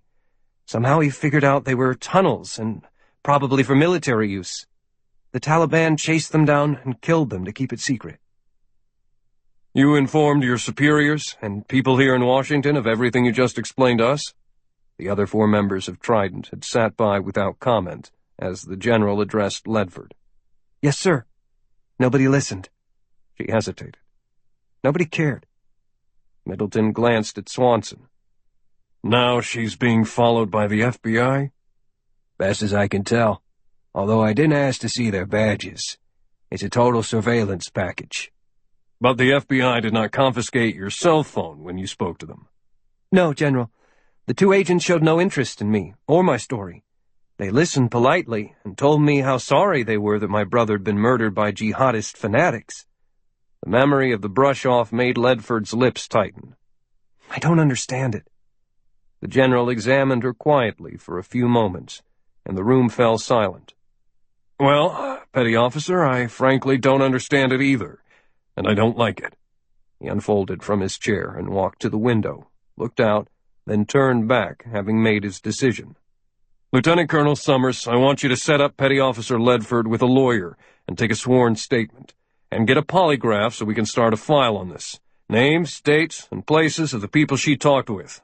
Lizard, take her cell phone and go do some of your electronic magic. See if it has been hacked. Get the call history, and enlarge those 2 photographs, as clear as you can get them. Gunnery Sgt. Swanson, you find out what's going on with our friends at the FBI. Everybody be back here at 6 o'clock for a briefing. Master Gunny Dawkins cleared his throat loudly to get the general's attention. Sir, we already have a green light project underway. I am aware of that, Middleton said. We just have to juggle 2 balls with 1 hand for a little while. Dismissed. Get out of here. The Mall, Washington, D.C. Special Agent David Hunt of the Federal Bureau of Investigation met Kyle Swanson in a Starbucks near the National Archives, where they each bought a coffee and walked the 2 blocks to the mall. The tourists were not as thick in August, with schools around the nation getting ready to start and vacation time drawing to a close. Hunt had been with the Bureau for almost 25 years, and somewhere along the way, the burly special agent had become a bureaucrat. He didn't even remember when it happened. He thought more and more about life after the Bureau, retirement, slowing down and rebuilding the family time that had suffered for his job for so long. Maybe even learn how to fish. No, not that. Fishing was worse than playing golf. Here, he said, and handed a plain manila file folder to Swanson. Didn't need any private FaceTime for this, Kyle. I could have sent it by bike messenger. Nothing to it. We offered to help the Pakistani ISI investigate the ambush, give them access to Bureau forensic resources, and they almost laughed out loud. These raggedy-ass pictures of the scene are already on the internet, and it's all we've got. Swanson led them to a park bench beneath the shade of a big tree that broke the heat. Pretty thin stuff, Dave, he said, studying the half-dozen photographs. Nude bodies on the ground, swelling due to the heat. An empty truck. Just a normal slaughter of innocents. He had seen similar atrocities in different places all around the world. Well, after we got slapped around by our pals at the ISI, the State Department also decided to shut us out.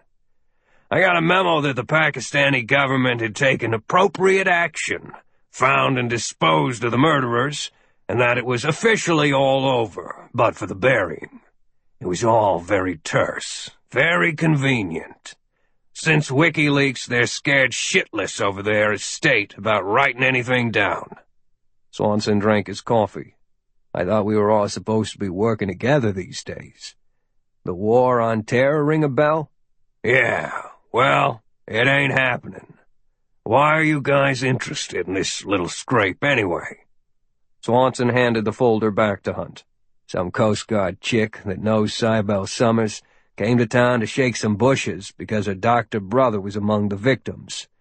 She's got a lame story that he saw something that is possibly militarily important over there in Mudville, and that's what got him shot. When she took her story up the chain, including to your FBI shop, she was ignored. Hunt shook his head. I didn't hear anything about any inquiry from a relative, but it's a pretty routine situation. Some family members always see conspiracy in the violent death of a loved one. Did you have any proof? Kyle said. A couple of messed-up cell phone photos that her brother had sent, along with a cryptic text message that she claims refers to the Viet Cong tunnels in Vietnam back in the day. Hunt grunted. And you think my file is thin? You got nothing there? I agree, but General Middleton has one of his feelings that something isn't right and wants it checked out. We'll keep it all in-house for the time being, until we see if there's anything worth following. I ain't betting on it. The kid may just be a flake. Hunt flipped his empty cup into a trash can, then adjusted his glasses and leaned forward, planting his hands on his knees. She may not be such a flake, Kyle. In fact, she may be onto something. My opinion is this thing deserves some investigation, but is being stonewalled by somebody over in Foggy Bottom. Swanson looked hard at his old friend. Hunt was getting on in years, but he was still part bloodhound and part street cop. Why? You having some old jealousy vibes because State won't let you guys into a party? Look at the pictures carefully, Kyle, said Hunt. Take 'em back and let your guy the Lizard work on 'em. Make 'em clearer. Something important is missing. What's missing? Swanson opened the folder again and studied the pictures more closely. The story is that they were shot up and robbed by some Taliban loonies, right? Well, these photos supposedly represent the positions in which the bodies lay when Paki army troops found them. Yes? Kyle looked closer. What don't I see? If their trucks had been stopped and they were forced out and murdered on that spot, then where's the blood? Huh? There's blood around the bullet holes in their clothing, but not around the bodies, Kyle. The guy with his head blown apart should be resting in a big puddle of brains. Get it now? Swanson did. Hunt was right. He knew from personal experience that nobody ever gets badly shot and keeps all of the blood inside. It leaks, gushes, oozes, sprays, drips, and floods, and it keeps coming out until the heart stops beating. In the photos, the ground around each of the bodies was trampled but unstained. Maybe the rain washed it away? It had stopped raining in that particular area 2 days before, and the sun dried it out. The floods had never reached that high ground. The dirt, the side of the truck, the foliage, those logs near the bodies, all devoid of blood. Swanson closed the folder. You're saying they were killed somewhere else, then moved to this place and dumped? Exactly.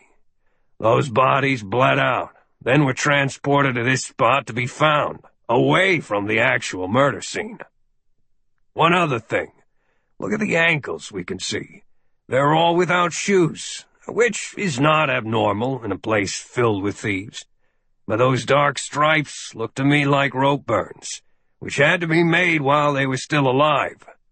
Our people down at Quantico say the bruising is consistent with the victim being hung upside down. I thought you didn't investigate. Just called for a few observations by friends. Dave Hunt grinned. Nothing official. Your people will find the same thing. I think these poor people were captured, hung up like sides of beef, and shot to hell, and the blood emptied out by the barrel. Then they were brought to this place and dropped. Why? I have no idea. Weird, said Kyle. Indeed, said Dave Hunt. We may be stymied on our end, but you and Trident can go around the normal rules. Kick over some rocks on this one, Gunny Swanson. See what crawls out.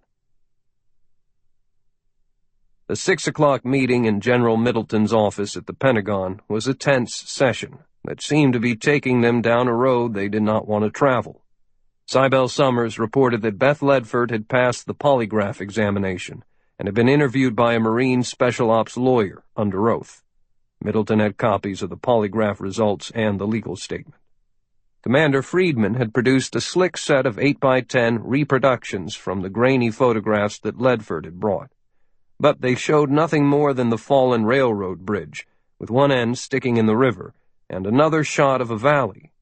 He had examined her cell phone and said that it was clear. No one had hacked it.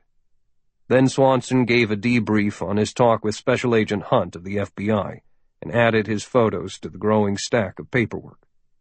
Middleton spread all of the photos side by side on his desk, the pictures the lizard had enlarged, next to the gruesome forensic-style pictures from the Pakistanis. It's not the same location. Both of Dr. Ledford's pictures are from a low area, and the bodies are on dry ground with completely different foliage, he said. Better if you not look at these, Petty Officer Ledford. It's all right, sir. I just want to know everything about what has happened. My whole theory is based on Joey having seen something that I would recognize. I have to look at everything if we want to figure it out. She carefully took the pictures, forcing herself to stay calm. Joey would still be dead, no matter whether or not she saw the ugly pictures of his ravaged body. Master Gunny O.O. Dawkins pulled at his cheek as he thought. The fucking State Department is covering this up? We don't know that for sure, 00, replied Swanson. But according to my Phoebe, that's where the information funnel narrows. That way the incident is moved out of reach of any investigating arm and disappears into the diplomatic arena. Cables will be exchanged saying it was a tragic situation. No fault to be assigned beyond the Taliban gunmen, who are also now dead and cannot challenge any official version. Middleton gathered the photos and returned them to the stack and straightened the corners. He closed his eyes for a moment before speaking. All right. Here's what we're going to do. I want a plan to put some boots on the ground over there. Lizard, you get some overhead images of the area. Swanson will take Petty Officer Ledford in to see whatever it was her brother found. Go in, then get the hell out quick. Stay out of trouble, if you can. Should be a piece of cake, since the Paki army swears they have control of the area. Sir! Kyle almost came out of his chair in surprise. All due respect, General, but Petty Officer Ledford isn't qualified to do a special ops mission. I don't recall asking for your opinion, Gunnery Sgt. You will take her in there, find what needs to be found, and then bring her out again. Are we clear? Swanson gave up. No use arguing with Middleton, who wore 2 stars on each shoulder. He knew the General was already thinking several moves ahead. Aye, aye, sir. We're clear. Beth Ledford was out of her chair in an instant, standing at rigid attention. Sir, may I speak freely? Middleton's brow furrowed. Go ahead. Sir, I do not feel that Gunnery Sergeant Swanson is the right man for this job. I don't trust him. He's condescending, and if he does not believe I'm up to the mission, he'll be distracted and could get us both killed. Swanson jumped up to attention, too. Sir! Middleton slammed his desk so hard that it sounded like a gunshot. Sit down! Both of you! Jesus H. Christ on a shingle! What's the matter with you two? This is not some junior high school hayride, nor is it a democracy. I make the decisions around here. I gave an order, and you will obey it. You don't have to like it, you just have to do it. Now, are we clear? Yes, sir, said Swanson. Yes, sir, said Ledford. Good. A warning for both of you. You will get your shit together and work as a team. Put your differences on the shelf, because I don't care whether you like each other. But you screw up this mission over something that minor, and I'll put you both in front of a court-martial. If my estimation is correct, Dr. Ledford stumbled on something that may be of great importance for our country's security. Master Gunny Dawkins, we will give this priority over the green light on Charlie Brown. He gets to live a few more days. 7. The morning sun came up like a bright ball over the Atlantic horizon. First there was a hint of the coming dawn. Then the first bars of sunshine hit the black water, and in only a few minutes it was daylight at the unknown distance range on the Marine Corps base in Quantico, Virginia. Chilly. Kyle Swanson was sitting on a fender of a Humvee, watching the dawn and drinking coffee from a thermos. He was still angry at Beth Ledford for saying she did not trust him. He was right in the argument, because the woman was not spec-op trained. Freaking coastie. There was an old ditty about their motto. Semper paratus is a laugh. They joined to dodge the draft. He snorted and dumped the rest of his coffee onto the grass of the firing range. Turning to the Humvee, he saw Ledford sitting in the passenger seat, still huddled in a jacket, arms crossed, obviously as miffed with him as he was with her. Ledford, I would be very much obliged if you would begin, if you please. Exact, phony, politically correct politeness. I told you earlier, Gunnery Sgt. Swanson, I don't do exhibitions. You want to see trick shooting? Go to a carnival. Put down $1, and I'll win you a teddy bear. Swanson stalked to the back of the Hummer and lifted an M14 with a scope from the cushioned carrying case, then an ammunition clip. To hell with polite. His voice hardened.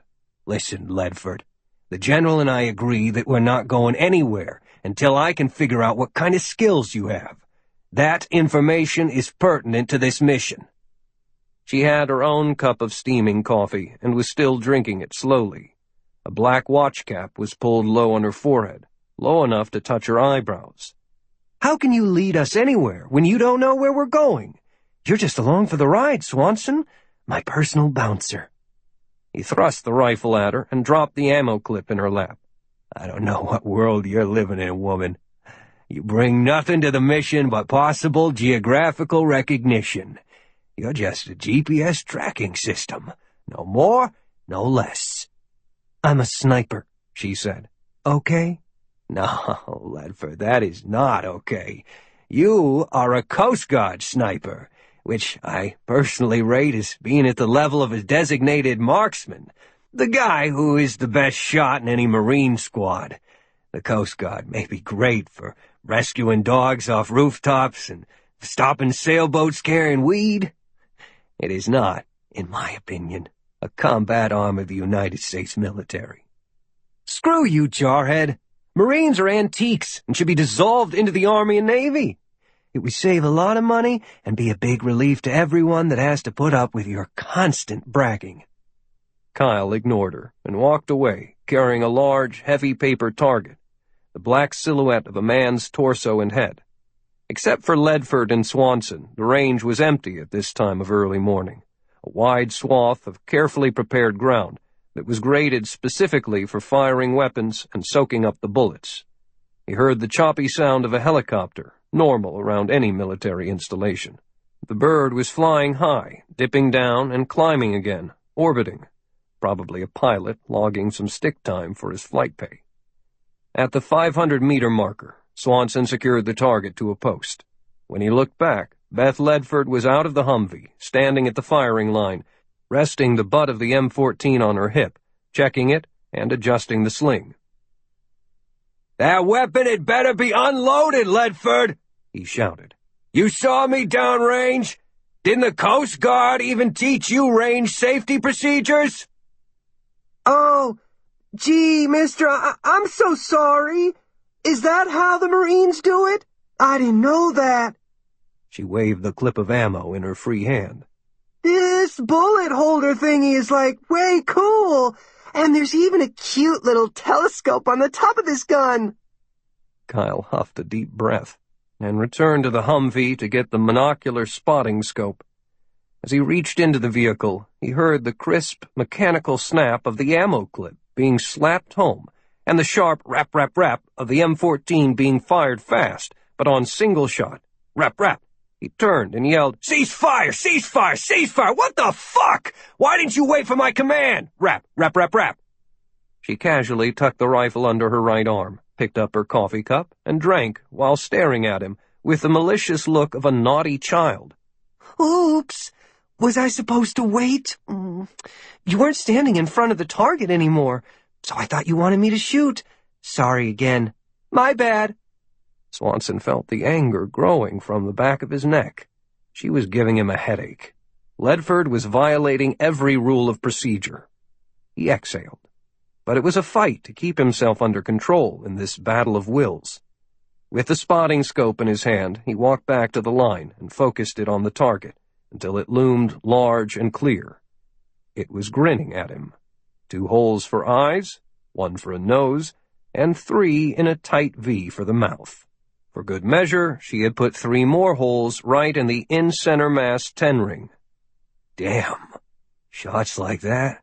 From a standing position. Keep watching, cowboy, Ledford said.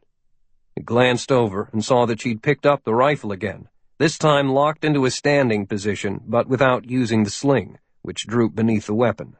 With 2 more quick shots, she gave the target ears, then lowered the weapon, keeping it pointed downrange, smoothly removed the clip, and popped out the bullet in the chamber.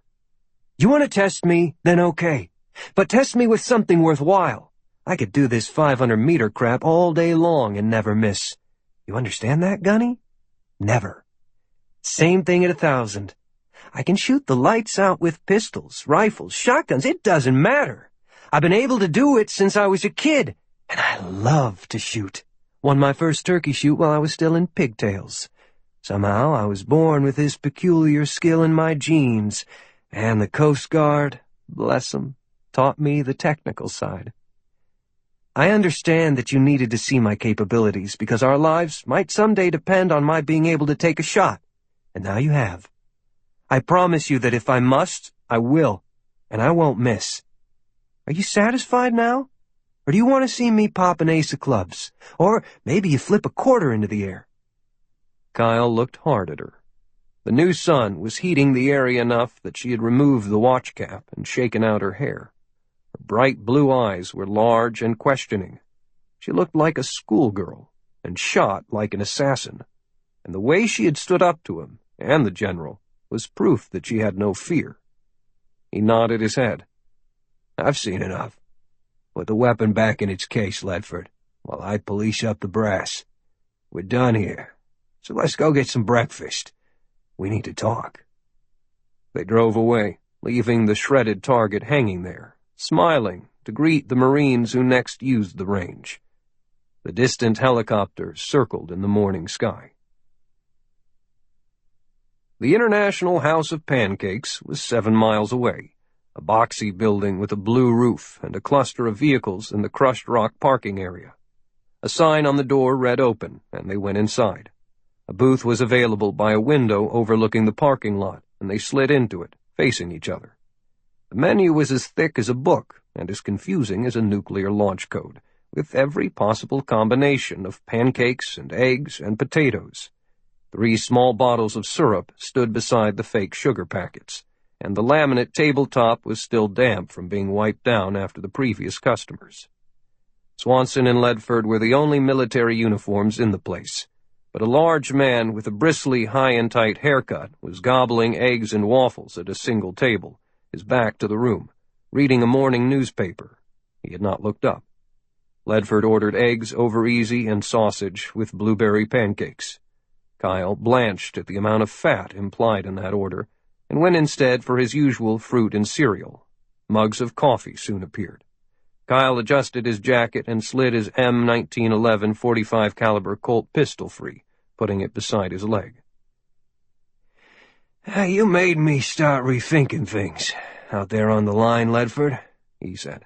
I know what you mean about being able to shoot and not knowing why you're so good at it. I barely got through high school in South Boston because I was no good at math and science courses. Never had fired a gun in my life. Then in the Marines, when they issued me a rifle and took me out to the range, they discovered that I was a better-than-average shot. All those hillbillies who grew up hunting couldn't touch me. In the classroom, all the equations and formulas and explanations and tables suddenly made sense. I didn't question why. I just ran with it. Sound familiar? Beth Ledford looked at him steadily, and a tentative, relaxing smile came to her. At first, I thought I was weird. A little girl who liked guns instead of Barbie dolls. People would come out to the farm just to watch me plink targets. Then a local TV show did a bit about me, and the news media tried to make me a celebrity. Mom and Dad, thankfully, stopped all that in its tracks when they saw what was happening. No more exhibitions, no special appearances, And plain old Beth Ledford, who stayed in school, ran track, and was afraid of the popular cheerleaders. My gun work was kept strictly private. Dad worked with me, and eventually hired a coach to see if I was material for the Olympics or a military shooting team. I kept improving. But then Dad died. I lost interest in the fancy stuff. Had no desire to go to college. So I joined the Coast Guard. Why not the Army or the Marines? Coast Guard was the only available path for a woman to become a sniper. You guys run a closed shop. I'm dying to find out how Colonel Summers did it. You ever have that strange moment when you're shooting that you actually can see the bullet? Uh-huh. I can watch the disturbed air behind it. What about your brother, the doctor? Kyle saw a gray pickup truck pull into the lot, and a medium-sized man in blue coveralls got out and made his way inside.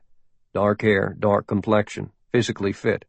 Swanson adjusted his pistol beneath the table as the new customer was taken to a booth. Joey was a genius. He always wanted to be a doctor. When we were kids and I'd get a cold, he'd write me a prescription for 2 aspirin from the medicine cabinet. Before we knew it, he had a first-class medical education.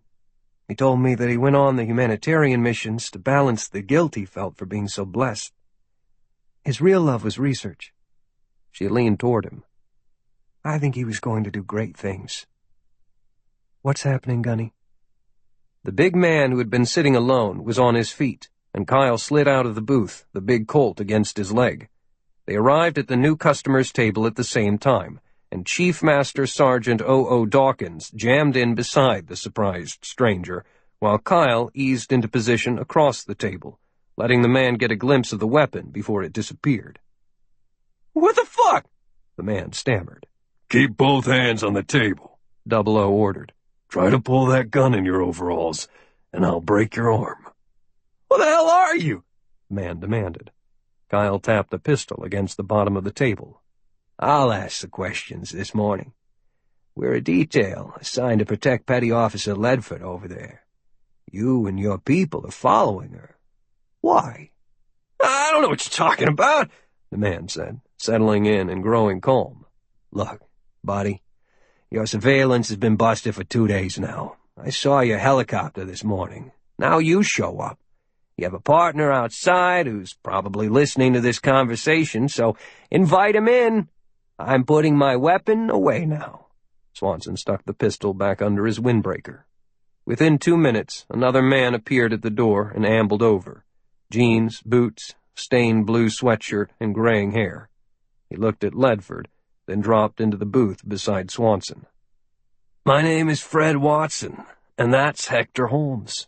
Watson flipped open a leather folder with a gold badge and a laminated identification card and put it on the table. Counterterrorism Division of the Diplomatic Security Service, State Department. And you are? Samuel Jackson and Brad Pitt, Task Force Trident, Pentagon. 00 produced some identification. Kyle said to the man across from him, Holmes and Watson. Not very original. Better than movie stars. Watson flashed a crooked grin. I don't make these things up. I just carry the plastic. Yeah, I know the feeling. Well, here's what's going on, Special Agent Watson. Petty Officer Ledford is currently on extended temporary duty with Task Force Trident. We're not going to let her go, and we're not going to let anything happen to her. It's a terrorism thing with us, said Watson. Nothing was going to happen to her. Dawkins replied, Your appearance here just underlines what we already know, that the State Department is somehow involved in those medical team murders in Pakistan. Watson scratched his cheek. I wouldn't know about any of that. Our instructions were just to follow Ledford and see who she contacts. She met you, Mr. Jackson, and Mr. Pitt, and I never heard of Task Force Trident, so since the quiet surveillance has been blown, you boys are just going to have to get out of the way now and let us have Ledford for some questioning. Not going to happen, Mr. Watson. Call your boss and tell him or her that it's over. Kyle's words were emotionless, an order. Well, I hate to tell you, Brad Pitt, but your Task Force Trident, whatever it is, does not outrank the State Department. I can have a dozen agents in here in 5 minutes." He pointed toward the table where Ledford sat. Dawkins took a cell phone from his pocket. "No, we don't. But the White House does, and they'll back us. We already have 4 more guns in this place right now, and none of us wants a firefight. But when Ledford leaves, she's going with us. Want me to make the call?" Watson looked over to where Ledford was staring at them. Cybele Summers, wearing the black pants and white blouse of an IHOP waitress, was leaning back against the table, facing them, with her right hand holding a pistol that was barely visible beneath a white dishcloth. Watson waved his hand slowly. Okay. Make that call, Mr. Samuel L. Jackson, and tell whoever it is to set up a meeting between all the right people. Then, both sides here know what's what. This is obviously some kind of fuck-up, and I don't want to get shot over a stack of pancakes." He winked good-naturedly at Summers. "Say, miss, could you put away the artillery and get us some coffee over here?" Summers smiled sweetly and said, "Fuck you." 8. He dreamed of great ropes of shining steel hanging in the sky, double-deck trusses, towering monopoles, and 8-shaped pylons standing tall, probing into the clouds above wide bodies of water and supporting wide carriageways and pedestrian footwalks, all illuminated by lights hidden in the ribs. Asleep, his brain amused itself by solving the mathematical and technical riddles of the complex Tsingma Bridge in Hong Kong, the majestic sweeping curve of the Øresundsbroen between Denmark and Sweden, and the impossibly beautiful Rhionontieren over the Gulf of Corinth in Greece. All were works of art, in his opinion, classical outdoor statuary that would serve mankind for ages. In the dreams, each bridge had an engraved stone that hailed the name of the greatest Islamic builder of the 21st century, Muhammad al-Attas, chief engineer and architect. Then he awoke in his wide, soft bed and lay still. Just dreams. Someday, Allah willing, such miracles could come to pass for him. For now, instead of building a sky-piercing colossus, he seemed to be working in the opposite direction, creating a smooth, single-arched bridge of rock across a flood-chiseled chasm in northeastern Pakistan. His task was to make it utilitarian and strong, unremarkable in every way, so that the casual eye would pass right over it instead of lingering and applauding the ingenuity involved. Al-Attas rose and went into his private bathroom to wash his face. This was not to be one of the great bridges of the world, but it might become one of the most important, the first of many along a highway of enlightenment being created for the new Muslim order, and a protected secret refuge for its leader. He stared into the mirror above the porcelain sink, and his intense black eyes peered back. He ran his fingers through his long hair, and was disgusted when loose strands clung to them. Even as he shaved, more mathematic calculations unscrolled in his mind, a precise march of equations. And his skin. He was becoming pale from the lack of sunlight and the constant work underground. The physician had given him a large bottle of vitamin D to help maintain his health, and Al-Attas made a mental note to install more ultraviolet lights. If it was happening to him, it would happen to anyone spending much time in this self-contained underground fortress. That could not be allowed. "Make it a point," he told his reflection, "to get topside more. Every day." He pulled a fresh white towel from a cabinet and stepped into the shower, letting the hot water, soap, and shampoo fully awaken him. A hot breakfast would be waiting in the canteen. Then he would put on his hard hat and take the elevator that was used to move freight up to the surface. An hour at least in the morning sun, and even a brisk walk to the little village that had sprung up at the west end of the bridge, then back down in time for the noon teleconference and working on the computers. He checked his fingernails carefully and found them clean. His teeth got a hard brushing.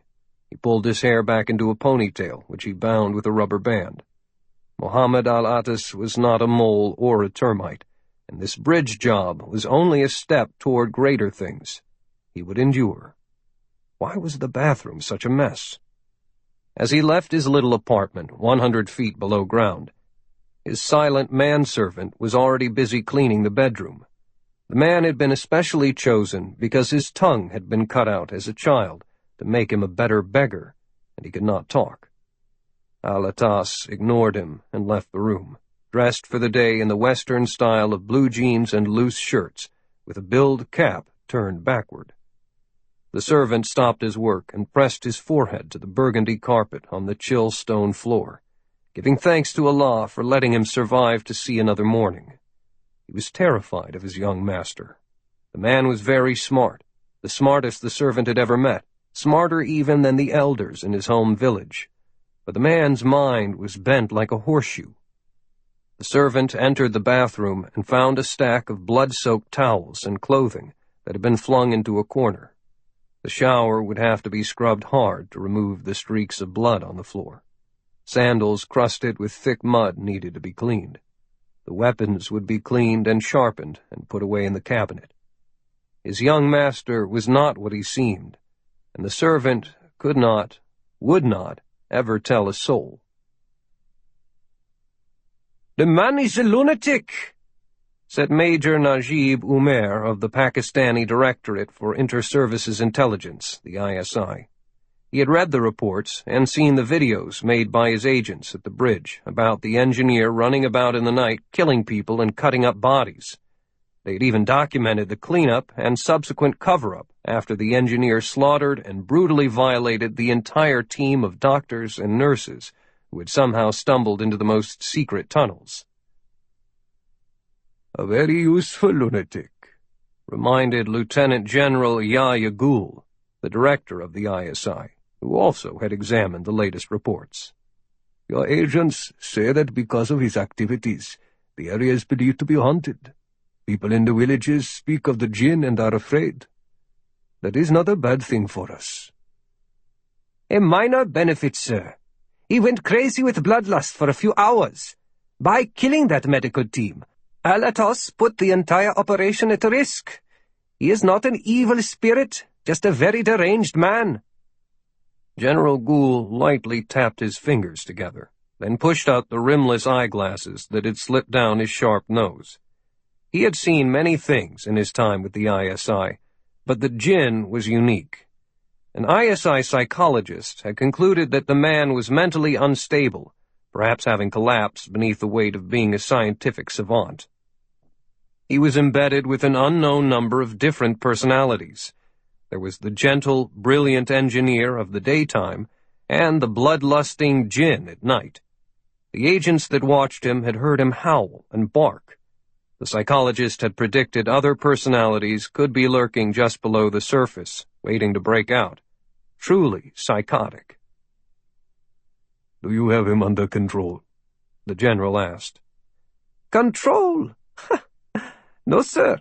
That would be impossible. We do have him under constant observation when he changes and becomes the fanatic. He leaves through what he believes is his own secret door in a bridge abutment. 3 agents with night vision goggles triangulate him, but stay back unless he drifts too far afield. Then they capture and sedate him and haul him back to his apartment at the bridge. When he awakens, he does not remember that anything unusual has happened, because it happened to the jinn, not to his dominant personality, the chief engineer." The general nodded approval. "Very well, Major.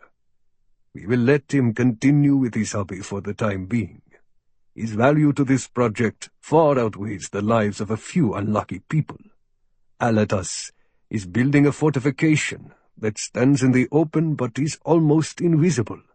When he completes this first one, we will have all of his plans and inventions to build more, and can do so without his help. After what happened with Osama bin Laden, creating this safe haven for Commander Khan is a very high priority with us. For now, we must keep Al-Atas working to complete this bridge." "I have taken one more step, sir. I am assigning one of our best men to be his personal bodyguard, his keeper. The chief engineer has a huge but fragile ego. and will willingly believe a cover story that a bodyguard is needed now that the infidels have issued a reward for his death because of his brilliance. Good. Keep him safe. Should his insanity increase beyond our ability to handle him, we will adjust to the situation. It would be good to have the bodyguard close by to do the job quietly, but I want to be the one to make the final decision. Yes, sir. I will make that clear to Hafiz.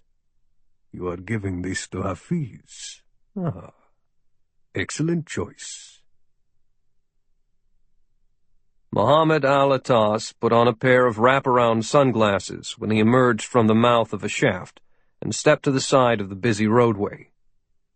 The sunlight was brash and hard and made him squint. He flipped his blue Los Angeles Dodgers baseball cap around so the long bill would provide some shade. A mix of bossa nova music pumped a Latin beat into the earbuds of his iPod. People on the road looked at him strangely, but said nothing. Giant yellow Caterpillar bulldozers, Komatsu graders, and Firmagruppe Liebherr crawler cranes with long lattice booms roared and snarled, as if in competition as they rearranged the earth. Heavy conveyor belts brought up dirt and stone that would be carted away by a convoy of waiting trucks, and a dome of dust covered the work area. Al-Attas made his way to the operations platform to confer with the shift foreman and gave him a few instructions after doing the numbers. Everything topside was going well. Every ton of dirt hauled away was one less ton of dirt below, steadily opening areas available for new tunnels, living quarters, workspaces, and the defensive positions. He told the foreman to check the steel bracing in Tunnel 4, which seemed to be out of plumb. Now he had some time, and he put his hands in his pockets and strolled away to visit the collection of huts and vendors who had set up merchandise beneath sagging canvas at the western end of the bridge, which was much closer to completion than the east end. Al-Attas waved to some workers gathered in a group, then strolled the narrow aisles of makeshift shops. Where would he find some vitamin D? The best source was fish, and there were none. All of that floodwater, but no fish. He couldn't believe it. He eventually found a woman who had several boxes of medicines, and she said she could get some vitamin D tablets from the staff at the refugee camp. They bargained a little bit and struck a deal. He would return tomorrow to get the pills. He bought a pair and munched it as he headed back to the work zone, with plenty of time before the teleconference. His mind was on the reports he needed for supplies and equipment, and what progress had been made in the past 24 hours. Those thoughts wrapped around the beat of the strange South American music. A strong shoulder rammed into him, and Muhammad al-Attas was sent sprawling onto the hard ground, and the pear he had been eating bounced away. A swarthy man with a long spade of tangled beard and wearing loose tribal garments stood over him, shouting insults about the way al-Attas was dressed, about how he was offending the Prophet. An AK-47 dangled from his shoulder. The engineer was startled and afraid. Taliban. The man raised his arm as if to strike the engineer, but suddenly another figure was there, kicking the Taliban fighter in the back of the knee and pulling his head backward, throwing him to the ground. The second man made a swift move and straddled the Taliban's chest, with the gleaming point of a knife resting just below the right eye. Al-Attas could not hear what was being said in a harsh whisper, but the struggle was over in an instant. Then the bigger man rose, helped the Talib to his feet, and sent him on his way. Then the man extended his hand to Al-Attas and easily pulled him up from the dirt. "Are you all right, sir?" Yes. The chief engineer brushed at his shirt and jeans. Thank you. The big man laughed. "He did not know who you were, sir, and apologized for his action. That will not happen again." The chief engineer adjusted his cap. His new friend was over 6 feet tall, rippled with muscles, and wore a trim military uniform of some sort. Al-Attas did not see a rank insignia, but he did not care much about military things. A holstered pistol rode on the man's hip, almost like a toy. Who are you? "Sergeant Hafiz, of the ISI, at your service, Chief Engineer. Come, let us walk and find some privacy. I will explain." What is going on? The engineer felt strangely safe in the presence of the large sergeant as they walked along the road. "I have been sent here by Islamabad, sir, and bring the compliments of General Gul. Our intelligence service has picked up reports, information the General believes is valid, that the Americans and Jews want to assassinate you. We are worried about your safety, and I have been sent to protect you." The engineer shook his head. "I cannot do my work with a bodyguard underfoot." The big laugh came again, accompanied by a smile. "I have done this sort of thing before, sir. I know how to stay out of the way. I will be nearby when you come above ground to prevent unexpected incidents, such as the one that just happened. But down below, I will be able to organize effective security so that you will soon forget that I'm even around." They reached the main shaft heading down, and the conveyor belt on one side continued to rumble. The chief engineer took off the sunglasses and again flipped the baseball cap backward. "They want to kill me. Do they know about the commander?" "We don't think so. What they do know, sir, is that you are one of the brightest thinkers in the world today. It would definitely be in the interest of the infidels to snuff out such a great mind of our religion and culture." They were deeper in the shaft, nearing a solid door that branched off into another brightly lit tunnel. The explanation was startlingly clear. The enemy was afraid of his ideas and abilities. "You can stop them?" "Yes, sir, I can. Be at peace about that." "Well, Sergeant Hafiz, I would like for you to join me tonight for dinner. I wish to know more about you." "With pleasure." Hafiz stopped, and the chief engineer walked on, immediately lost in other thoughts. Soon he was gone. This was the Jinn? Incredible. Hafiz had been an operative for more than 20 years, spoke 4 languages, was expert with numerous firearms and demolitions, and had killed men with his bare hands. Surely there were missions that would be more of a match for his skills. However, General Gul and Major Umair had made it clear that guarding the preoccupied young man was only part of his overall assignment. He also had to assess the overall project, which not only would anchor a high-tech defensive line, but would house and protect the most important treasure in modern Islam, Commander Khan, a person of utmost and growing importance. So, Hafiz would be content to be a sergeant for a while and keep an eye on things. It would be interesting to see if the little engineer really did transform into a monster after dark, and he was eager to explore the fascinating maze below the earth. Hafiz went back up top to call Islamabad and report that he had made contact, and to pay the rest of the fee to the Talib soldier hired to stage the bumping incident. 9.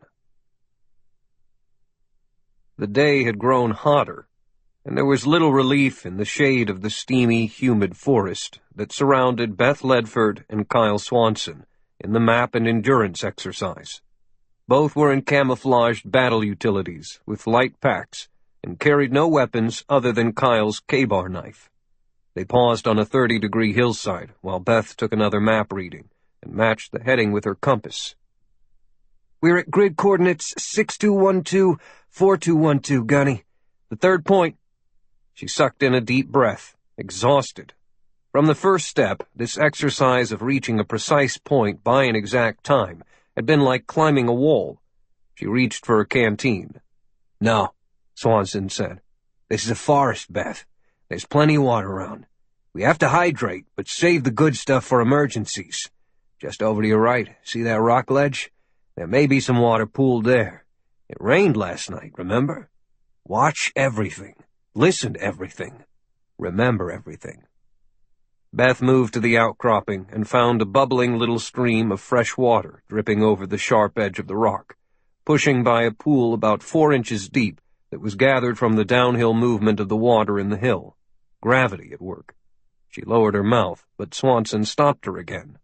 "Examine the source first. Is it murky or stagnant? Does it smell rancid? Is there a dead animal in it?" She looked it over and then gave it a tentative taste. The water was cold and delicious, and Beth drank her fill. Before setting out from the Humvee, Swanson had given her a plastic laminated 1:100 map and marked the place they were standing, and she copied a half-dozen more grid points that he read from his own map, each with 8 numerals. In Pakistan, we'll be using a GPS, but a computer in the field is always liable to break at the worst possible time. So today, I want you to use only the basics. You should be able to navigate to within 10 meters of your objective. He pointed uphill. Go that way. Beth pointed her compass and shot an azimuth from magnetic north, then followed the map key to convert it, plus or minus, onto the chart. A little thin plastic protractor, no larger than a postcard, was used to draw straight lines between points, and she stretched a piece of string to mark the distance between the locations, pinching the exact point between her fingers.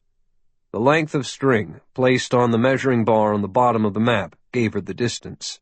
So far, she had been accurate. I'm not used to the physical labor part of the job, she admitted, massaging her thighs in hopes of easing the burning muscles. I understand. I don't expect you to be. But you have to put in your own time over the next few days, doing PT. Things like running, pull-ups, and sit-ups. Hell, just walk for distance. Any cardio exercises will help. The more it hurts today, the less it'll hurt when we go into Taliban country. For now, just get up this hill to that next set of coordinates. And don't make so damn much noise breaking through the brush. Up and at it, Ledford. Push! He had been given less than a week to get her through some rudimentary training. She could shoot, but would need as much knowledge about working in the wild as he could cram into her during that short time. He had decided on using a basic escape and evasion exercise today to help her at least to recognize some of the possibilities, both good and bad. As they climbed, he wondered if General Middleton was having any progress in his meetings with the politicians and diplomats. The State Department had promised to stop the surveillance, but refused to explain why the CTDSS had been following Ledford in the first place. You don't put a full-scale tight net over somebody without a good reason. For Middleton, the state plea that they were just following orders wasn't good enough. Orders from whom, and why?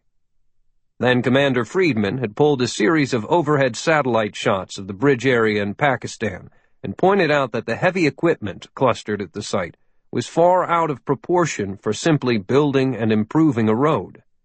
Nothing much was visible beyond a giant construction site and the extensive flat surface of the bridge and its side apron.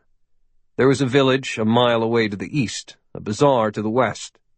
Middleton was uncomfortable with the whole thing. When the general was uncomfortable, he made sure everyone else was too. After Swanson completed Ledford's workouts, they were to get over to London immediately, with next stop Islamabad. Kyle had the familiar feeling of some unseen hand increasing the tempo of events, speeding things up ever so slightly, pulling him forward. Another quarter-mile of struggling up the incline, and he gave Beth a 3-minute break. She flopped down on her back, breathing hard. I'm glad I joined the Coast Guard, she said. This marching and climbing sucks. Well, when you finish with this little hill, you get a treat. Cybele has arranged for a Coast Guard helicopter to pick us up, so we'll get out over the water and I can watch you shoot from the bird. See you operate in familiar surroundings. Really? Great. Do you know what kind? She says it's your usual ride, an MH-68H, piloted by your buddy Lieutenant Commander Taylor, who got shot from regular duty down at Jacksonville just to come up here and taxi you around. Wow. You guys can do that sort of thing? Yep. Here's a catch. Taylor is to do a touch-and-go at the landing zone, just the kind of situation we may face in extracting from Pakistan. He will not wait. You have to have us at that landing zone, the map mark, at exactly 1500 hours, or we miss our ride.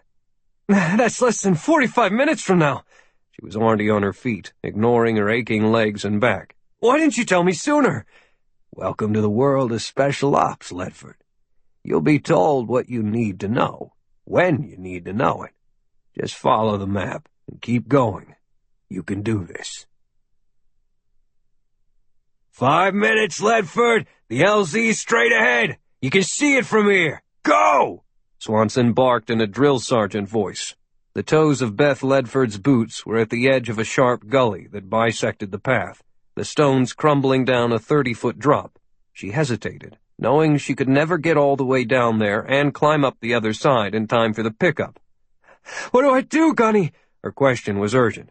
"You will never know exactly what is on the ground from reading a map," Swanson said carefully, now in a quieter, instructive tone.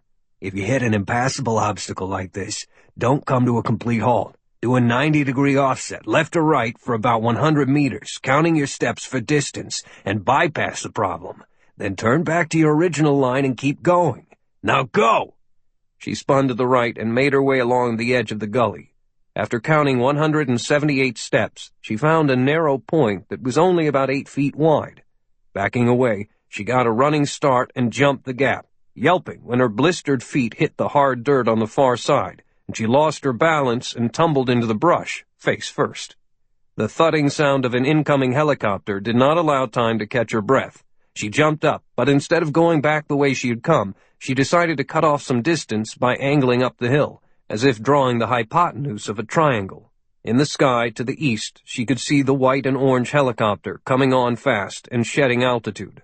Swanson was on her heels and did not correct her because she was already realizing her mistake. A thick tangle of thorny growth blocked her path, and it only got thicker as she fought through it. She looked up and saw Arvis Taylor smiling down at her. He shook his head, and Beth knew that she was not going to make it. The helicopter landed with the engine at full throttle, but the bird never stopped. Had Beth been there, she could have just flopped through the open hatch.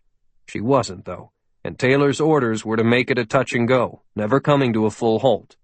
Just as Ledford fought her way free of the clinging thorns, he finished the touchdown less than 100 feet away and was lifting off, unwilling to wait an instant longer than ordered, even for one of his closest friends.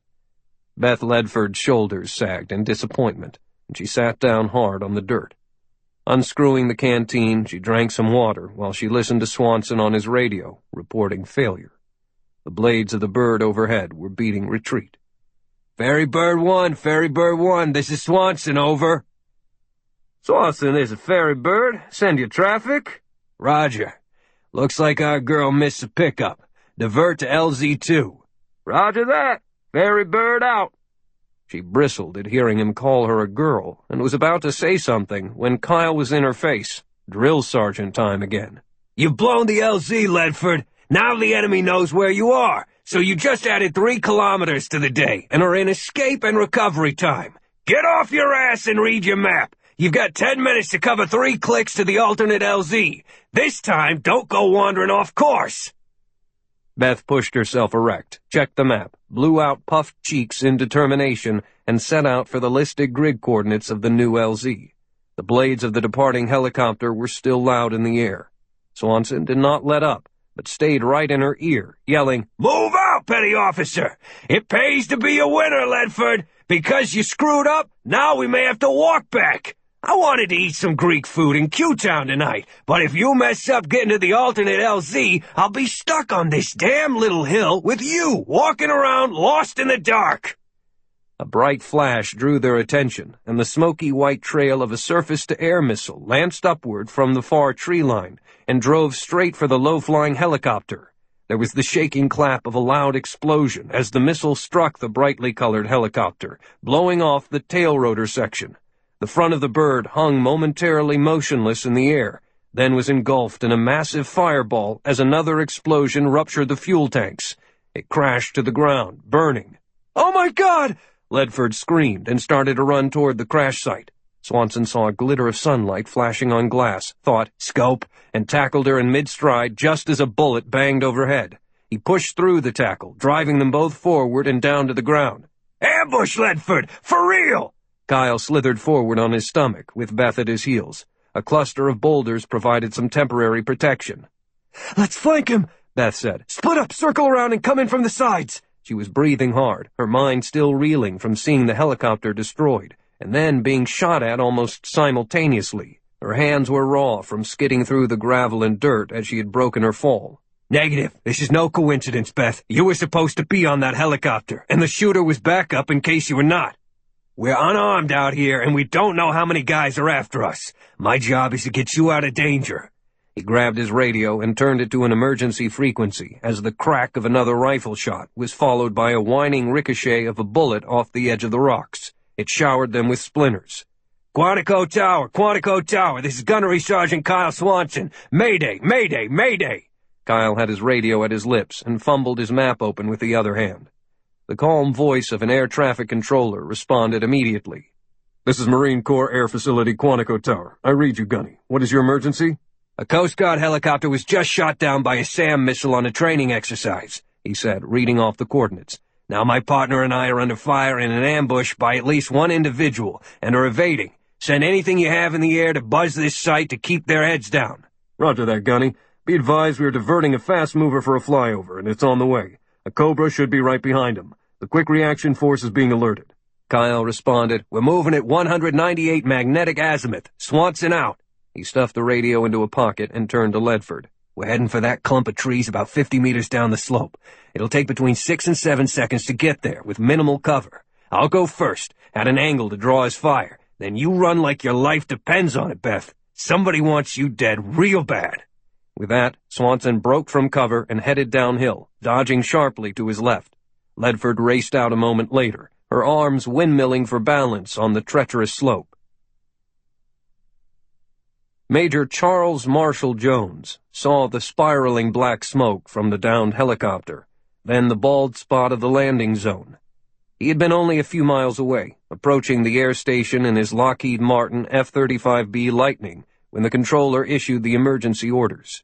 Instead of setting up for a slow vertical landing, Jones peeled away and punched the Pratt & Whitney turbofan engine into afterburner. The stubby wings and the speedboat lines of the latest generation fighter jet had him climbing and turning at 500 miles per hour in seconds. He had no idea what was going on down there. Incredibly, someone was attacking American troops inside Quantico, one of the nation's premier military installations. The tower only wanted him to buzz the LZ, which was good because he had no missiles on the hardpoints, nor anything in his cannon. As a Marine aviator, he had been trained to fly low and fast in support of the ground troops, and he coaxed the Lightning down to 200 feet above the deck as he sped into the area.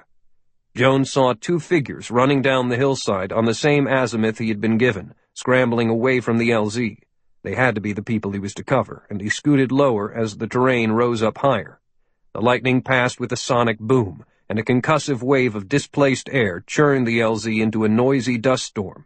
The Major hauled hard back on the stick and bored a hole straight up into the sky, bent his plane into a 5G turn, and came back in for another run from the opposite direction. Another sonic boom slammed the hillside. "That ought to let whoever's fucking around down there know that we're watching," he thought as he listened to the radio calls. Jones carved high to fly tight circles around the LZ in plain view of anyone below as a Cobra helicopter came hurtling in from the west for an even lower sweep. The QRF was no more than 5 minutes out. Soon, the place would be crawling with combat-ready Marines. Beth Ledford and Kyle Swanson hustled downhill on parallel courses through the pine trees, their boots crunching the carpet of brown fallen needles, twigs, and cones. Her lungs were on fire, and her legs were barely under control. Swanson ran closer and called, 20 meters straight ahead! Into that ditch! He watched as she jumped into the depression feet first. Then he did the same and immediately rolled back over to see if anyone was chasing them. At least they were no longer alone. The F-35's 2 passes, plus the Cobra that was now nibbling around the LZ, had been more than enough to warn off the attackers. But he would not take that chance. Whoever had been smart enough to penetrate deep into a Marine base might still be lurking around up there, or worse, still following them. There was a roaring growl behind him, and a Humvee came bursting up a nearby dirt road. Kyle ducked down again. Good guys or bad? Probably good, but maybe not. The powerful vehicle continued charging toward the LZ. He clicked his radio and raised the tower again, which acknowledged the call and transferred it to the commander of the Quick Reaction Force. The QRF was only a minute out, and Kyle could hear the rotors of their helicopter. Beth Ledford raised her head, and he shoved her back. Stay put, he ordered. After receiving the new coordinates, the helo changed course and slowed until it was directly overhead. Then it came to a hover, and Marines were coming out of the bird, sliding down thick ropes, landing on the narrow road. Weapons ready, they automatically formed a perimeter, and a sergeant major was barking orders. A captain in full battle gear walked over to the ditch in which Kyle and Beth had taken shelter, his pistol drawn. "You Gunny Swanson?" "Yes, sir," he replied, panting and out of breath. "This is Petty Officer Ledford." "Sir," she said. Beth struggled upright. Her face and hands were bleeding from scratches from the dash through the pine forest. "What the hell's going on?" asked the captain. "Don't know, sir. It's a complicated national security matter that I'll explain later. But we need to get Petty Officer Ledford to a secure location ASAP. Alert your people that this is no drill. A helicopter's been blown out of the sky by a SAM. There is a terrorist shooter running loose around here, and she's the target." "Okay, both of you stay in that ditch until we get a medevac chopper in here and a gunship to fly cover." The captain sent 10 men up to comb the LZ and pulled the rest of his force into a tight circle around Swanson and Ledford. He looked over at Swanson. "Terrorists? At Quantico? They'll never make it off the base alive." Kyle said, "They made it in okay. They have some plans for egress, and a Humvee just went tearing past us, heading up the road. My guess is it was their ride. Your QRS